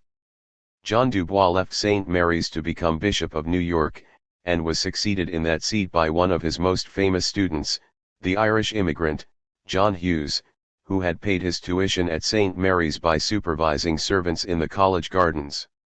In 1841 Bishop Hughes founded the college that became Fordham University, the first Catholic college in New York. In 1843 Thomas Mouldy became the charter president of Holy Cross, the first Catholic college in New England. John McElroy, who also departed from Maryland, founded Boston College. 38. Neither the Jesuits nor the antebellum Catholic Church disengaged from human bondage with the Maryland sale, rather, both followed the westward movement of plantation slavery in search of influence and affluence. African slavery had repeatedly rescued the Catholic community through a century and a half of oppression in the Protestant colonies. Catholics had used the slave economies to evade anti-Catholic laws and survive anti-Catholic violence. They embraced human bondage to secure their own liberty. The pro-slavery and anti-abolitionist tradition in the Catholic hierarchy began at the birth of the Church in the Revolutionary era, when human slavery straightened and leveled the road to Catholic assimilation. The Atlantic slave economies laid the foundations of the Catholic Church in the United States, and underwrote the creation of a national church that helped to integrate future waves of Catholic immigrants. Chapter 12. Capitalism, Slavery, and the New Epoch. Matthew Carey's 1819.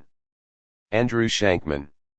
Looking back at the collapse of Napoleon's dream to forge a universal empire, the Philadelphia printer, political economist, and staunch Jeffersonian Matthew Carey had no doubt that the end of Bonaparte had ushered in a new epoch. In this new epoch a British-dominated peace would end ready access to foreign markets, produce disastrous quantities of unmarketable agricultural surpluses, and place enormous, possibly unendurable, strains on republican institutions. Beginning during the frightening period of 1814 to 1815, between Napoleon's first and second exiles, Carey began to pull together his concerns regarding potential national disintegration and the limitations of republican institutions and political economy.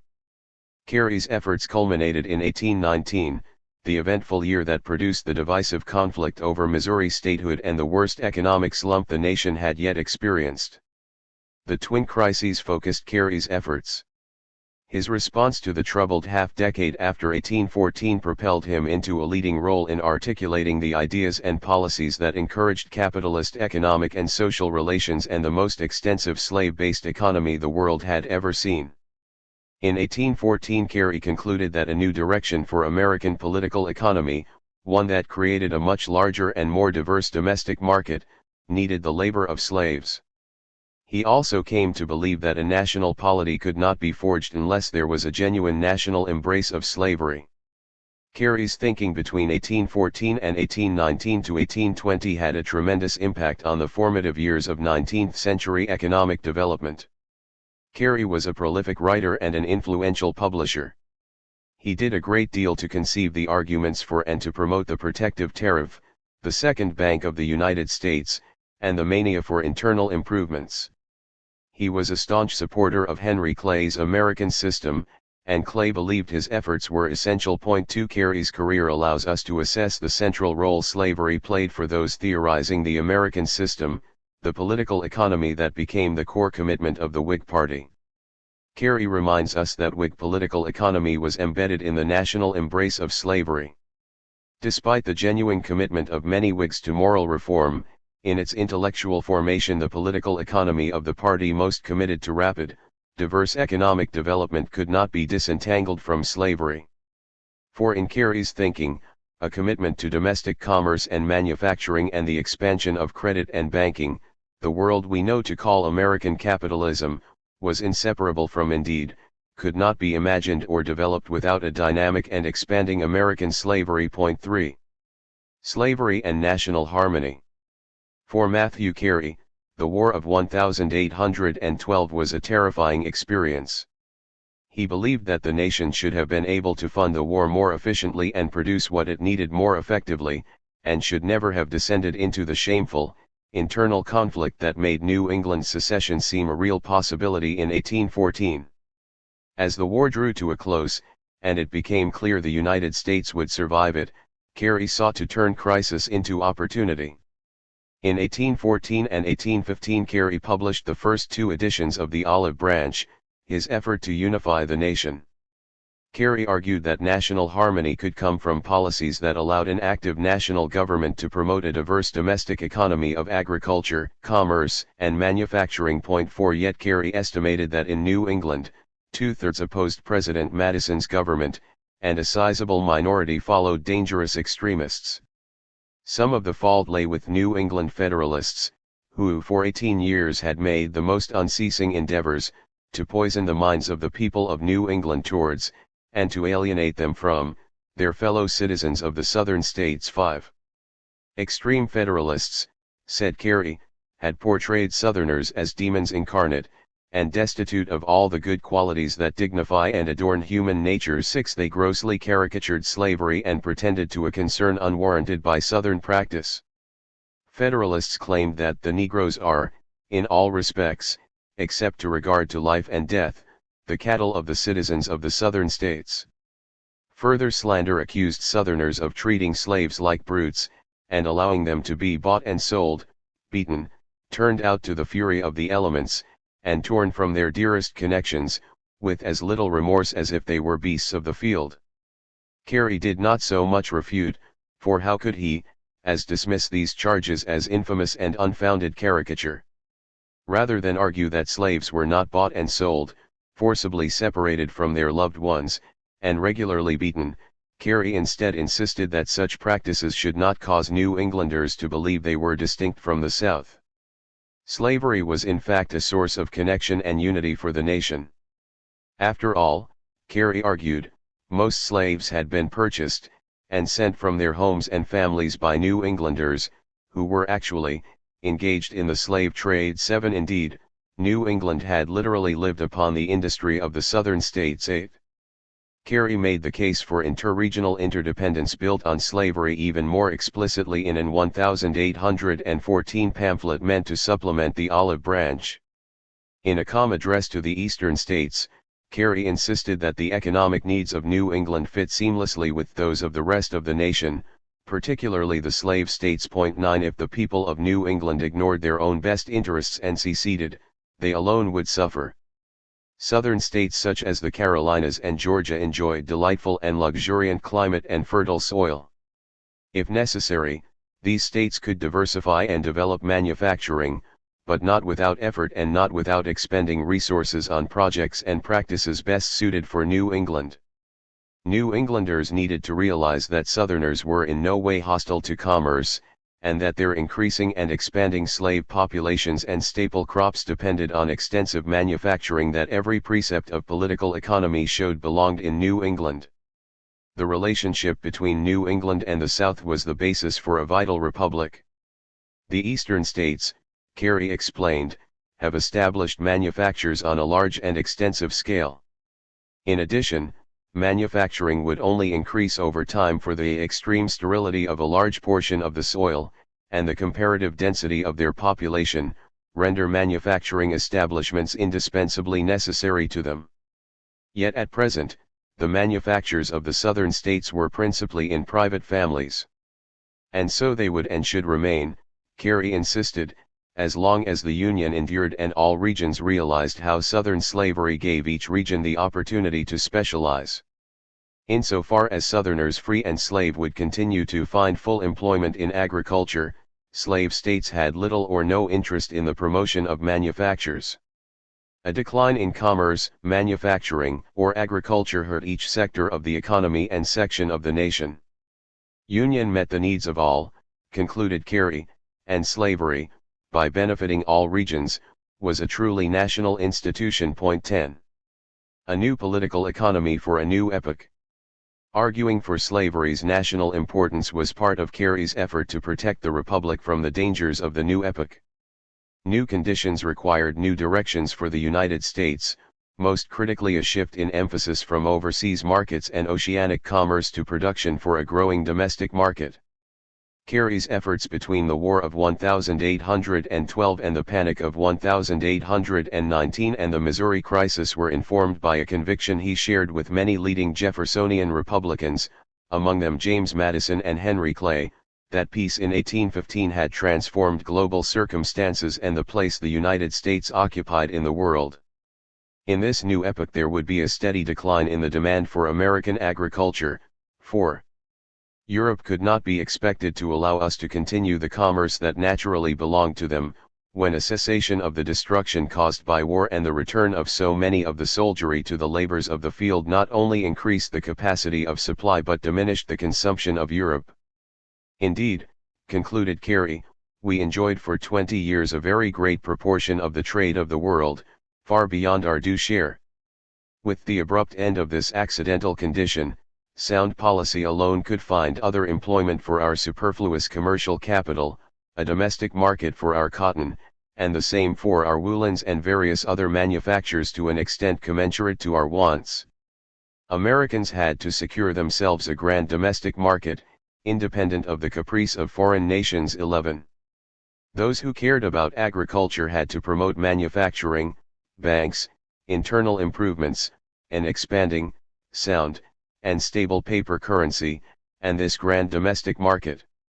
Those who thought farmers were best served by free trade and revenue tariffs below protective levels, tariffs that hindered the encouragement of domestic manufactures, were tricked by the narrow illiberal, and selfish maxim to buy where goods could be had cheapest, which has produced a system whereby the wealth of the nation was converted into a means of fostering and encouraging the industry of a distant hemisphere, and supporting foreign governments, while our own citizens were reduced to mendicity, and our country impoverished. 12. With the war's end, Carey explained, Americans indulged in foreign manufactures and failed to support domestic manufacturing and a home market. As the unfavorable balance of trade drained specie away, banks sprang up nevertheless, fueled by demands of rising consumption. Yet, since specie grew scarce, the banks issued dubious paper, and the inordinate spirit of banking, carried in many cases to a most culpable excess, has done great mischief. But banks were not inherently pernicious. Rather, the great paramount evil is the immoderate extent of our importations.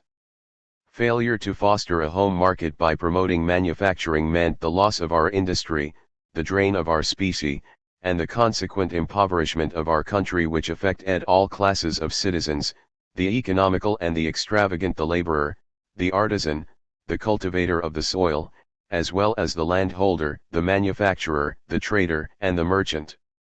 Under these conditions debts could not in general be collected, property could not be sold but at enormous sacrifices. And capitalists had thus an opportunity of aggrandizing themselves at the expense of the middle class of society to an incalculable extent.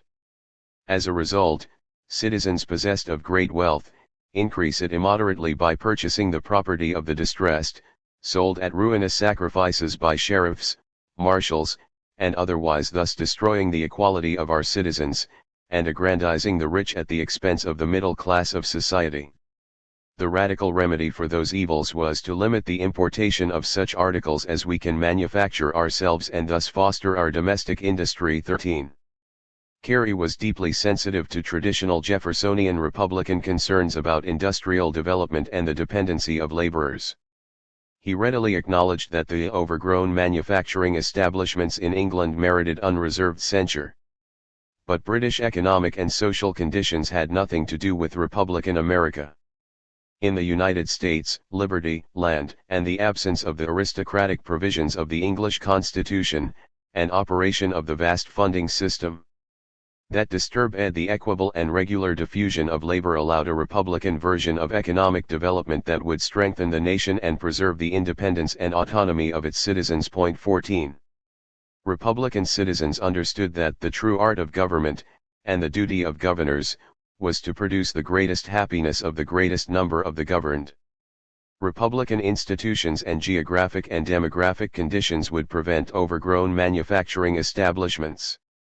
In Republican America, the facility of acquiring landed property has been uniformly so great, and the inducement to take an independent grade in society is so powerful, that the laborers and hired people of all descriptions, having universally had such liberal wages, that by economy they might in a few years save enough to buy farms, have been at all times, with hardly an exception, scarce and in demand. Employers, therefore, have held their hired people in a very precarious tenure. The latter knew their own value, and would not submit to harsh treatment.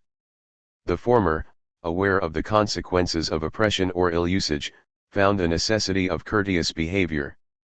The steady operation of both the causes has produced the delightful state of society, as regards the wealthy and those in humble life, in which the one would not dare to oppress, and the other would not submit to oppression. 15.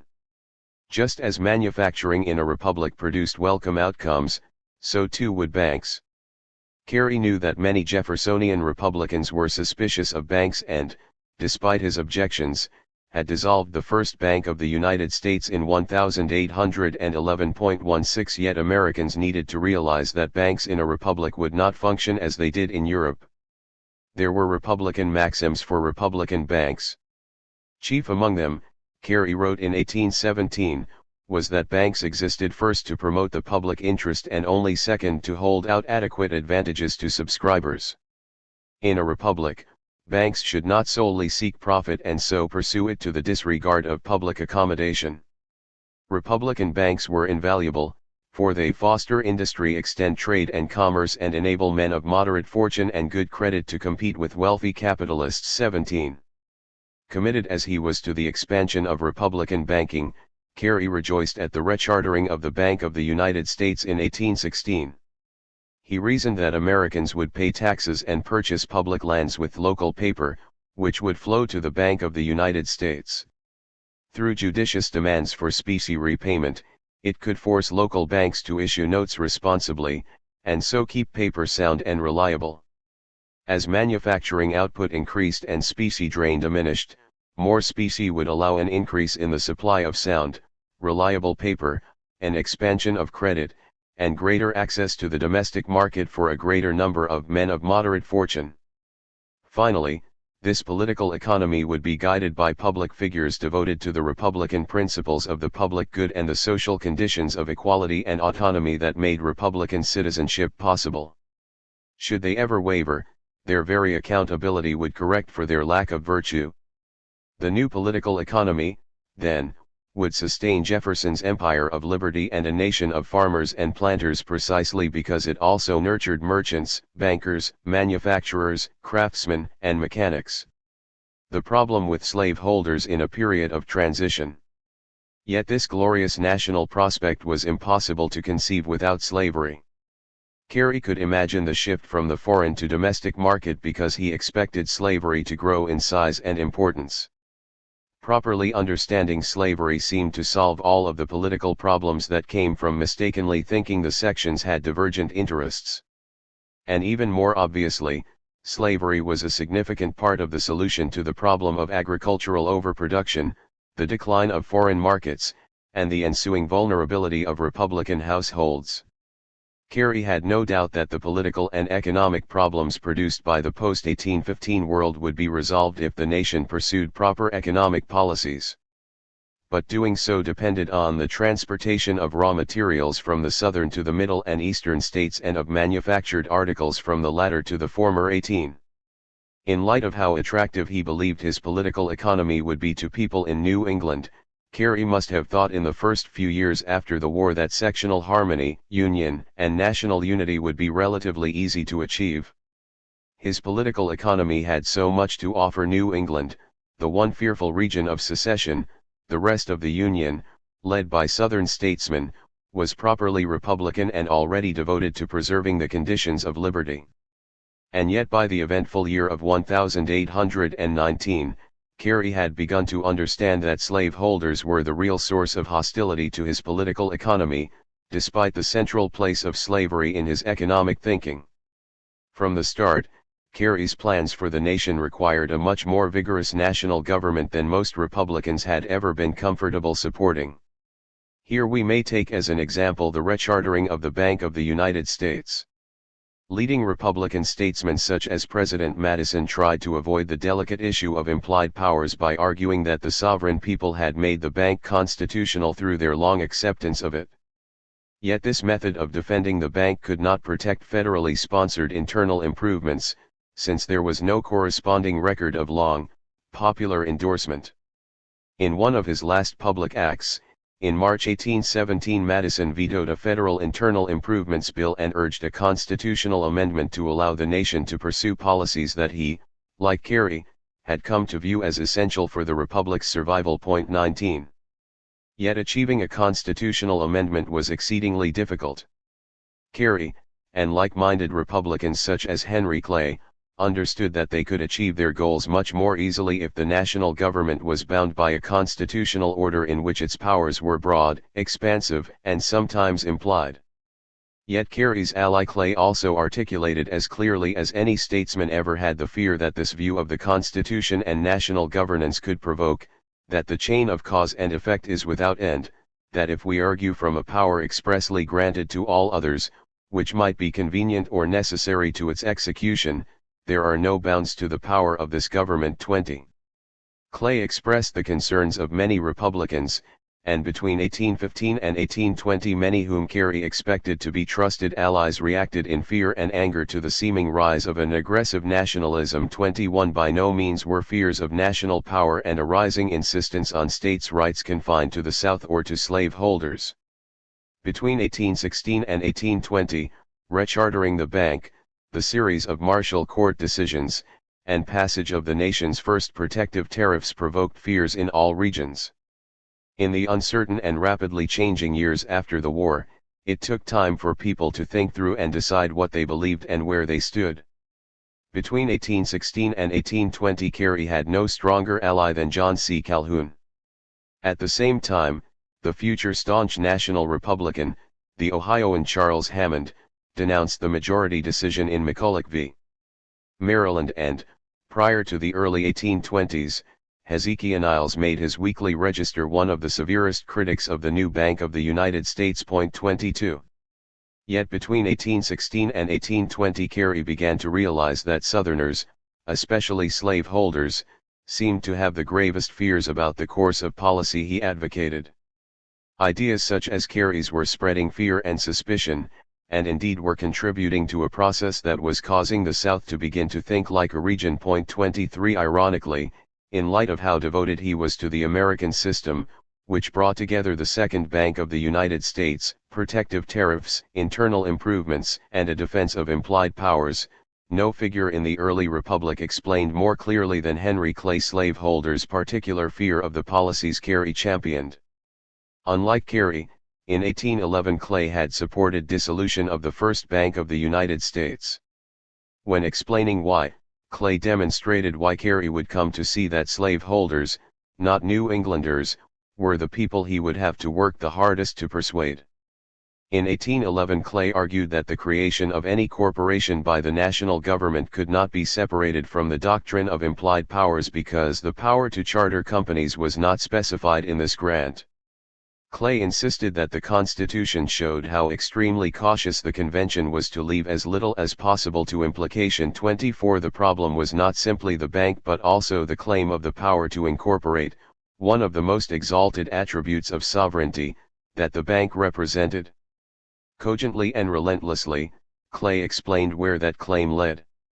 A corporation was a splendid association of favored individuals taken from the mass of society, and invested with exemptions and surrounded by immunities and privileges. If the awesome power to create a corporation existed in the national government, which acted from a great distance on states and localities, then the power to grant corporate charters would extend directly from the distant national government to privileged entities within the states, entities that were free to bargain and make contracts. Corporations' rights to freely contract could bypass and be insulated from the municipal powers of regulation, enforcement, and local policing possessed by the localities and states in which they acted. Once the national government established a corporate body enjoying many of the rights of citizens, a corporate body that potentially existed beyond the regulation of the locality in which it conducted its affairs, that corporation might undermine purely local and state laws and institutions that were not explicitly sanctioned by the Constitution or federal statute. Therefore, Clay insisted that the states have the exclusive power to regulate contracts, to declare the capacities and incapacities to contract, and to provide as to the extent of responsibility of debtors and creditors. In case any missed the subtlety of his logic or the nature of his fears, Clay made his point explicit. If the national government could charter a corporation, if Congress have the power to erect an artificial body and say it shall be endowed with the attributes of an individual, if you can bestow on this object of your own creation the ability to contract, may you not, in contravention of states' rights, confer upon slaves, infants, and femme covert the ability to contract. 25 Clay's remarks showed how quickly the effort by the national government to charter a corporation led to questions of constitutional governance, questions that could not be separated from issues of local authority, a matter that was virtually impossible to disentangle from the regulation of slavery. As long as slaveholders insisted that they alone could make decisions about an enormous group of people residing within the United States, policies that depended on more open-ended and expansive views of the power of the national government sooner or later would become arguments about slave law and the regulation of slavery. 26. Clay was far less anxious and extreme than most slaveholders on these matters. Connections that he could make so easily were made even more stridently by others. Some opposed the Second Bank of the United States as a matter of banking policy. But increasingly after 1816, as writers like Carey popularized an all-encompassing and interconnected approach to the nation's political economy, an approach that depended in part on the growth of federal power, the connections Clay probably regretted having made so forcefully and so well became the basis for opposing the policies that he and Carey championed. 27 Between 1815 and 1820 many Southerners began to make connections as easily as North Carolina Congressman Nathaniel Macon did in 1818. When he exclaimed, "Examine the Constitution of the U.S. and then tell me if Congress can establish banks, make roads and canals, whether they cannot free all the slaves in the U.S. For Macon, it was pointless to deny that if Congress can make canals, they can with more propriety emancipate. 28 By 1819 such connections were becoming the basis for an emerging regional political philosophy. Panic and crisis. For Carey, the Panic of 1819 underscored that the Republic needed a high protective tariff, a systematic national policy of internal improvements, and the Second Bank of the United States. Carey argued that the conditions of 1819 resulted from overproduction in agriculture and a weak paper currency vulnerable to depreciation, conditions caused by an insufficiently protective tariff, the paucity of domestic manufacturing, and a home market too small to meet the nation's needs. 29 The destruction of the Panic frustrated Carey, who did not doubt that sound policy would have averted 3/4 of our sufferings. 30 Yet as he looked back on the previous 5 years, Carey could not ignore that the efforts to prevent protection, to cripple the Bank of the United States, and to thwart nationally sponsored internal improvements came predominantly from Southern states and were led by slave-holding statesmen. Carey's ideas for how to sustain the Republic required a home market that relied on the labor of slaves and that promoted manufactures purchased in substantial quantities by slave owners.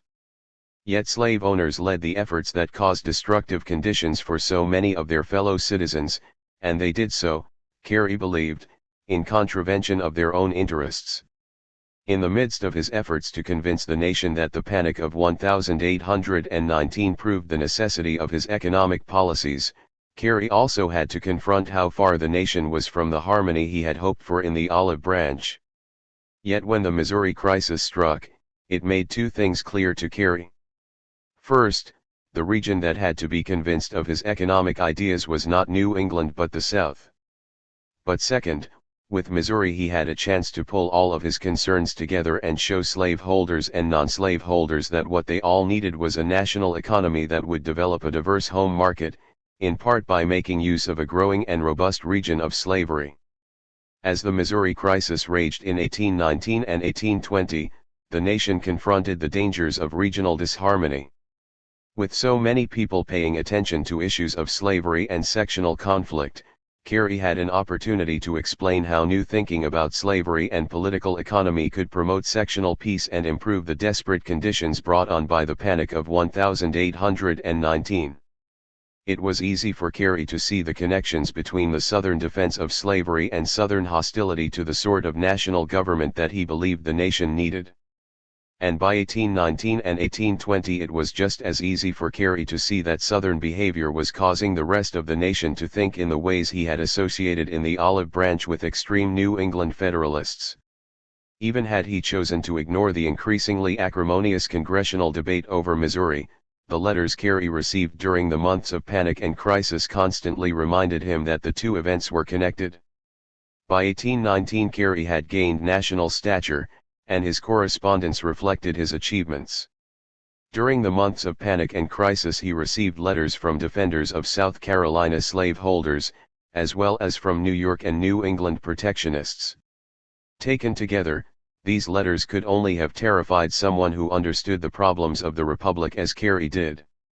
One correspondent, Stephen Eliot of Charleston, explained to Carey why South Carolina opposed the tariff.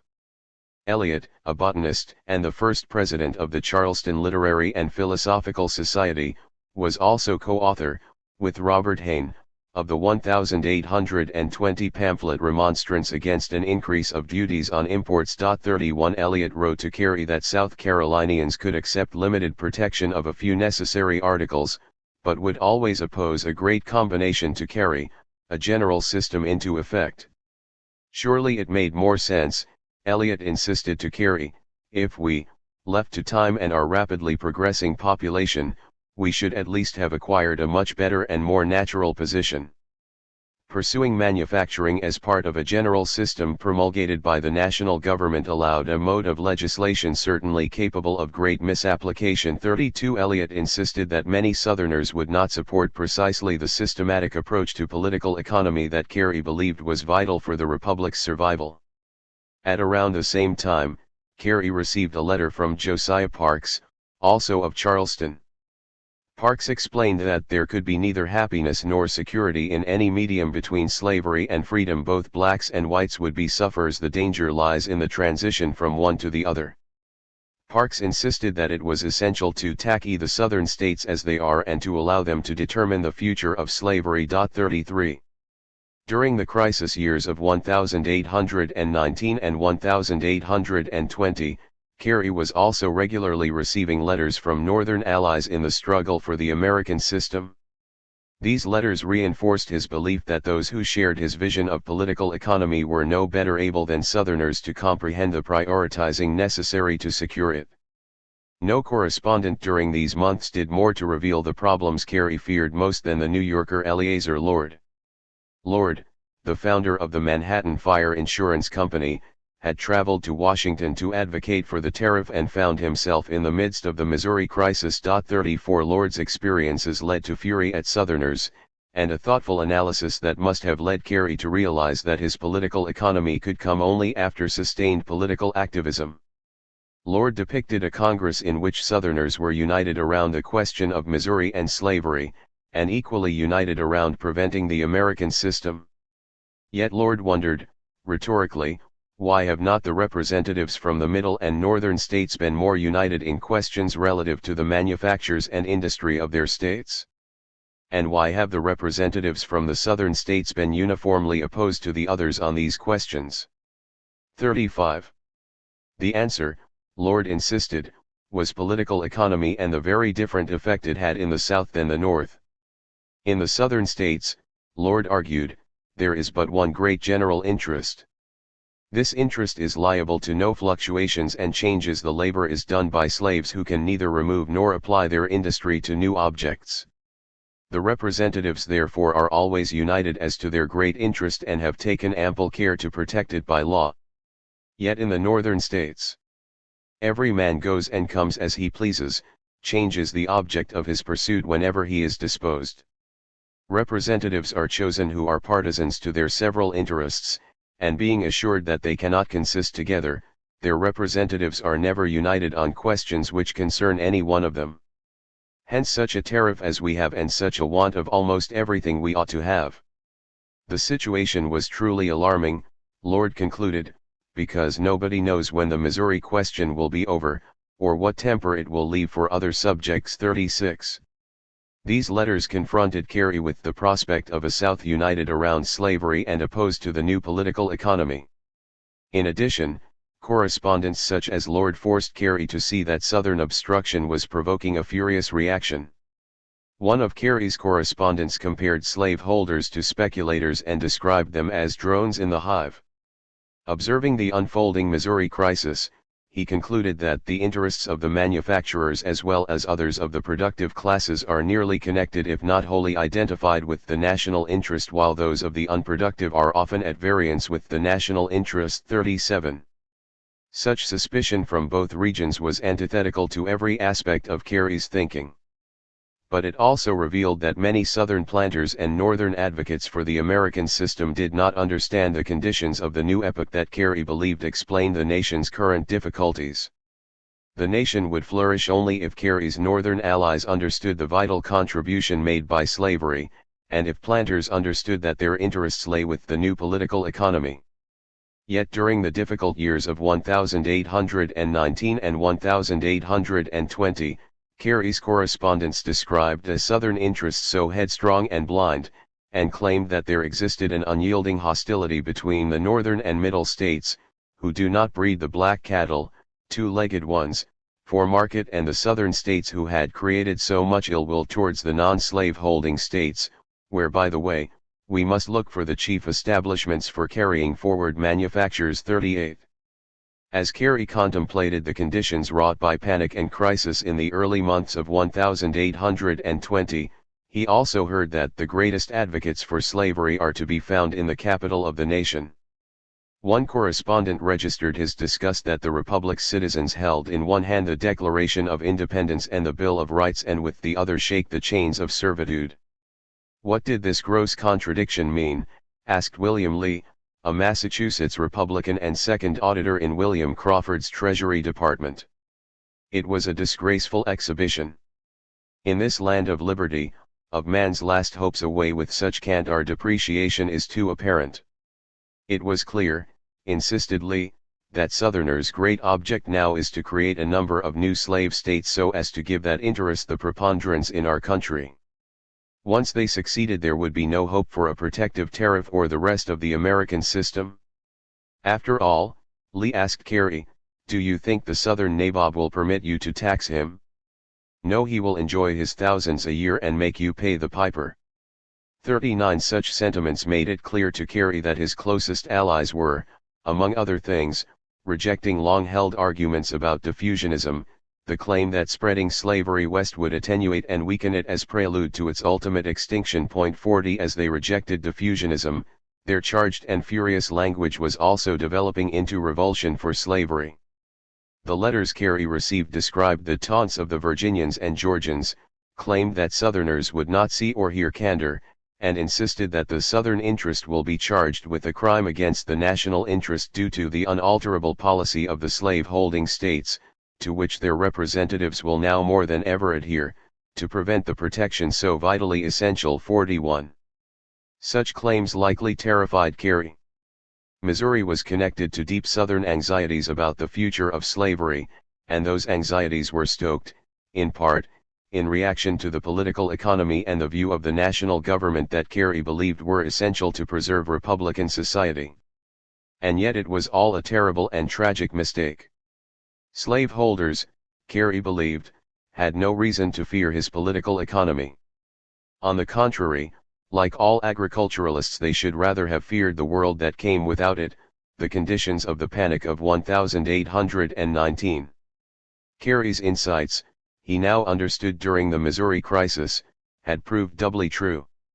In his conception of political economy, a growing domestic market had always assumed, and depended on, a vast number of slaves as producers and consumers, though involuntary ones. But now, in the messy world of politics and policy, the dependence of his political economy on the commitment of slaveholders was true for a second reason. Unless Southerners led by slaveholders could be convinced to think differently, they would thwart the new political economy, and so doom Jefferson's empire of liberty. The Missouri crisis galvanized Carey to speak clearly about race and slavery in the Republic in a way that few achieved before the development of the positive good thesis. Carey seized the opportunity to explain why slavery should expand west, and why his northern friends and colleagues should stop worrying about the mounting evidence that slavery would continue to grow in size and importance. By 1820 Carey had lived through more than a year of ruinous economic disaster that he believed his economic policies could have prevented. As the Missouri crisis began to rage again in 1820, Carey published the sorts of ideas that could provide the intellectual justification for an enduring slave-holding republic. In considerations on the impropriety and inexpediency of renewing the Missouri question, Carey, the good Republican, began by almost reflexively describing slavery as a pernicious evil. And yet for any who wanted to think about slavery as something else, the remainder of the pamphlet taught them how to do so. Missouri, Carey argued, involved the fate of a nation that needed union and the new political economy in order to establish the empire of liberty. Since the Missouri crisis threatened disunion, citizens had to decide whether this great and admirable republic is to remain united and prosperous, a monument of the beauty and efficacy of free institutions, or to be violently resolved into its original elements, and to become the theater and prey of a fierce intestine conflict. 42. Carey insisted that the freedom and comfort of the African race are objects worth a strenuous effort to obtain, but if they are to be bought at the expense of the peace and happiness of the country, the price is too great. Sectional conflict over Missouri could destroy union and the new political economy, and so provide the possible destruction of our happy republic, the source of prosperity and comfort to millions of a better race. 43. Here Carey provided new thinking for a new epoch. Whether slavery eventually disappeared or not, the nation would remain a monument to free institutions as long as it created a strong national government that pursued a proper political economy. If it did so, it would ensure the happiness of the better race, and that was the only measurement for judging free institutions worthy serious consideration. Furthermore, those free institutions were meant exclusively for the better race. Since free blacks were depraved in their morals, debased in intellect, and unqualified to perform the duties of citizens, free, republican institutions, such as those in Missouri, deserved no bad marks for excluding them. The condition of free blacks suggested that blacks were fit only for slavery. Missouri had every right to ban free blacks because the only object contemplated by the Constitution was the placing of white citizens of each state on the same footing. Addressing directly the charge that Missouri's ban of free blacks violated the Privileges and Immunities Clause, and echoing the concerns of Josiah Parks, Carey explained that with the knowledge we possess of the opinions and views of the Southern members of the convention, it is difficult to believe that it could have been their intention to include free Negroes among the number of citizens to which this clause of the Constitution refers. The reason was obvious. It was the sensible policy of slave owners to shut them out from their confines. Nothing could be more dangerous to their power over the slaves, than the residence among them of free Negroes, with the privileges of citizens. The greater the privileges and immunities bestowed on this class by some of the free states, the stronger reason would there be for the slave states to refuse them an equality of privilege. It would seem probable, therefore, that the only object contemplated by the Constitution was the placing of white citizens of each state on the same footing. Blacks when slaves were essential to the Republic, free blacks had no place in it. Indeed, the nation and its free institutions were safest with free blacks absent. That did not change, suggested Carey, whether slavery was legal or illegal in any given state. Even if Missouri's Constitution violated the nation's, this may perhaps be deemed a case in which a contravention of one of its articles, if ever allowable, might with some propriety be winked at. 44. Americans could properly judge the effectiveness of republican institutions, suggested Carey, by measuring the extent to which the better race enjoyed the material conditions necessary for independence and citizenship. If the nation pursued the new political economy, citizens would enjoy their republican birthright. The enslavement of millions, lamentable though it might be, assisted citizens in living as they deserved. The Missouri crisis would help to clarify that the peace and prosperity of 8 millions of freemen and Christians may not rightfully be sacrificed to promote the welfare of 1.5 million slaves. 45. That Carey was saying something distinct about the future of slavery in the Republic can be seen by comparing his discussion of Missouri to Jefferson's response to the crisis. Most famously, Jefferson called it a fire bell in the night, and is often given credit for prescience. But more revealing was a letter he sent to Albert Gallatin 9 months after the fire bell comment. Here Jefferson insisted that the Missouri crisis had nothing to do with the concern many felt about slavery spreading west. The true anti-slavery position was to support slavery's westward expansion. For, insisted Jefferson, the removal of slaves from one state to another, no more than the removal from one country to another, would never make a slave of one human being who would not be so without it. Indeed, if there were morality in the question, it is on the other side, because by spreading them over a larger surface, their happiness would be increased, and the burthen of their future liberation lightened by bringing a greater number of shoulders under it. 46. Despite Jefferson's diffusionism, the letters Carey was receiving showed him how unpersuasive diffusionism was becoming to Northern advocates of restriction in Missouri. Carey himself was clearly rejecting diffusionism. By supporting slavery in Missouri, he had chosen between the needs of slaves and free blacks and those of the better race. Since he believed he had to make this choice, clearly choosing the freedom and comfort of the African race would have meant supporting restriction. By 1820, Carey did not think that spreading slavery west would have any effect other than to further entrench the institution in the Republic.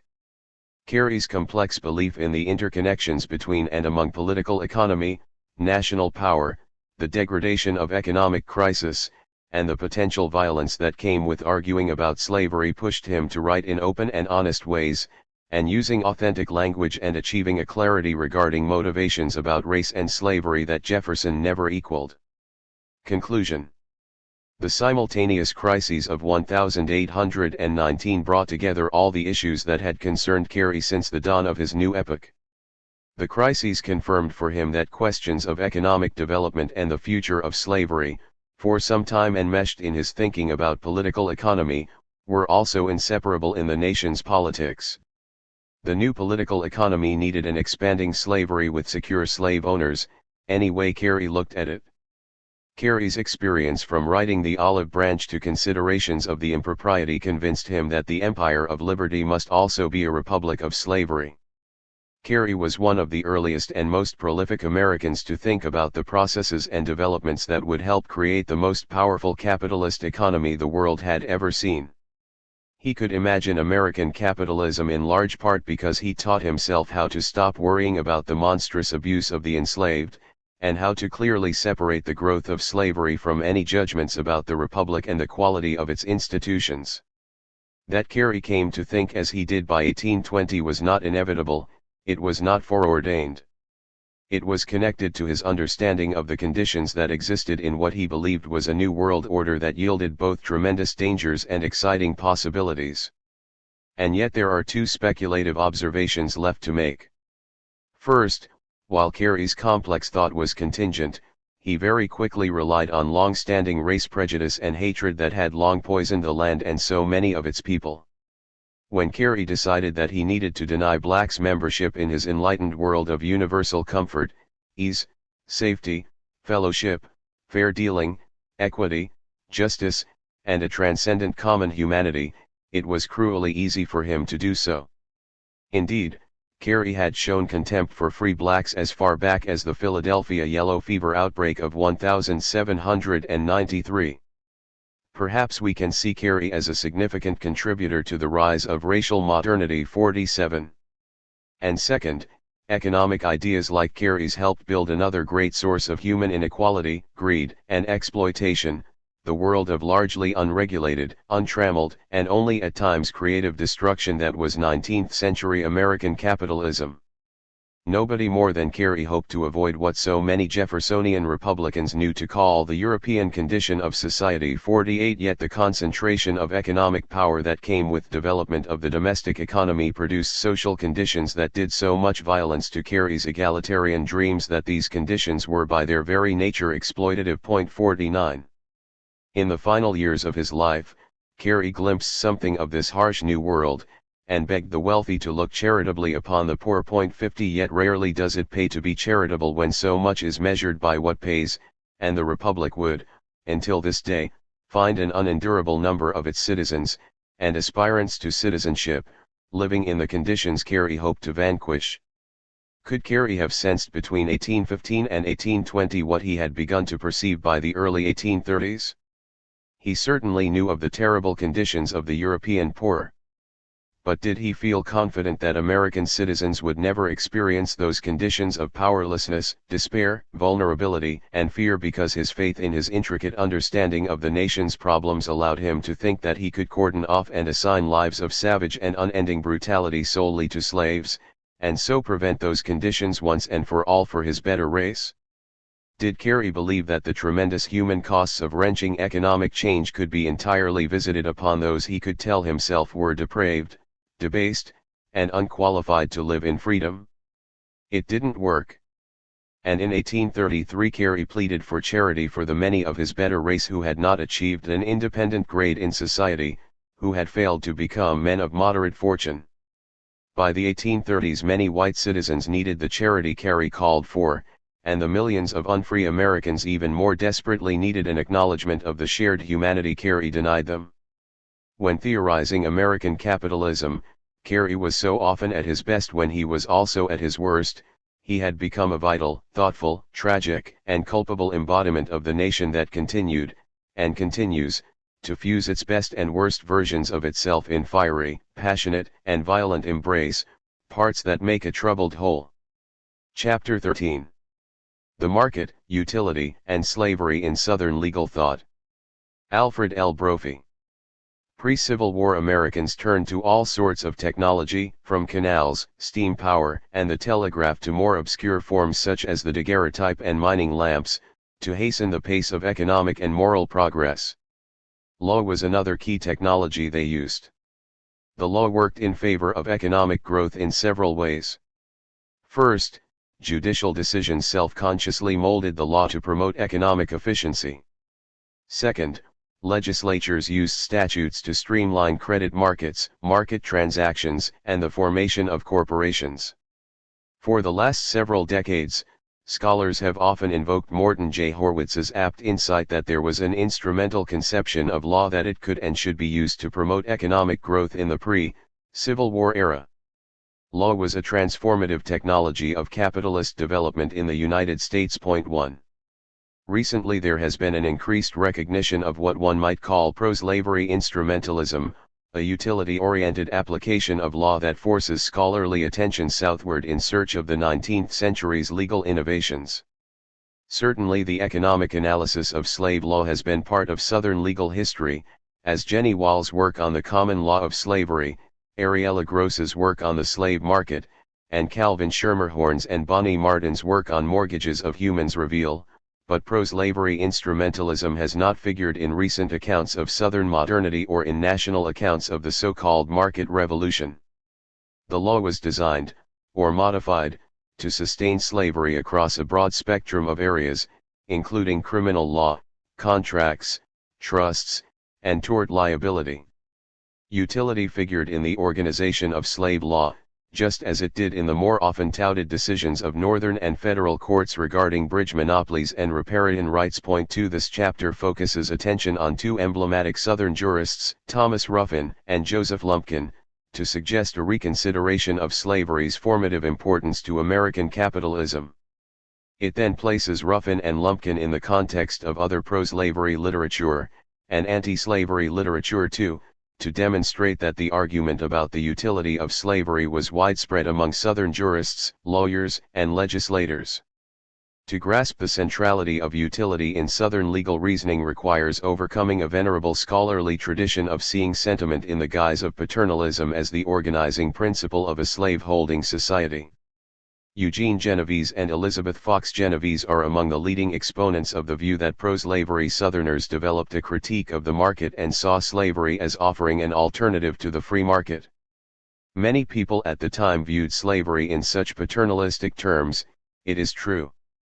Thomas Cobb's An Inquiry into the Law of Negro Slavery, for instance, drew on the common trope that slaves were treated better than white workers who were subject to the vicissitudes of the free market. Likewise, Georgia Supreme Court Justice Joseph H. Lumpkin spoke in 1850 to the South Carolina Institute about the virtues slavery brought to enslaved people. The universal view of the South now is, that the spectacle of 300,000 barbarians, emerging, under the mild and humane treatment of their owners, into near 4 millions of civilized Christians, is not only without parallel in the history of the African race, but of the whole world. On July 24, 1850, David S. Kaufman, who then represented Texas in the U.S. House of Representatives, delivered an address to the joint Whig and Cliosophic literary societies at Princeton that was similar to Lumpkin's in its talk of the virtues of slavery. "In no country on earth is the African as happy," Kaufman said, "as useful to himself or to the country he inhabits, as the Southern slave. Our inestimable slavery confers unnumbered blessings upon the black man as well as the white." In the 1850s, much of the public discussion of slavery in the South was about the virtues of it for the slaves rather than the benefits to the enslavers. Point 3. Behind such rhetorical posturing, however, was a legal system that organized slavery to the great benefit of slaveholders. The Constitution and federal statute law supported property rights in slaves, as Southerners repeatedly said during debates over secession. Courts vigorously prosecuted slaves who sought to undermine the institution through rebellion. The common law provided a well-functioning market with a robust and sophisticated contract law that protected the rights of sellers and buyers, as well as providing a well-functioning credit market with mortgages on human beings. Moreover, it enforced trusts that facilitated the management of enslaved people and provided for insurance to spread the risk of slave ownership. The common law's considerations of utility were routinely used to justify laws to protect owners at the expense of slaves and non-slave-holding whites. Decisions protected the interests of slave owners by limiting their liability for harm caused by slaves while also limiting the liability of hirers of slaves for their treatment of slaves and for injuries that slaves received during the hire, for instance. Point 4. Pro-slavery instrumentalism draws particular strength from recent efforts to understand slavery as a property regime as well as a labor regime. Such scholars as Gavin Wright, Robin Einhorn, and James Houston have drawn our attention to this, as did numerous Southern jurists. With this frame, it is hardly surprising that pro-slavery jurists placed utility at the center of their jurisprudence as much as their Northern counterparts did in this key era of capitalist transformation. Indeed, a national synthesis becomes vivid when one moves from the realm of judicial writing to a broader array of cultural production gesturing toward rule of law, protection of property, and social stability. Ultimately, then, we need to remember that, in contrast to the simultaneous rise in humanitarian, anti-slavery sentiments with capitalism that the intellectual historians David Bryan Davis and Thomas Haskell have identified, there was also a pro-slavery law of the market. The intensification of market relations was not always a solvent upon the chains of slavery. Just as easily, the legal regime of the market could fasten those binds tighter. For, as Ralph Waldo Emerson recognized in the wake of the Fugitive Slave Act, law was among the many forces aligned against the enslaved. The learning of the universities, the culture of the eloquent society, the acumen of lawyers, the majesty of the bench, the eloquence of the Christian pulpit, the stoutness of democracy, the respectability of the Whig Party are all combined, Emerson said, in the mission of kidnapping a fugitive slave. The legal system proved particularly effective in supporting slavery and the market. Point 5. When legislators in the South discussed the future of slavery, they often focused on the right to property. When the Virginia House of Delegates debated a gradual abolition proposal in the spring of 1832 in the wake of the Nat Turner Rebellion, those who opposed the vague proposals warned of the dire consequences to disturbing any property rights. "Property is the very ligament which binds society together," said Representative James Golson. "Without this principle, there is no civilization, no government." This was a common theme espoused by pro-slavery thinkers. Attacks on slaves as property were only the beginning. All social relations and property rights were vulnerable. Representative Kaufman warned his Princeton audience that reform threatened institutions other than slavery. The present framework of society will be totally disorganized, property declared theft, and agrarianism, communism, Fourierism, and socialism will supplant the present order of things. Anarchy and bloodshed close the horrific picture.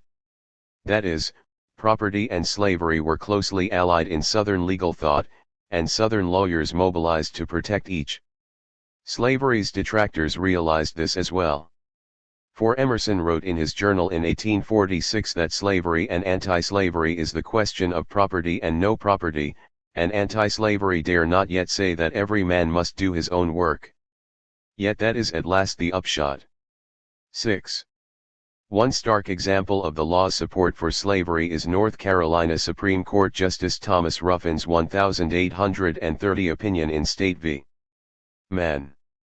Ruffin released John Mann, the renter of a female slave, from criminal liability for abusing and then shooting her. Though Ruffin began by lamenting the struggle, in the judge's own breast between the feelings of the man, and the duty of the magistrate, he advanced a series of rationales for why there could be no criminal liability for abuse of a slave in a white person's custody. Slaves will almost certainly perceive their situation as unjust. What moral considerations, Ruffin asked rhetorically, would be addressed to such a being, to convince him what, it is impossible but that the most stupid must feel and know can never be true. To expect a slave thus to labor upon a principle of natural duty, or for the sake of his own personal happiness, was unrealistic. Here Ruffin adopted a rule because he believed that slaves would not accept their position in Southern society unless they were compelled to by force. Such services can only be expected from one who has no will of his own, who surrenders his will in implicit obedience to that of another. Such obedience only arises when the master has uncontrolled authority over the body. 7. Ruffin's candid statement was extraordinary for its honesty and for its understanding that slaves would not abide by the Southerners' moral philosophy, which taught that slaves should be content with their low place.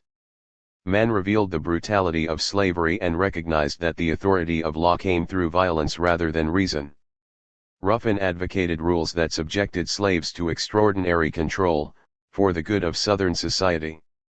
Moreover, Ruffin followed a rule laid down by the community, which gained further strength because it was dictated by the needs of the community. Even though he claimed discomfort with the decision, Ruffin upheld the possessor's power, for no other rule could operate to produce submission of slaves to masters. 8. The opinion was thus part of the belief that antebellum judges were constrained by duty to uphold the society that surrounded them and that they could not change those rules. The centrality of the utilitarian and instrumentalist impulses appeared again in the conclusion. This we do upon the ground that this dominion is essential to the value of slaves as property, to the security of the master, and the public tranquility. In short, uncontrolled authority over the body of the slave was necessary to preserve slavery and Southern society. The opinion thus represents the triumph of a pro-slavery instrumentalism, a cold calculation of the benefits from the rule Ruffin adopted and the costs involved in choosing another path. It was the fruit of the utilitarian calculus that governed American judges. 9. Judges frequently engaged in utilitarian, economic, analysis in their opinions. In Heathcock v.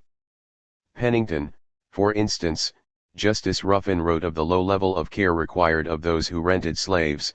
A slave, being a moral and intelligent being, is usually as capable of self-preservation as other persons. Hence, the same constant oversight and control are not requisite for his preservation, as for that of a lifeless thing, or of an irrational animal. Ruffin, then, absolved an operator of a mine shaft of liability to his owner for the death of a young slave who was employed there and had, late at night, fallen into the shaft and died. Heathcock was part of the emergence of a modern tort law, which left the owner of a slave with a limited remedy and facilitated the operation of the mine at a low cost. The mine had to keep operating 24 hours a day, and someone had necessarily to perform at those times. No one could suppose that the boy, knowing the place and its dangers, would incur the risk of stumbling into the shaft by not keeping wide awake. It was his misfortune to resemble the soldier sleeping at his post, who pays the penalty by being surprised and put to death. 10. Similarly, in Parham v. Blackwelder, Ruffin further explored the nature of slaves' personality and the law's need to decouple an owner's liability from torts committed by her slaves. Parham arose when a slave owned by Amelia Parham cut wood and carried it away from Elizabeth Blackwelder's property. There was no precedent supporting an owner's liability for the intentional torts of their slaves. Ruffin found that there was no liability, given the nature and extent of slavery. We believe the law does not hold one person answerable for the wrongs of another person.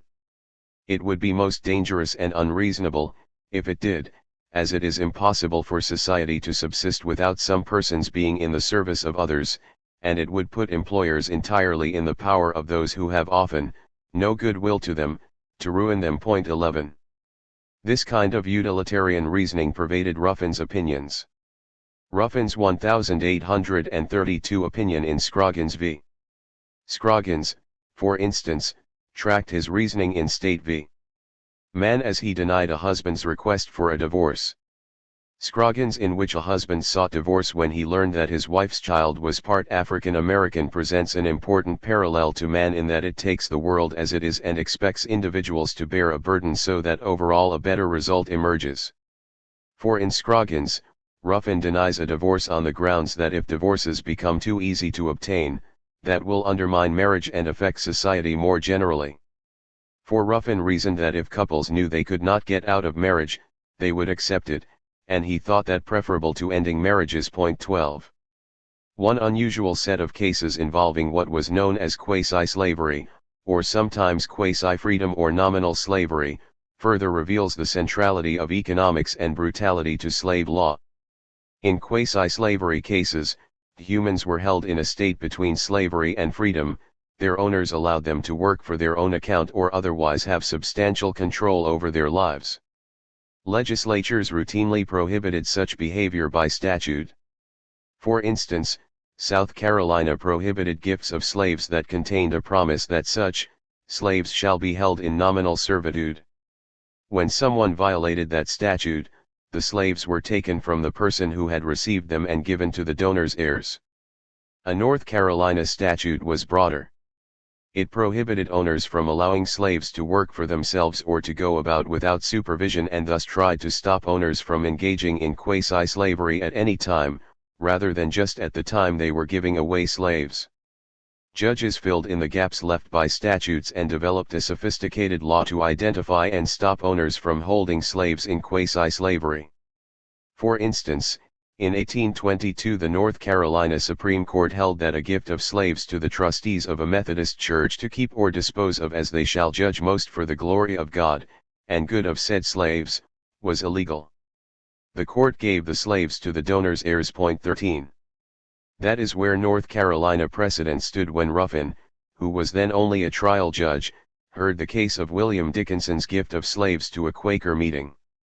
After Dickinson's death, his son had possession of the slaves and refused to hand them over to the Quaker Society. The Quakers lost before Judge Ruffin because they apparently planned to allow the slaves to work for their own account and did not seem to be otherwise interested in controlling the slaves. On appeal, William Gaston, who later served on the North Carolina Supreme Court and made mildly anti-slavery comments at a graduation address at the University of North Carolina in 1832, represented the Quakers. Gaston argued that it did not matter how the Quakers were treating the slaves. No man is obliged to make a profit of his slaves, Gaston argued. But the North Carolina Supreme Court concluded that owners were obliged to make money out of slaves, or at least not allow them to have essentially their freedom. If that law could be eluded by transferring slaves to the society, there is no foreseeing to what extent the mischief might be carried, Justice Leonard Henderson wrote. Numerous collections of slaves, having nothing but the name, and working for their own benefit, in the view and under the continual observation of others who are compelled to labor for their owners, would naturally excite in the latter, discontent with their condition, encourage idleness and disobedience, and lead possibly in the course of human events to the most calamitous of all contests, a bellum serval. A dissenting justice saw it differently. He thought that owners had broad discretion to govern their slaves. That dissent shows just how much the majority saw the state's interest in control over slaves and how much the majority was willing to impose control on owners. 14. On the North Carolina Supreme Court, Ruffin dealt with a number of cases of quasi-slavery. In 1849 he invalidated a gift of slaves from one neighbor to another. The neighbor had agreed to let the slaves manage their own time, which Ruffin saw as allowing them quasi-freedom. The donor's heirs ended up with title to the slaves. Ruffin began by noting the fundamental right of countries to protect themselves from dangers to health or morals. Ruffin's opinion revealed a stark contrast between the rights of slave owners to use their property as they liked and the community's interest in policing the boundaries of slavery. The community's interest won in this case, as it did in many others. 15 The cases on quasi-servitude have received little attention, but they penetrate to the heart of the issue for slave law. As the Florida Supreme Court concisely stated during the Civil War, our law recognizes no other status than that of absolute freedom or absolute slavery. Those who failed to keep the chains fastened tightly on enslaved people put the system of slavery at risk. 16. Perhaps the most vocal support for the pro-market rules among Southern jurists came from Joseph Henry Lumpkin of Georgia. Lumpkin embraced the market and an economic analysis of common law rules to limit liabilities of corporations, limit workers' rights of recovery against employers, and limit also what many saw as monopoly privileges. In his 1850 address to the South Carolina Institute, for instance, he summarized the ways to bring progress to the region. His advice stretched from better popular education to further development of manufacturing. He suggested, for instance, that South Carolina look to her own laws, in order that labor, capital, and population may be invited within her borders. He praised corporations in particular for their work at internal improvement. Associated wealth is, in no small degree, the cause of modern civilization. 17 Corporations, then, like slavery, were pillars of modern civilization. The next year, Lumpkin's decision in Shorter v. Smith illustrated his attitudes toward respectful but careful treatment of corporations by narrowly construing the rights given by a charter. In Shorter, a ferry operator requested an injunction to stop the building of a nearby bridge. The ferry operator had a charter from the state. The question then became how to interpret that charter. Did it grant an exclusive license? And if so, did that license prohibit competing bridges or only other ferries? Lumpkin distinguished English precedent, which suggested that ferry franchises were construed as excluding competition, by reference to American values of the free market. In England, and other countries, which are governed by force, the performance of public duties by innkeepers, owners of bridges and ferries, and sea, can be coerced by the enforcement of legal penalties. Not so here. We have, and in the very nature of things can have, no other protection, but that which results from free and unrestricted competition. 18 Without an explicit grant of a monopoly, Lumpkin found it inappropriate to read one into the grant. That narrow construction of grants owed much to Chief Justice Roger Taney's 1837 decision in Charles River Bridge, which Lumpkin quoted extensively. Lumpkin agreed completely with Taney's conclusion that the grant of a public road, bridge, or ferry, confers the right to construct the improvements only, and to receive certain rates of tolls, but does not carry with it exclusive privileges, where none such are expressly given. Lumpkin presented the case as an easy one, established not just by logic but by an unbroken line of precedent as well. For there was a uniform understanding of our people, that if the grantee intended to secure himself from competition, he must obtain a provision to that effect in his grant. Recent legislation showed, moreover, a hostility to monopolies. All persons were permitted to establish ferries and erect bridges on their own land. 19 Lumpkin framed his opinion in the language of competition. It was part of the accommodation of private rights with the growing economy. In another charter interpretation case, McLeod v. Savannah, Albany, and Gulf Railroad, Lumpkin again recalled that change was an element of life. Old things must give place to new. The forest must yield to the waving harvest and golden fruit, the red man of the woods to the sturdy and stalwart Saxon, the turnpike to the canal, and both to the railway. The charter that had granted exclusive right to a toll bridge decades ago did not extend to prohibit a nearby railroad bridge. If the company's profits have been impaired by this new mode of travel and transportation across rivers and morasses, they stand in no worse situation, and are no more entitled to compensation, than are thousands of individuals throughout the land, who are daily subjected to losses and ruin by new inventions and improvements, Lumpkin concluded. Point 20. Similarly, Haywood v. Mayor and alderman of Savannah struck down a restriction on the amount of fish that could be purchased in the Savannah market. The restriction was a restriction on trade, which Lumpkin thought inappropriate. The market should prevail, let the race and the battle be to the swift and the strong.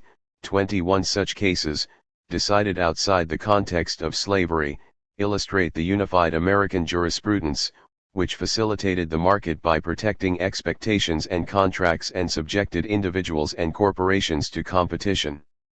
One other place to observe the consistency in attitudes toward the market and labor between Northern and Southern judges is the fellow servant rule, first introduced in the 1830s in the United Kingdom and quickly adopted throughout almost all of the United States. The idea was that employees did not have a right to sue their employers for injuries caused by fellow workers.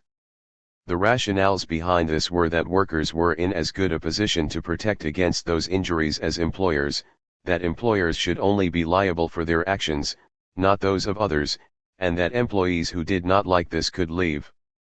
The fellow servant rule absolved corporations of much of their liability in hazardous industrial settings. It also left workers with little protection. This was the world of free contract that Southerners so frequently criticized in their pro-slavery literature, the cruelties of the market leaving little protection against employers, corporations, and industrialization. In 1854, Lumpkin followed other courts in concluding that a worker who suffered injury through the fault of a co-worker had no claim against their common employer. In that case, a railroad worker's son, who was riding on the train with him, died in a train wreck that was caused by another worker's negligence. Lumpkin followed prior precedents, including Massachusetts Chief Justice Lemuel Shaw's opinion in Farwell v. Boston and Worcester Railroad. Point 22. That Lumpkin saw the issues in similar terms to Shaw illustrates how unified American jurisprudence was when it came to workers' rights against employers. It also illustrates the dominant ethos that injuries should be borne by the workers who suffered them rather than by the employer, who might have had at least an equal opportunity to protect workers against them. The fellow servant rule is a prime example of the way that American jurisprudence, North and South, was concerned with the promotion of economic development. One might also recall here that though Lemuel Shaw in 1836 wrote the Commonwealth v. Avy's opinion that freed a slave who traveled with her owners to Massachusetts, in 1851 he refused a habeas corpus request for Thomas Sims, a fugitive slave. Thus, Lumpkin and Shaw were bound in many ways by adherence to the economic reasoning that protected employers over employees and by adherence to a federal law of slavery. It is worth recalling here that dominant ideas in the United States were of classical liberalism and the strong protection of property rights, which promoted a vigorous market, and adherence to the rule of law, which lent further stability to that market. This also fits with Drew Faust's observation that Northerners and Southerners agreed on a great deal of moral philosophy. Point 23. Yet slaves occupied a different position from that of free workers. In the 1846 case of Scudder v. Woodbridge, Lumpkin decided that the fellow servant rule did not apply to slaves. Lumpkin turned to a basic economic analysis. Liability had to be imposed on the employer of the slave in order to give an incentive to protect the slaves from danger. If the employer were not liable, there would be no incentive to protect slaves from harm. If there were no liability, Lumpkin feared, the life of no hired slave would be safe. 24. Lumpkin's general interest in the promotion of economic development and inefficiency appears also in cases where owners attempted to free their enslaved human property. His opinions reveal the interplay of legislation, precedent, and the influence of public policy, with a particular emphasis on the good of the community. For the Georgia legislature established the broad framework for owners who wanted to emancipate enslaved human property in 1818. That statute prohibited the freeing of people inside the state, but left open the right of owners to take enslaved people outside the state and free them. A series of decisions then had to interpret how that legislation affected the right of owners to dispose of their human property, as well as the state's general policy that was in favor of restricting emancipation, restricting the number of free black people, and maintaining control over Georgia's population of both free and enslaved African Americans. Lumpkin's first major opinion on this matter came in 1848 in Vance v. Crawford. He upheld a will that allowed 3 slaves to choose to migrate to Liberia and be free. Lumpkin found this consistent with Georgia's policy, but he went on to observe it not permissible to free slaves within the state. State policy prohibited emancipation in the state. Freed slaves would pose a danger to the white community. They are incapable of taking part with ourselves, in the exercise of self-government, Lumpkin wrote. He invoked the divine sanction for the Georgia government and again wrote about the virtues of slavery to the enslaved. Lumpkin believed the United States was a model empire for the world, where God in his wisdom planted on this virgin soil, the best blood of the human family. In the United States slaves would have a better life than elsewhere, they would even have a better life than many white workers. For Lumpkin believed that the condition of our slaves, is infinitely better than it would have been, but for this very system of bondage, better than the lower orders in Europe, and better far than it would be, if they were emancipated here. Over the next dozen years Lumpkin revisited several times wills that freed slaves, and while he regularly upheld the wills, he increasingly criticized emancipation.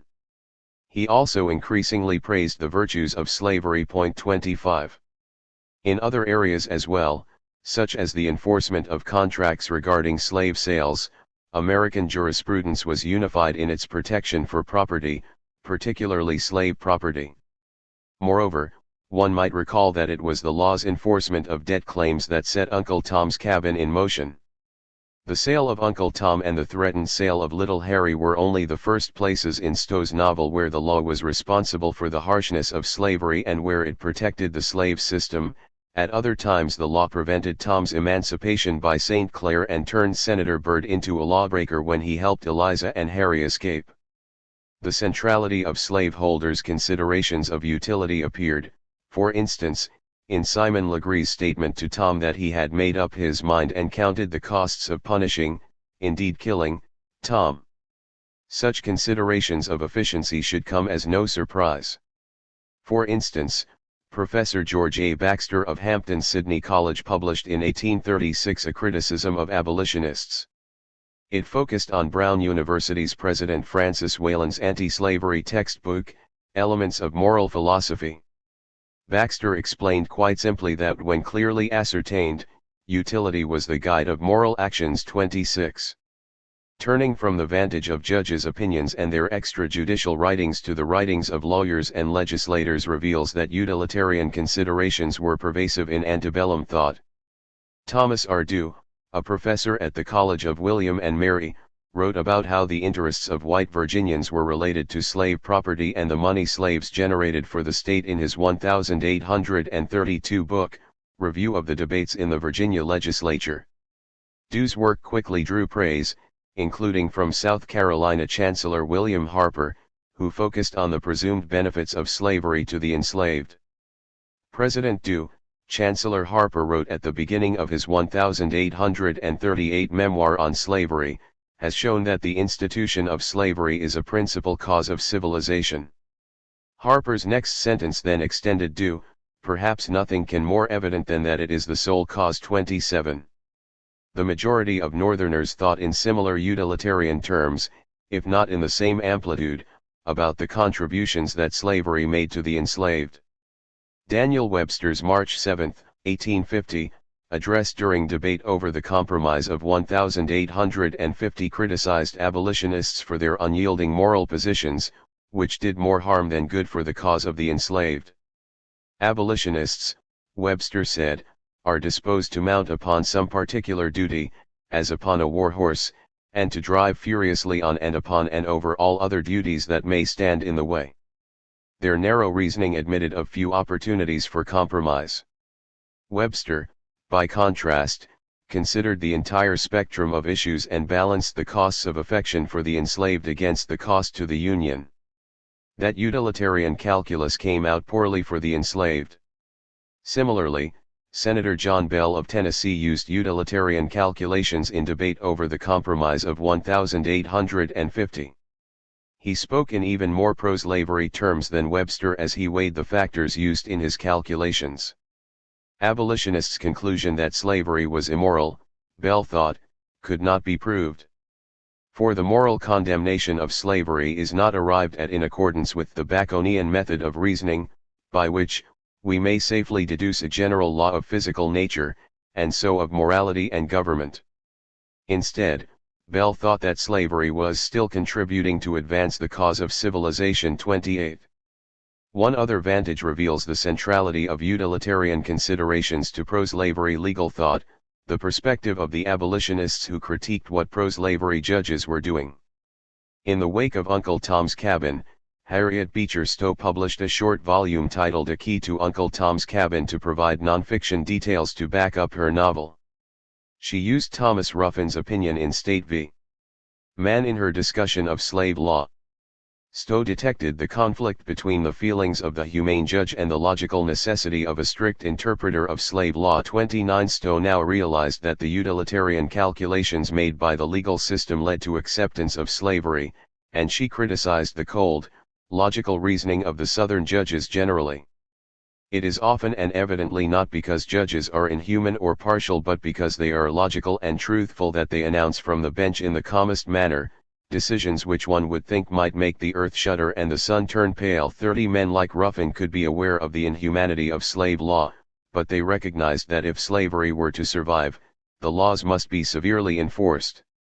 Because slavery was a seething, boiling tide, never wholly repressed, which rolls its volcanic stream underneath the whole framework of society, it had to be met with severity of law and inflexibility of execution. 31. Abolitionists such as Harriet Beecher Stowe and the Unitarian minister William Ellery Channing are helpful in putting into relief the key points of antebellum legal thought. Channing's 1835 book Slavery advanced a sophisticated moral philosophy of sentiment with direct application to the legal treatment of slaves. Channing distinguished what was correct from what was expedient. To determine what was correct, he looked to the great interests of humanity. Channing sought principles of action based on humanity. 32. Channing also engaged the pro-slavery arguments about property rights. He opposed legal arguments drawn from property with ideas about the inherent equality of humans. Slavery presented a sentiment-based critique of law, it suggested the proper response of the heart to cold law. Channing both understood the nature of the dominant modes of legal reasoning based on considerations of expediency and offered an alternative. Is the general good, then, the supreme law to which everything must bow? Must the public good prevail over purity and our holiest affections? He asked. 33. But it is important to remember that the abolitionist attacks on slavery and property as well were not the dominant ideas in the North.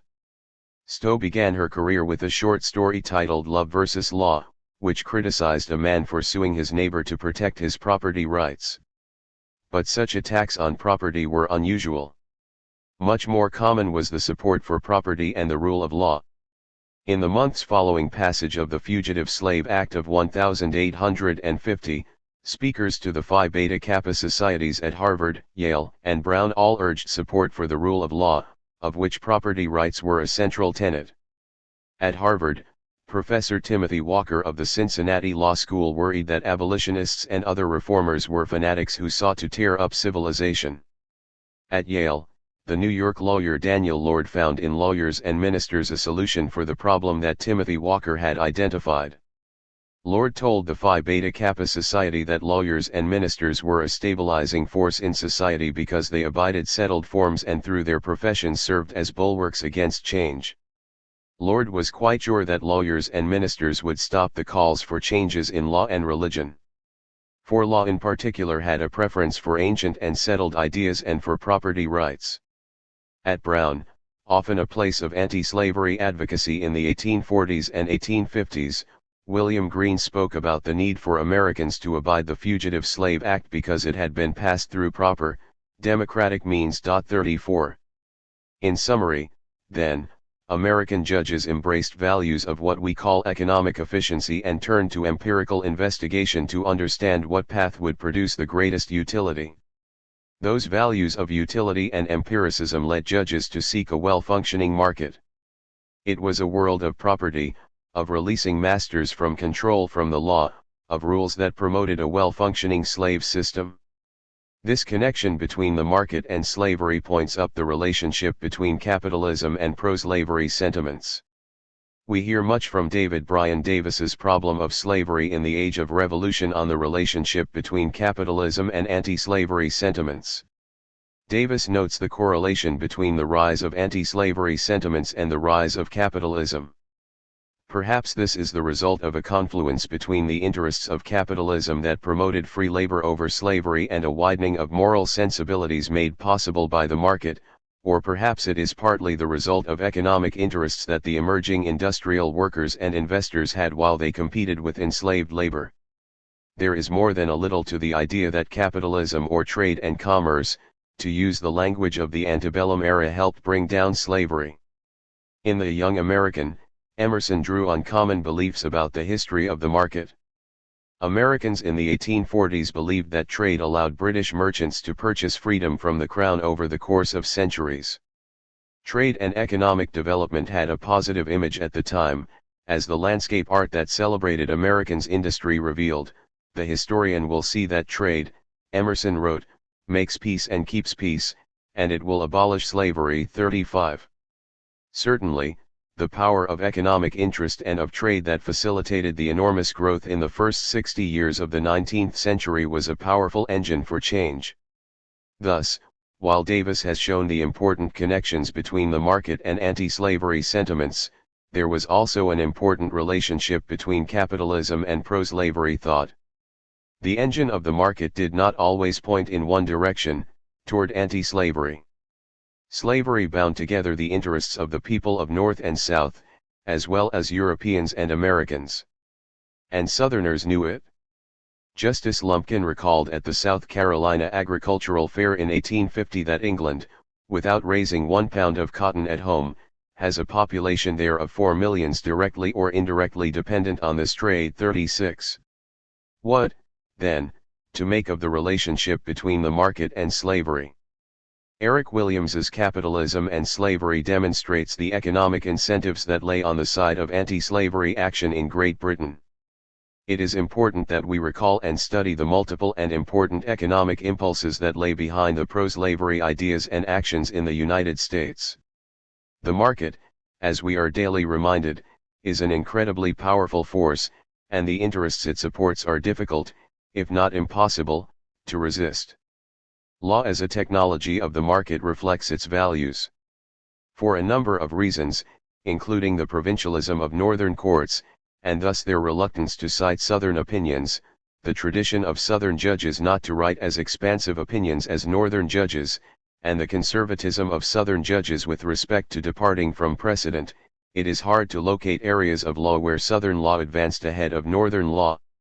However, in areas like the Spendthrift Trust, which helped keep property within families, Southern lawyers seem to have turned to that technology with vigor before Northern lawyers did. 37 That is, the U.S. legal system was pro-market throughout, but the presence of slavery added a particularly strong impetus toward protection of property and of the market.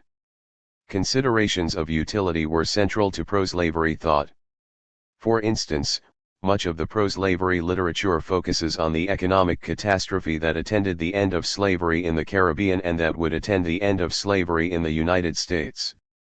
Similarly, pro-slavery legal decisions, like decisions involving corporations and property rights outside the context of slavery, turned on their effects on economic development. 38 In the minds of many Southerners, the market and slavery were leading causes of civilization. We should take seriously Southerners' understanding of the ways in which their world depended on slavery and the market and the role of legal technology in promoting both. Chapter 14. Why did Northerners oppose the expansion of slavery? Economic development and education in the Limestone South. John Majewski. The recent literature on slavery has unexpectedly brought to light a new historical problem. Why did the Republican Party oppose the expansion of slavery? Historians have commonly understood that most mainstream Republicans, whatever their moral objections to slavery, opposed the institution's expansion because of economic reasons. Slavery, in the minds of many Republicans, was incompatible with a flourishing free labor economy. As the historian John Ashworth has put it, it is no exaggeration to say that Republicans fought the Civil War primarily because they deplored the economic effects of slavery. If slavery were allowed to expand, Republicans believed, lazy and indolent planters would monopolize the best lands, undermine the work ethic, and subvert economic progress. The Republican critique had a political component as well. The great wealth of Southern planters accumulated through the exploitation of their slaves would allow slaveholders to manipulate the national government and become privileged aristocrats. Fear of the slave power became a rallying cry of Republicans. Point 2. Within the past decade, though, a remarkably strong scholarly consensus has emerged that challenges the Republican economic critique of slavery. Recent scholarship emphasizes that the South slaveholding society embraced a wide array of technological innovations. Southern artisans worked steadily to improve cotton gins, Southern cultivators successfully introduced new varieties of cotton seed, Southern entrepreneurs built highly sophisticated flour mills and sugar refineries, and Southern governments subsidized a growing and vibrant railroad network. Southern economic development created a far more complex society than one comprising only aristocratic planters, exploited slaves, and poor whites. The South developed its own urban middle class, which, Jonathan Daniel Wells argues, easily and seamlessly incorporated vigorous support for slavery within a broader modernizing vision of the region's future. 3. The modernizing vision extended to planters, who supported scientific agriculture, transportation improvements, and urban growth. One recent synthesis concludes that slavery was not an archaic institution that prevented the South from achieving the higher level of modernization obtained by the North. For with so much evidence suggesting that slavery was compatible with economic modernization, why did Republicans believe that slavery was antithetical to economic progress? What makes the Republican position especially problematic is that slavery seemed to benefit the Northern economy. Slavery, historians now argue, stood at the center of the world's capitalist economy. As many of the chapters in this volume make clear, Northern industry, Northern finance, and Northern commerce benefited from slave labor. Southern slaveholders celebrated their central importance to the world economy, and they confidently believed that Northerners would never endanger access to cotton and the lucrative Southern markets. Why would Yankees, they asked, make war against slavery and kill the goose that laid the golden eggs? Historians are left with the same paradox that Southerners could not explain. The Northern economy benefited from the profits of slave labor, yet the majority of Northerners willingly risk civil war to halt slavery's westward expansion. Capitalism, it seems, went to war against itself. To explain this paradox, I focus on core strengths of the Northern political economy that the recent literature has tended to neglect: the democratization of education and innovation. Northerners created the world's most successful educational system, one that provided widespread access to inexpensive common schools. In the 1849 to 1850 school year, 63% of children in the rural North between the ages of 5 and 19 years attended school for at least part of the year, a percentage far higher than in the South and in most European nations. 5. The relatively high levels of learning, combined with the expansion of markets through transportation and communication improvements, facilitated the development of networks of inventors and innovators. Patents are one way of measuring the progress of Northern innovation. Antebellum Americans patented tens of thousands of inventions before the Civil War, and per capita rates were well ahead of those of Great Britain, the 19th century's great industrial power. Northerners accounted for nearly 95% of the national total. The South, with nearly 33% of the nation's population, produced only 5.1% of the nation's patents. 6 Many Republicans believed that slavery, whatever its immediate economic benefits in providing cheap commodities for Northern industry, was fundamentally hostile to the creative core of the Northern economy. Anti-slavery activists in Louisville, Kentucky, summarized the critique in 1849, "Slavery and education are by their very nature at war with each other." 7. This chapter analyzes one of the most economically successful regions of the South, a region I call the Limestone South, to show in greater detail the incompatibility of slavery and a Northern economy focused on education and innovation. The Limestone South consisted of three distinct regions that shared rich limestone soils: Virginia's Shenandoah Valley, Kentucky's Bluegrass region, and Tennessee's Nashville Basin. Taken as a whole, the Limestone South contained just over 22,000 square miles, approximately the size of current-day West Virginia, and just over 1 million residents, including 275,000 slaves. In many respects, the Limestone South confirms the current literature's emphasis on the flexible, modern nature of antebellum slavery. The region's fertile soils and moderate climate supported dense, prosperous agricultural populations with their accompanying commerce, industry, and cities.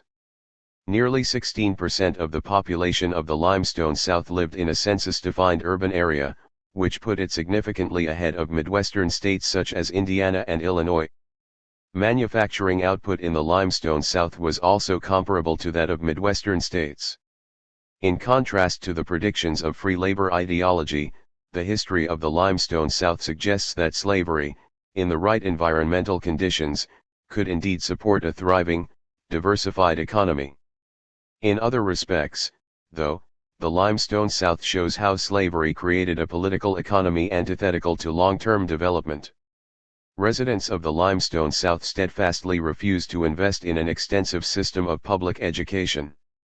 Despite its relatively advanced economy, far fewer white children in the Limestone South attended school than children in the Midwest. The lack of basic education, in turn, discouraged the formation of clusters of artisans, mechanics, and inventors who could improve production techniques and develop new technologies. In both rural and urban areas, inventive activity in the Limestone South was well behind that of the Midwest. In 1860, the artisans, mechanics, and inventors in Cleveland, for example, filed for many more patents than did residents of Louisville, even though Louisville had a far larger white population. Even though the Limestone South supported a diverse economy, the lack of innovation and invention posed a barrier to growth. Population growth in the Limestone region slowed significantly in the 1840s and 1850s, while the free labor Midwest continued its rapid ascent. Viewed through the prism of the Limestone South, the Republican economic critique of slavery becomes compelling. The Limestone South shows that slavery flourished in a region with soils and climate similar to those of the North. Slavery's seeming compatibility with selected elements of economic modernity made the institution all the more insidious to Northerners. Without some legal restriction, slavery could easily embed itself in the cities, towns, and farms of the Midwest and West. Once entrenched, slavery would have short-circuited the investment in education and technology so essential to long-term economic progress. Even though the Northern economy profited from commodities produced by slave labor, Republicans nevertheless feverishly worked to stop slavery's expansion, and risk civil war, to protect their own vision of political economy. Continuous cultivation versus shifting cultivation. One of the great ironies of the 19th century economy is that the nation's most agrarian region also had the nation's worst soils. Suffering from frequent leaching, southern soils often lack calcium, phosphorus, and other key nutrients. Southern soils are often acidic, which inhibits the ability of many plants to take in whatever nutrients are available. To make matters worse, clover and other legumes which return nitrogen to the soil and provide excellent fodder for cattle and livestock failed to thrive in the South's warm and humid climate. 8 In response to poor soils and an inhospitable climate, Southern farmers and planters used shifting cultivation. In shifting cultivation, farmers burned forest growth, typically pines, which are well adapted to acidic soils, which in turn produced large amounts of ash. The ash provided an excellent source of calcium, thus neutralizing the soil's natural acidity. After the ash had been leached out of the cropped land, farmers burned another plot, leaving the original land to long-term fallow for up to 30 years. While shifting cultivation is often associated with subsistence agriculture, 19th century Southerners successfully used it to grow cotton and other staple crops. 9. Limestone soils, on the other hand, are rich in calcium and other nutrients. Kentucky's Bluegrass region, Virginia's Shenandoah Valley and surrounding areas, and Tennessee's Nashville Basin all possess an abundance of limestone soils. The relatively moderate climate of these three areas allowed fodder crops to grow, which in turn made large-scale livestock operations possible. The cattle and other livestock efficiently recycled the rich nutrients back into the soil by way of manure, thus allowing agriculturalists to engage in continuous cultivation. In continuous cultivation, land rotated among crops such as wheat, corn, and hay, and then rested as clover, bluegrass, and other legumes replenished the soil while providing pasturage for livestock. Scientists classify limestone lands as alphizoles. Most prevalent in the Midwest and in parts of the Northeast, such as New York's Mohawk River Valley, alphizoles are usually highly productive. Scientists classify the acidic soils that characterized most of the South as ultisoles, which are often associated with tropical and semi-tropical climates and shifting cultivation. 10. Census statistics show the relationship among soils, climate, and agricultural regimes. Beginning in 1850, the Census Bureau began collecting data on the number of improved and unimproved acres on farms, with improved acreage defined as crop fields or fenced pastures. Since the vast majority of cultivators using shifting cultivation did not bother to fence land in long-term fallow, their farms and plantations contained a high proportion of unimproved land. Table 14.1, based on the 1860 census, compares the percentage of improved land in the South, the North, and the Limestone South. In the South as a whole, only 33% of the land was improved. In cotton states such as South Carolina, the figure was 25%. In the Limestone South, nearly 62% of the land was improved, a figure broadly similar to that of the Northeast, 63.8% improved, and actually ahead of most Midwestern states, 53.3% improved. The northern state that most resembled the Limestone South was Ohio. Ohio was settled at the same time as the Kentucky Bluegrass region and the Nashville Basin, and most of its soils were alphizoles. The percentage of improved land in Ohio, 61%, was almost exactly the same as the percentage of improved land in the Limestone South. The continuous cultivation regimen of the Limestone South gave its landscape a more settled and ordered ambience than the rest of the South. Anti-slavery critics often focused on the slovenly nature of the South's plantations and farms, pointing to their unfenced fields and acre after acre of scrubby pines. Yet Northerners visiting the Limestone South noted with delight the well-kept fields, the substantial farm buildings, the well-maintained farmhouses, and the ubiquitous stone walls.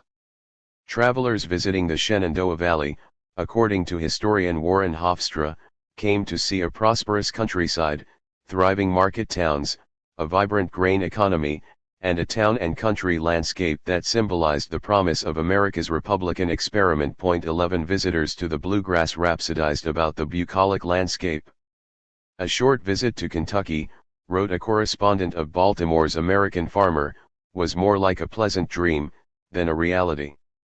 It was like flying over and looking down upon a beautiful garden of lovely flowers and various fruits, without having time to alight and exhale the odor of the one, or taste the sweets of the other. 12 visitors took particular delight in seeing the improved livestock that roamed the finely manicured pastures. The Limestone South became particularly well known for its flourishing equestrian culture, which thrived in a region with excellent soils and a moderate climate to support a variety of nutritious grasses. For stock breeders and agricultural writers, prize-winning bulls and horses became celebrities of sorts. One correspondent of the Spirit of the Times, a periodical devoted to horse racing and livestock breeding, wrote that in visiting stock farms near Nashville, he saw the celebrated bull Frederick. He is very large, and is indeed among the first bulls in America. 13. Another characteristic of the limestone South was its diverse array of crops. The bluegrass region was well suited for growing hemp, which was used to produce rope, canvas, and bagging. Indeed, when the earliest white settlers arrived in Kentucky, they found huge cane brakes, thickets of a local species of bamboo, that indicated particularly fertile soil suitable for hemp production. Farmers and planters in the Nashville Basin increasingly focused on cotton, especially as cotton prices exploded in the 1850s. The farmers and planters of the Shenandoah Valley concentrated on wheat and livestock. The region would become known as the breadbasket of the Confederacy during the Civil War. Because of the diversity of crops grown in the limestone South and the differing levels of improved land in the various subregions, it might be possible that crop choice, as opposed to environmental conditions, influenced the adoption of continuous cultivation. Such claims, however, cannot account for why tobacco farmers in the bluegrass region utilized continuous cultivation, while tobacco farmers on the Ultisols of eastern Virginia adopted shifting cultivation. Similarly, it is not clear why cotton growers in the Nashville region were more likely to use continuous cultivation than cotton growers in South Carolina, Mississippi, and Alabama. The sheer diversity of agricultural production in the limestone South indicates that environmental factors, and not crop choice, largely determined the choice of cultivation regimes. Cultivation regimes, population growth, and economic development. Shifting cultivation and continuous cultivation constituted rational responses to differing environmental conditions, and both could be profitable. In terms of general economic development, however, continuous cultivation had a crucial advantage: it utilized far more land for productive economic activity. Shifting cultivation meant that most land remained unused. Cropped acreage was like an island surrounded by an ocean of pine forests and scrub lands. In continuous cultivation, agriculturalists farmed a far higher proportion of their land, resulting in a densely populated landscape that could support a larger rural population. In contrast, areas with shifting cultivation, consisting of mostly unimproved land, had low population densities. Shifting cultivation, however rational from the standpoint of an individual farmer or planter, came at the cost of limiting rural population and suppressing the development of markets for goods and services. The limestone South had a much different demographic trajectory than the rest of the South. Let us suppose that the limestone region had been consolidated into a single state, with the appropriate adjustments made to the populations of Kentucky, Virginia, and Tennessee. As Table 14.2 summarizes, the limestone South would have been the smallest southern state in terms of square mileage, yet the second largest in terms of overall population. Only Virginia, with an area some 4 times greater than that of the limestone South, would have had more people. The limestone South would have easily surpassed any southern state in population per square mile. One might suppose that the limestone South's substantial lead resulted from its higher urbanization rates, documented below, but even if we isolate rural population per square mile, the limestone South was still ahead of other southern states. When compared to regions outside the South, the limestone South's population density lagged well behind that of the New England and Mid-Atlantic states, but was slightly ahead of that of the Midwest. Taken together, Ohio, Indiana, and Illinois had a population of 40 persons per square mile, somewhat behind the limestone South's 47 persons per square mile. Ohio's population density, 57 persons per square mile, was higher than the limestone South's, but the Buckeye State's population density was only marginally ahead of the bluegrass region's, 52 persons per square mile. The big difference between the Midwest and the limestone South, of course, was slavery. Since the limestone South's dynamic economy generated substantial opportunities for a large and growing white population, slavery appeared somewhat less significant in percentage terms, 26% of the region's population. While this percentage was somewhat lower than that of the overall average of the South, 37%, it was nevertheless higher than that of Confederate states such as Tennessee and Arkansas. If we examine the density of slaves per square mile, however, the limestone South was a close second to South Carolina and substantially ahead of most of the Cotton South. In this respect, the limestone South complicates Ira Berlin's well-known distinction between a society with slaves and a slave society.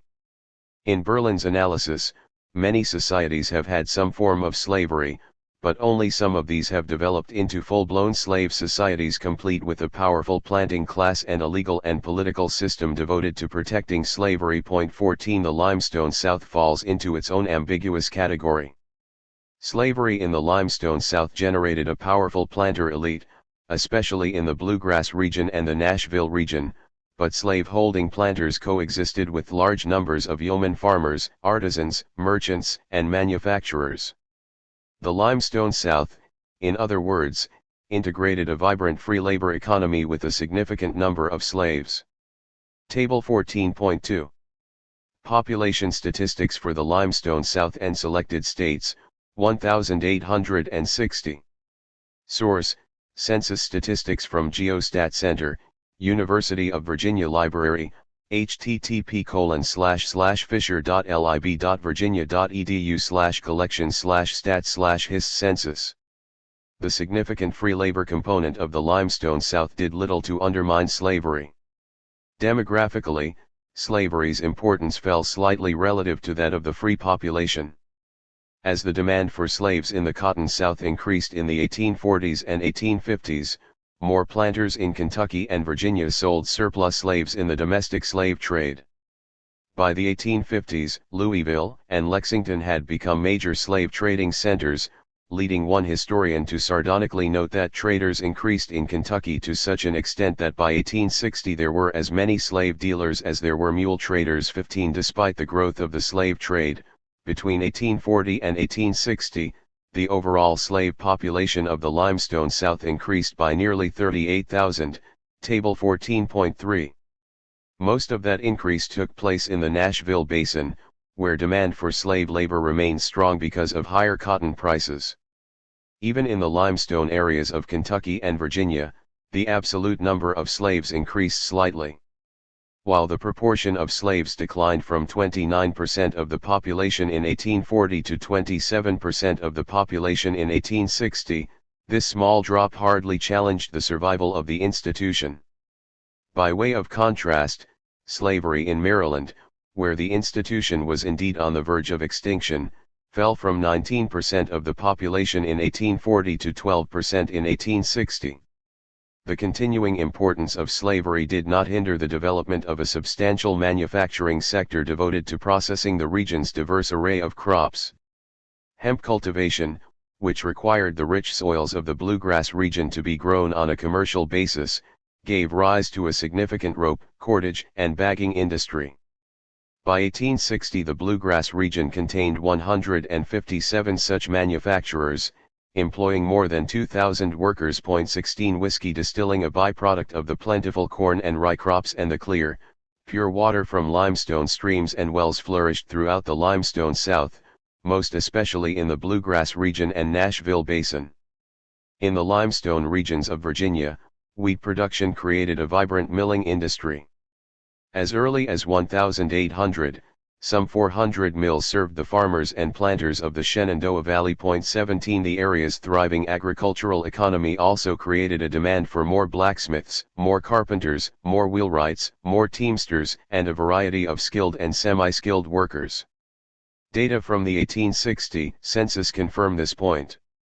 In terms of value added, a measure of manufacturing output that subtracts the initial raw materials from the final value of the manufactured goods, the limestone South produced more than 2 times value added per person, $16.72 versus $7.72, than did the rest of the South.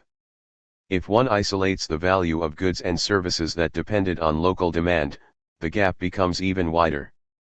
In terms of per capita value added in the building and construction trades, for example, the limestone South produced 5 times more than the rest of the South, $2.81 versus 42 cents, for consumer goods, such as boots and shoes, hats, books, and furniture.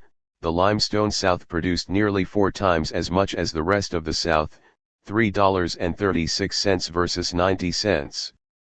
This manufacturing base of the limestone South was a far cry from the industrial economy of the Northeast, which produced a vast profusion of manufactured goods, including textiles, railroad equipment, and steam engines. The experience of the limestone South does not necessarily demonstrate that slavery was compatible with the most advanced forms of 19th-century industrial capitalism. The experience of the limestone South suggests, however, that slavery was not a barrier to the initial stages of industrialization that characterized much of the Midwest. The per capita value added for all manufacturing in the Midwest was just under $17, or about the same at that of the limestone South. 18 The limestone South and the Midwest also had similar rates of urbanization. Despite its relatively small geographic area, the limestone South had 13 census-defined urban areas, towns and cities with a population of at least 2,500, in 1860, which was more than any other slave state. 4 of these cities: Louisville, population 68,033, Nashville, 16,988, Covington, 16,471, and Alexandria, 12,654, ranked among the nation's 100 largest. 19 The overall urbanization rate of 16% was far greater than any state in the Confederacy. The Bluegrass region generated especially robust urban growth.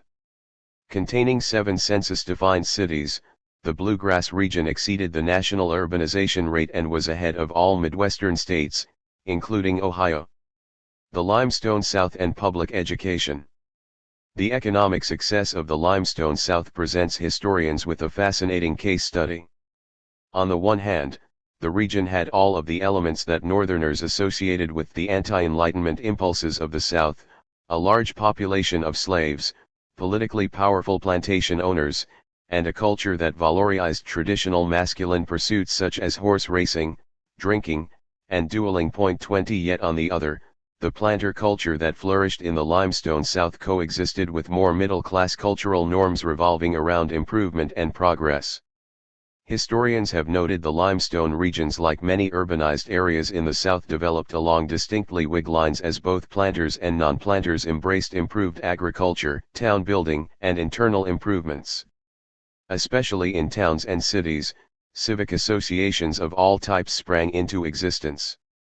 Even in the smallish town of Winchester, Virginia, schools and libraries, churches, and theater flourished by the early 19th century. 21 One historian of the Bluegrass region has even argued that by 1830, the rise of the middle class had eclipsed the earlier influence of the plantation gentry. 22 Given the presence of these progressive economic and cultural values, it seems possible that the limestone South might have developed vigorous educational institutions despite the presence of slavery. Despite high levels of economic development, the limestone South fell behind the Midwest in developing a public school system. The Kentucky Bluegrass region, the most developed of the limestone South's 3 main areas, suggests that economic inequality tied to slavery discouraged investment in education. Kentucky's first public school system consisted of a system of land-grant academies. The 1798 law established a series of academies throughout the state, 1 academy for each county, and provided each with a 6,000-acre land grant. The academy's trustees surveyed and then sold the land, which usually provided just enough money to construct a modest building. Tuition provided revenue for operating expenses, mostly the salaries of the teachers, but was well beyond the means of most ordinary families. Such a system, in the words of historian William E. Ellis, reflected the view of the planter elite that the Commonwealth needed trained ministers, businessmen, lawyers, and other public servants, and not an educated general population. The prevailing slaveocracy set the tone for Kentucky society and dominated state government until the end of the Civil War. 23. A state-supported system of common schools eventually replaced the land-grant academies, but for decades, public investment remained limited.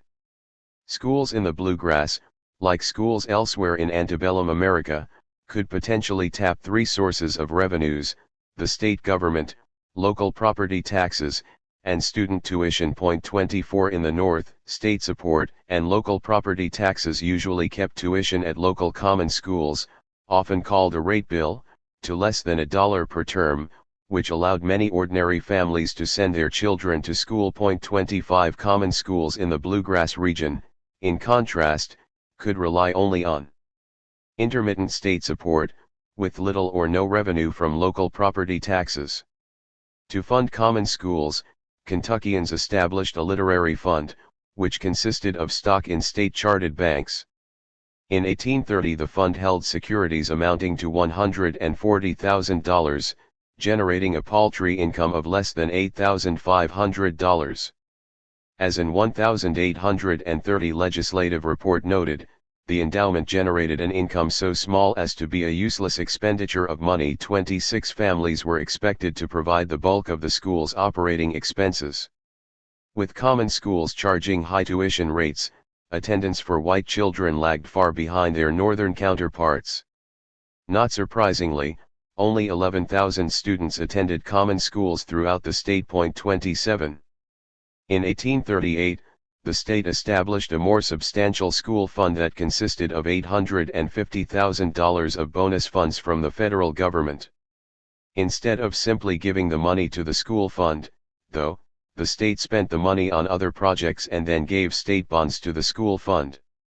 The state paid the interest on the bonds to the school fund, which theoretically generated $40,000 in revenue for common schools. The financially strapped state government, though, sometimes refused to pay the money, reasoning that obligations to other creditors took precedence. As the interest owed by the state government to the school fund accumulated to unsustainable levels, the General Assembly in 1845 authorized the governor to literally burn the state bonds in the school fund. With little in the way of state money, and rampant disorganization at every level, attendance at common schools lagged.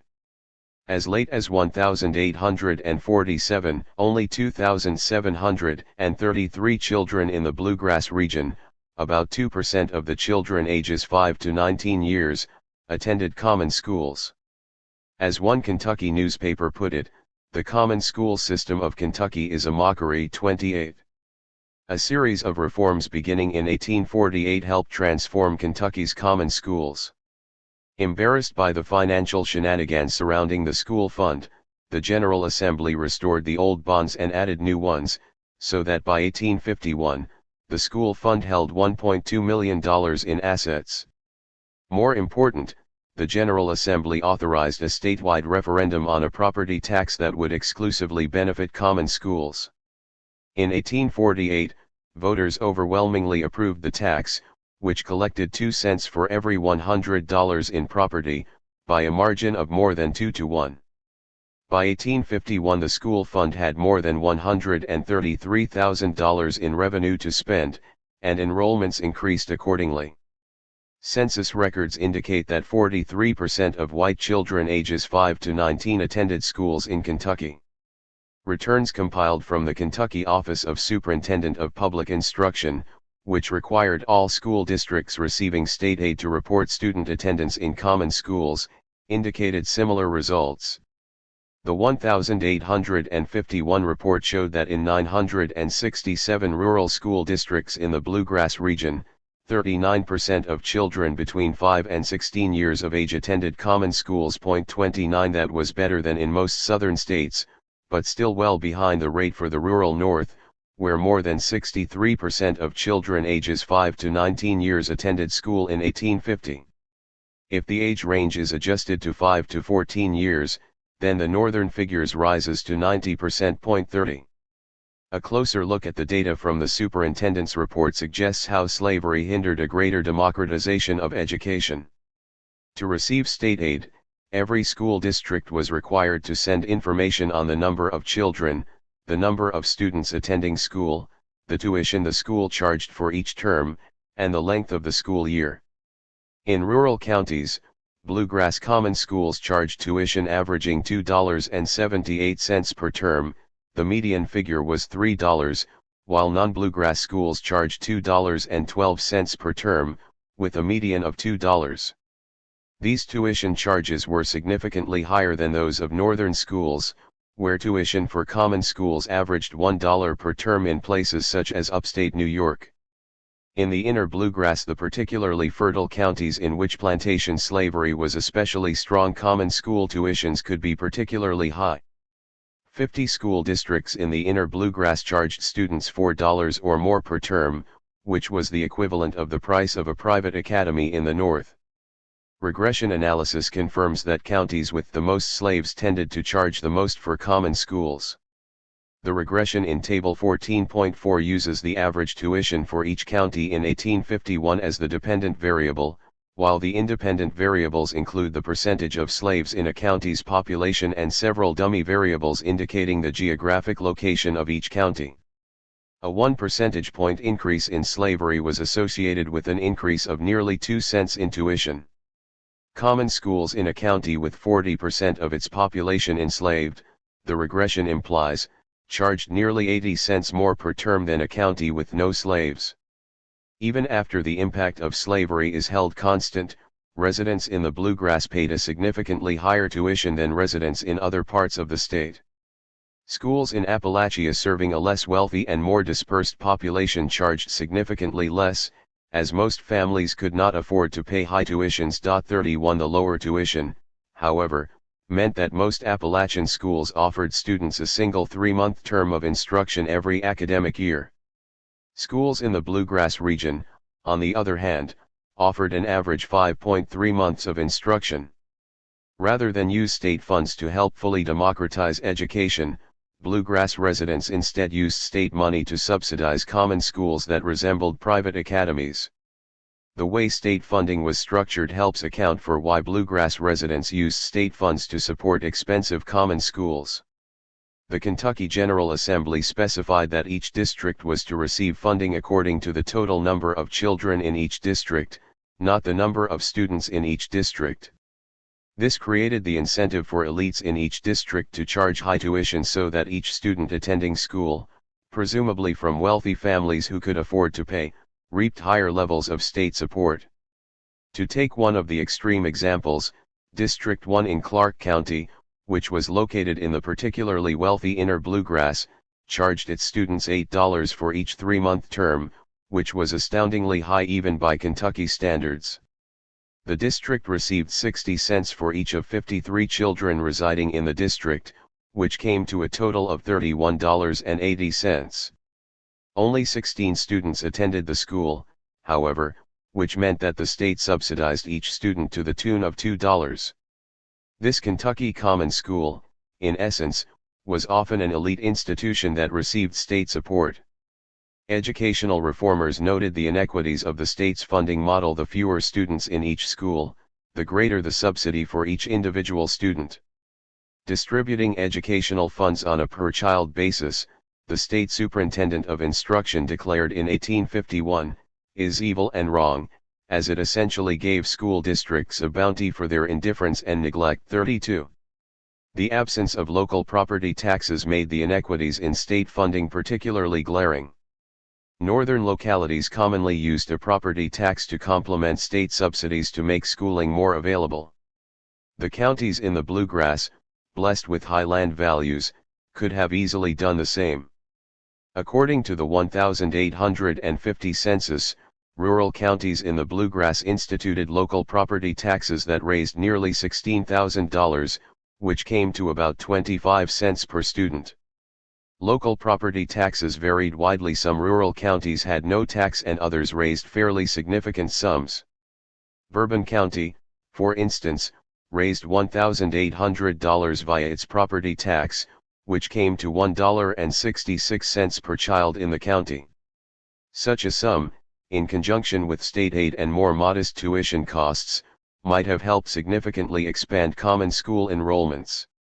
The high tuition costs in Bourbon schools, $3.26 per student, though, meant that this money would instead subsidize a small fraction of families that could afford the expensive tuition. Students who could already afford high tuition costs received an additional subsidy of $3.43 through local property taxes. The lack of a more democratic enlightenment in the limestone South had pernicious economic consequences. Economists have long held that investment in human and social capital is vital for long-run economic development. The increased investment in schooling in the North helped spur the democratization of invention. Patenting rates were especially high in the industrial cities of the Northeast, where networks of inventors could find financing and markets for their work. 33 The same northeastern states, of course, also provided many of their citizens with an inexpensive education, which provided a strong foundation for a culture of inventiveness. By the 1850s, networks of inventors began to appear in the Midwest. In 1860 alone, Ohioans filed 329 patents, or about 141 per million residents. Despite having a similar economic structure as Ohio, the residents of the limestone South filed for 52 patents in 1860, or about 50 per million residents. Residents of Ohio's Cuyahoga County, which includes the city of Cleveland, filed 49 patents in 1860, a number almost equal to the total filed in the limestone South. 34 Cleveland, population 43,417, was significantly smaller than Louisville, population 68,417, in 1860, yet its residents produced far more patents. The relative dearth of patenting pointed to a long-term weakness of the limestone South. For all of its flourishing cities, towns, and manufacturing, the limestone South experienced significantly less population growth. Whereas the Midwest was attracting significant numbers of immigrants, the limestone South fared less well. Between 1840 and 1860 the population of the limestone South increased 24.7%, certainly a respectable number that was far better than that for Tidewater, Virginia, Lowcountry, South Carolina, and other more settled areas of the South. The limestone South, however, lagged significantly behind Ohio, where the population increased 54% over the same period. No wonder that a number of residents in the limestone South, especially in the Bluegrass region and the limestone regions of Virginia, feared that slavery was undermining the region's long-term economic vitality. According to one historian, it was almost a cliché in antebellum Kentucky to call slavery a drain on the state's economy and argue that Kentucky's overall economic condition could be improved by an exclusive reliance on free white labor. 35. Education, democracy, and the Republican critique of slavery.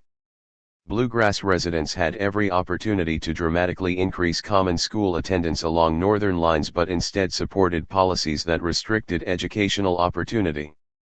The slaveholders who dominated Kentucky educational policy believed that reforming education meant subsidizing elite institutions so that a relatively narrow group of men could provide the state with enlightened leadership.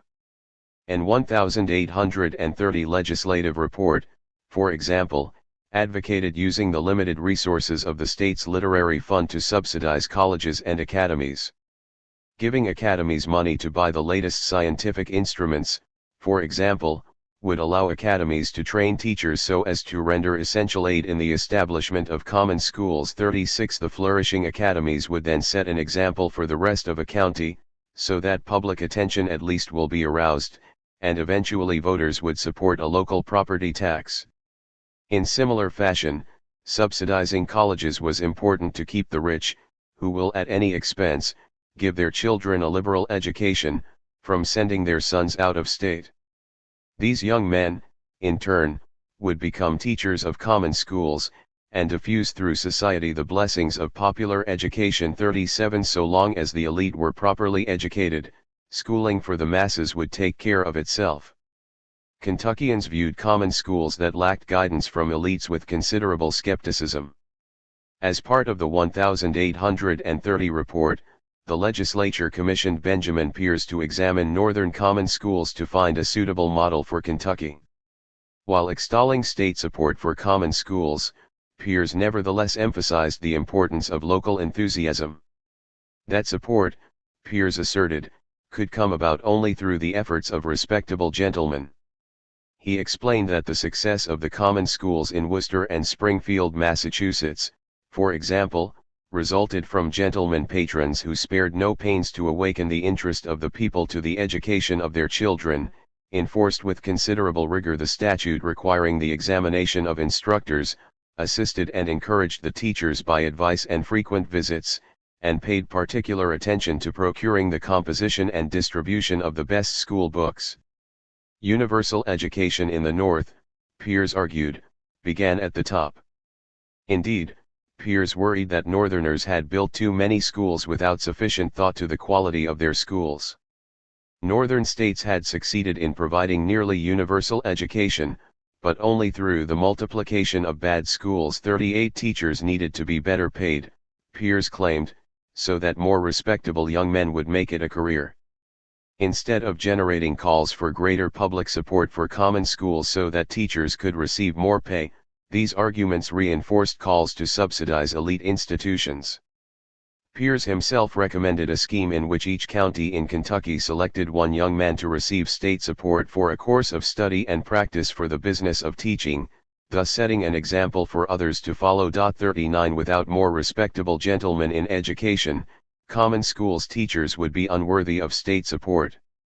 Arguing against a provision that would mandate state support for education in the 1850 Kentucky State Constitution, Ben Hardin of Nelson County, in the outer Bluegrass, argued that the worst taught child in the world is he who is taught by a miserable country schoolmaster.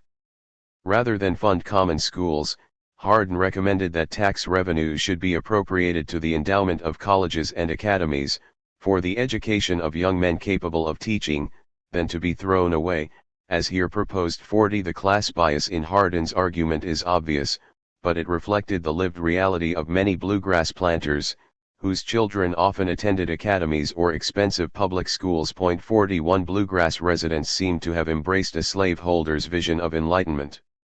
That explicitly started at the top before trickling its way down to the general population. Such a vision was heresy to anti-slavery Northerners. While Northerners celebrated how their region democratized learning and education, they lambasted the lack of education in the South. Ignorant was a favorite epithet of Republicans describing non-slave-holding whites.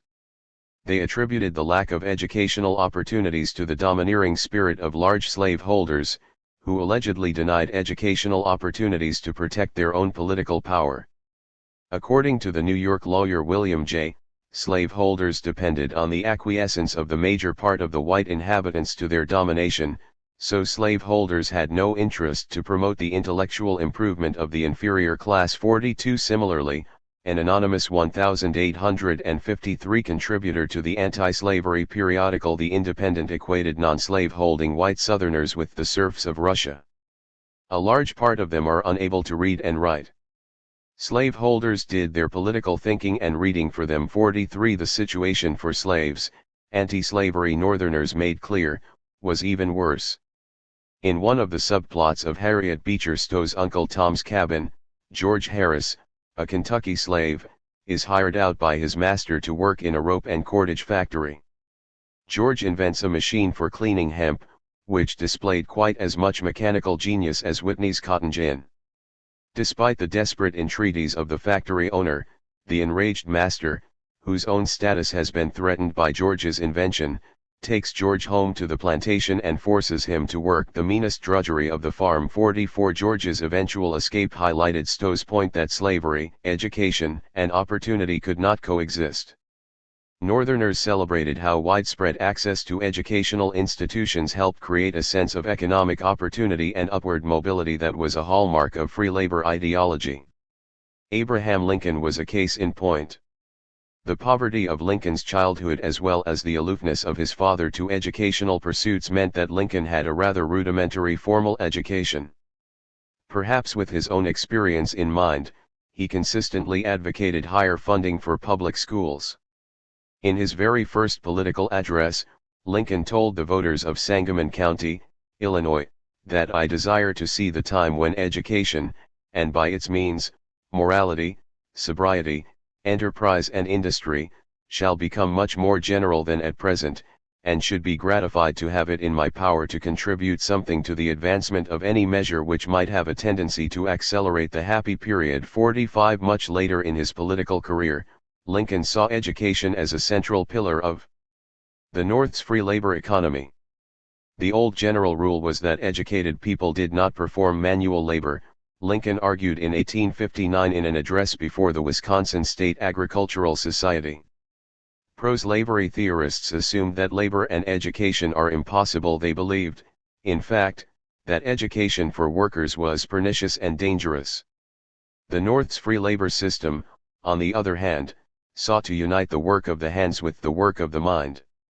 Free labor insists on universal education, Lincoln concluded. Point 46.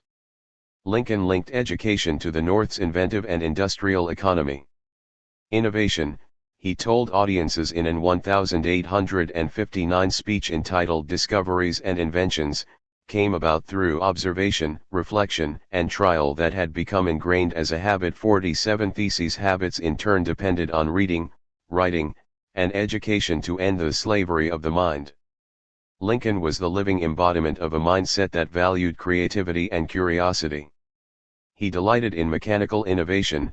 As a lawyer writing with the Illinois Circuit Court, he visited farmers to witness demonstrations of the latest farm implements. Such curiosity led to practical results. In 1849 Lincoln patented a manner of buoying vessels, which he hoped would allow steamships to navigate shallow water. Point 48 Although Lincoln's invention never saw practical use, the experience reinforced his belief that all workers could become innovators through education. Farmers, for example, could use book learning to cultivate not only crops but a relish and facility for discovering and pursuing unsolved problems.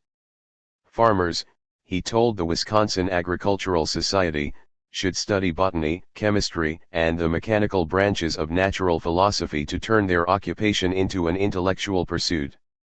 A farmer trained in the country school, or higher school could find an exhaustless source of profitable enjoyment. Every blade of grass is a study, and to produce two, where there was but one, is both a profit and a pleasure. 49. The Limestone South and the spread of slavery. In many respects, the Limestone South's vibrant economy undermined Republican arguments that slavery invariably led to destructive farming practices, that slavery invariably limited population growth, and that slavery invariably deterred the growth of cities and manufacturing. The Limestone South's history certainly indicates that there was a definite ceiling on how far a slave economy could advance, but that ceiling was far higher than what many critics of slavery imagined. Point 50 With both a substantial population of slaves and a prosperous, free labor economy, the Limestone South defied the conventional categories of the antebellum period. The Limestone South was surely exceptional. It was exceptional, however, because of its unique geography, and not in the degree of its commitment to slavery. If other areas of the South had had the same rich soils and moderate climate of the limestone region, they would have likely experienced much higher levels of economic development despite the presence of slavery.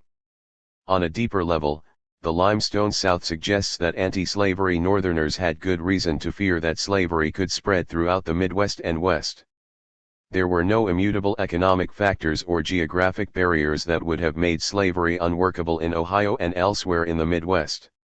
Slavery as an institution could spread far beyond the plantations of the southern periphery. The evidence suggests that it could very well have become integrated into the Midwestern economy. Contemporaries often assumed that Northerners abolished slavery in their own states because the institution was not economically viable in an economy of smaller farms and more cities, industry, and commerce. The experience of the Limestone South suggests that a free labor economy could coexist in areas where slavery was still significant. Long-term developmental problems aside, the economy of the Limestone South reinforces Gavin Wright's argument that slavery, as an expropriation of labor from slaves to masters, could benefit slaveholders in a wide variety of contexts. Point 51 If slaveholders in the Bluegrass region could expropriate the labor of tens of thousands of slaves, there was no climatic, geographic, or environmental reason why Ohioans could not. Slavery was very much a political choice. That slavery was a political choice brings us back to Lincoln and the Republicans. Lincoln was well aware that slavery flourished in the Kentucky bluegrass region, with soils and a climate similar to Ohio's. Speaking in Cincinnati, Lincoln asked why Ohio was free of slavery while Kentucky was entirely covered with it. Was it climate? No. Lincoln emphatically answered. A portion of Kentucky was further north than this portion of Ohio. How about soils? No. There is nothing in the soil of one more favorable to slave labor than the other. 52 Lincoln credited the Northwest Ordinance with keeping slavery out of Ohio. The Northwest Ordinance was a conscious political decision, one of many, according to Lincoln, made by the Founding Fathers to limit the spread of slavery and set the stage for its ultimate extinction. Indeed, even after the Northwest Ordinance had been passed, it took a substantial anti-slavery movement in Illinois, Lincoln's own state, to prevent the institution from taking root. And if slavery could have taken root and spread throughout the Midwest, it could have defined the economic and political mainstream of the nation. A house divided against itself cannot stand, Lincoln famously declared in 1858. Speaking in the aftermath of the Dred Scott decision, which invalidated the Missouri Compromise, Lincoln raised the possibility that slavery might spread throughout the nation. Either the opponents of slavery will arrest the further spread of it, and place it where the public mind shall rest in the belief that it is in the course of ultimate extinction, or its advocates will push it forward, till it shall become alike lawful in all the states, Old as well as New, North as well as South. 53. If slavery had indeed become lawful in all states, the experience of the limestone South indicates that it might have stunted the growth of educational institutions and technological networks that were at the heart of the Northern economy. It should be kept in mind that wealthy slave-holding planters were a distinct minority in the limestone South, yet they nevertheless exerted profound political power. Even the presence of a small number of planters might have influenced the development of school systems.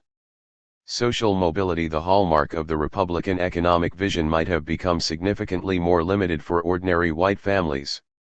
Perhaps this is the answer to the paradox of why a political party representing the interests of capitalism so ardently opposed slavery, even though slavery was in many ways foundational to the 19th century economy. Most Northern bankers and merchants were perfectly content to make profits from the cotton trade.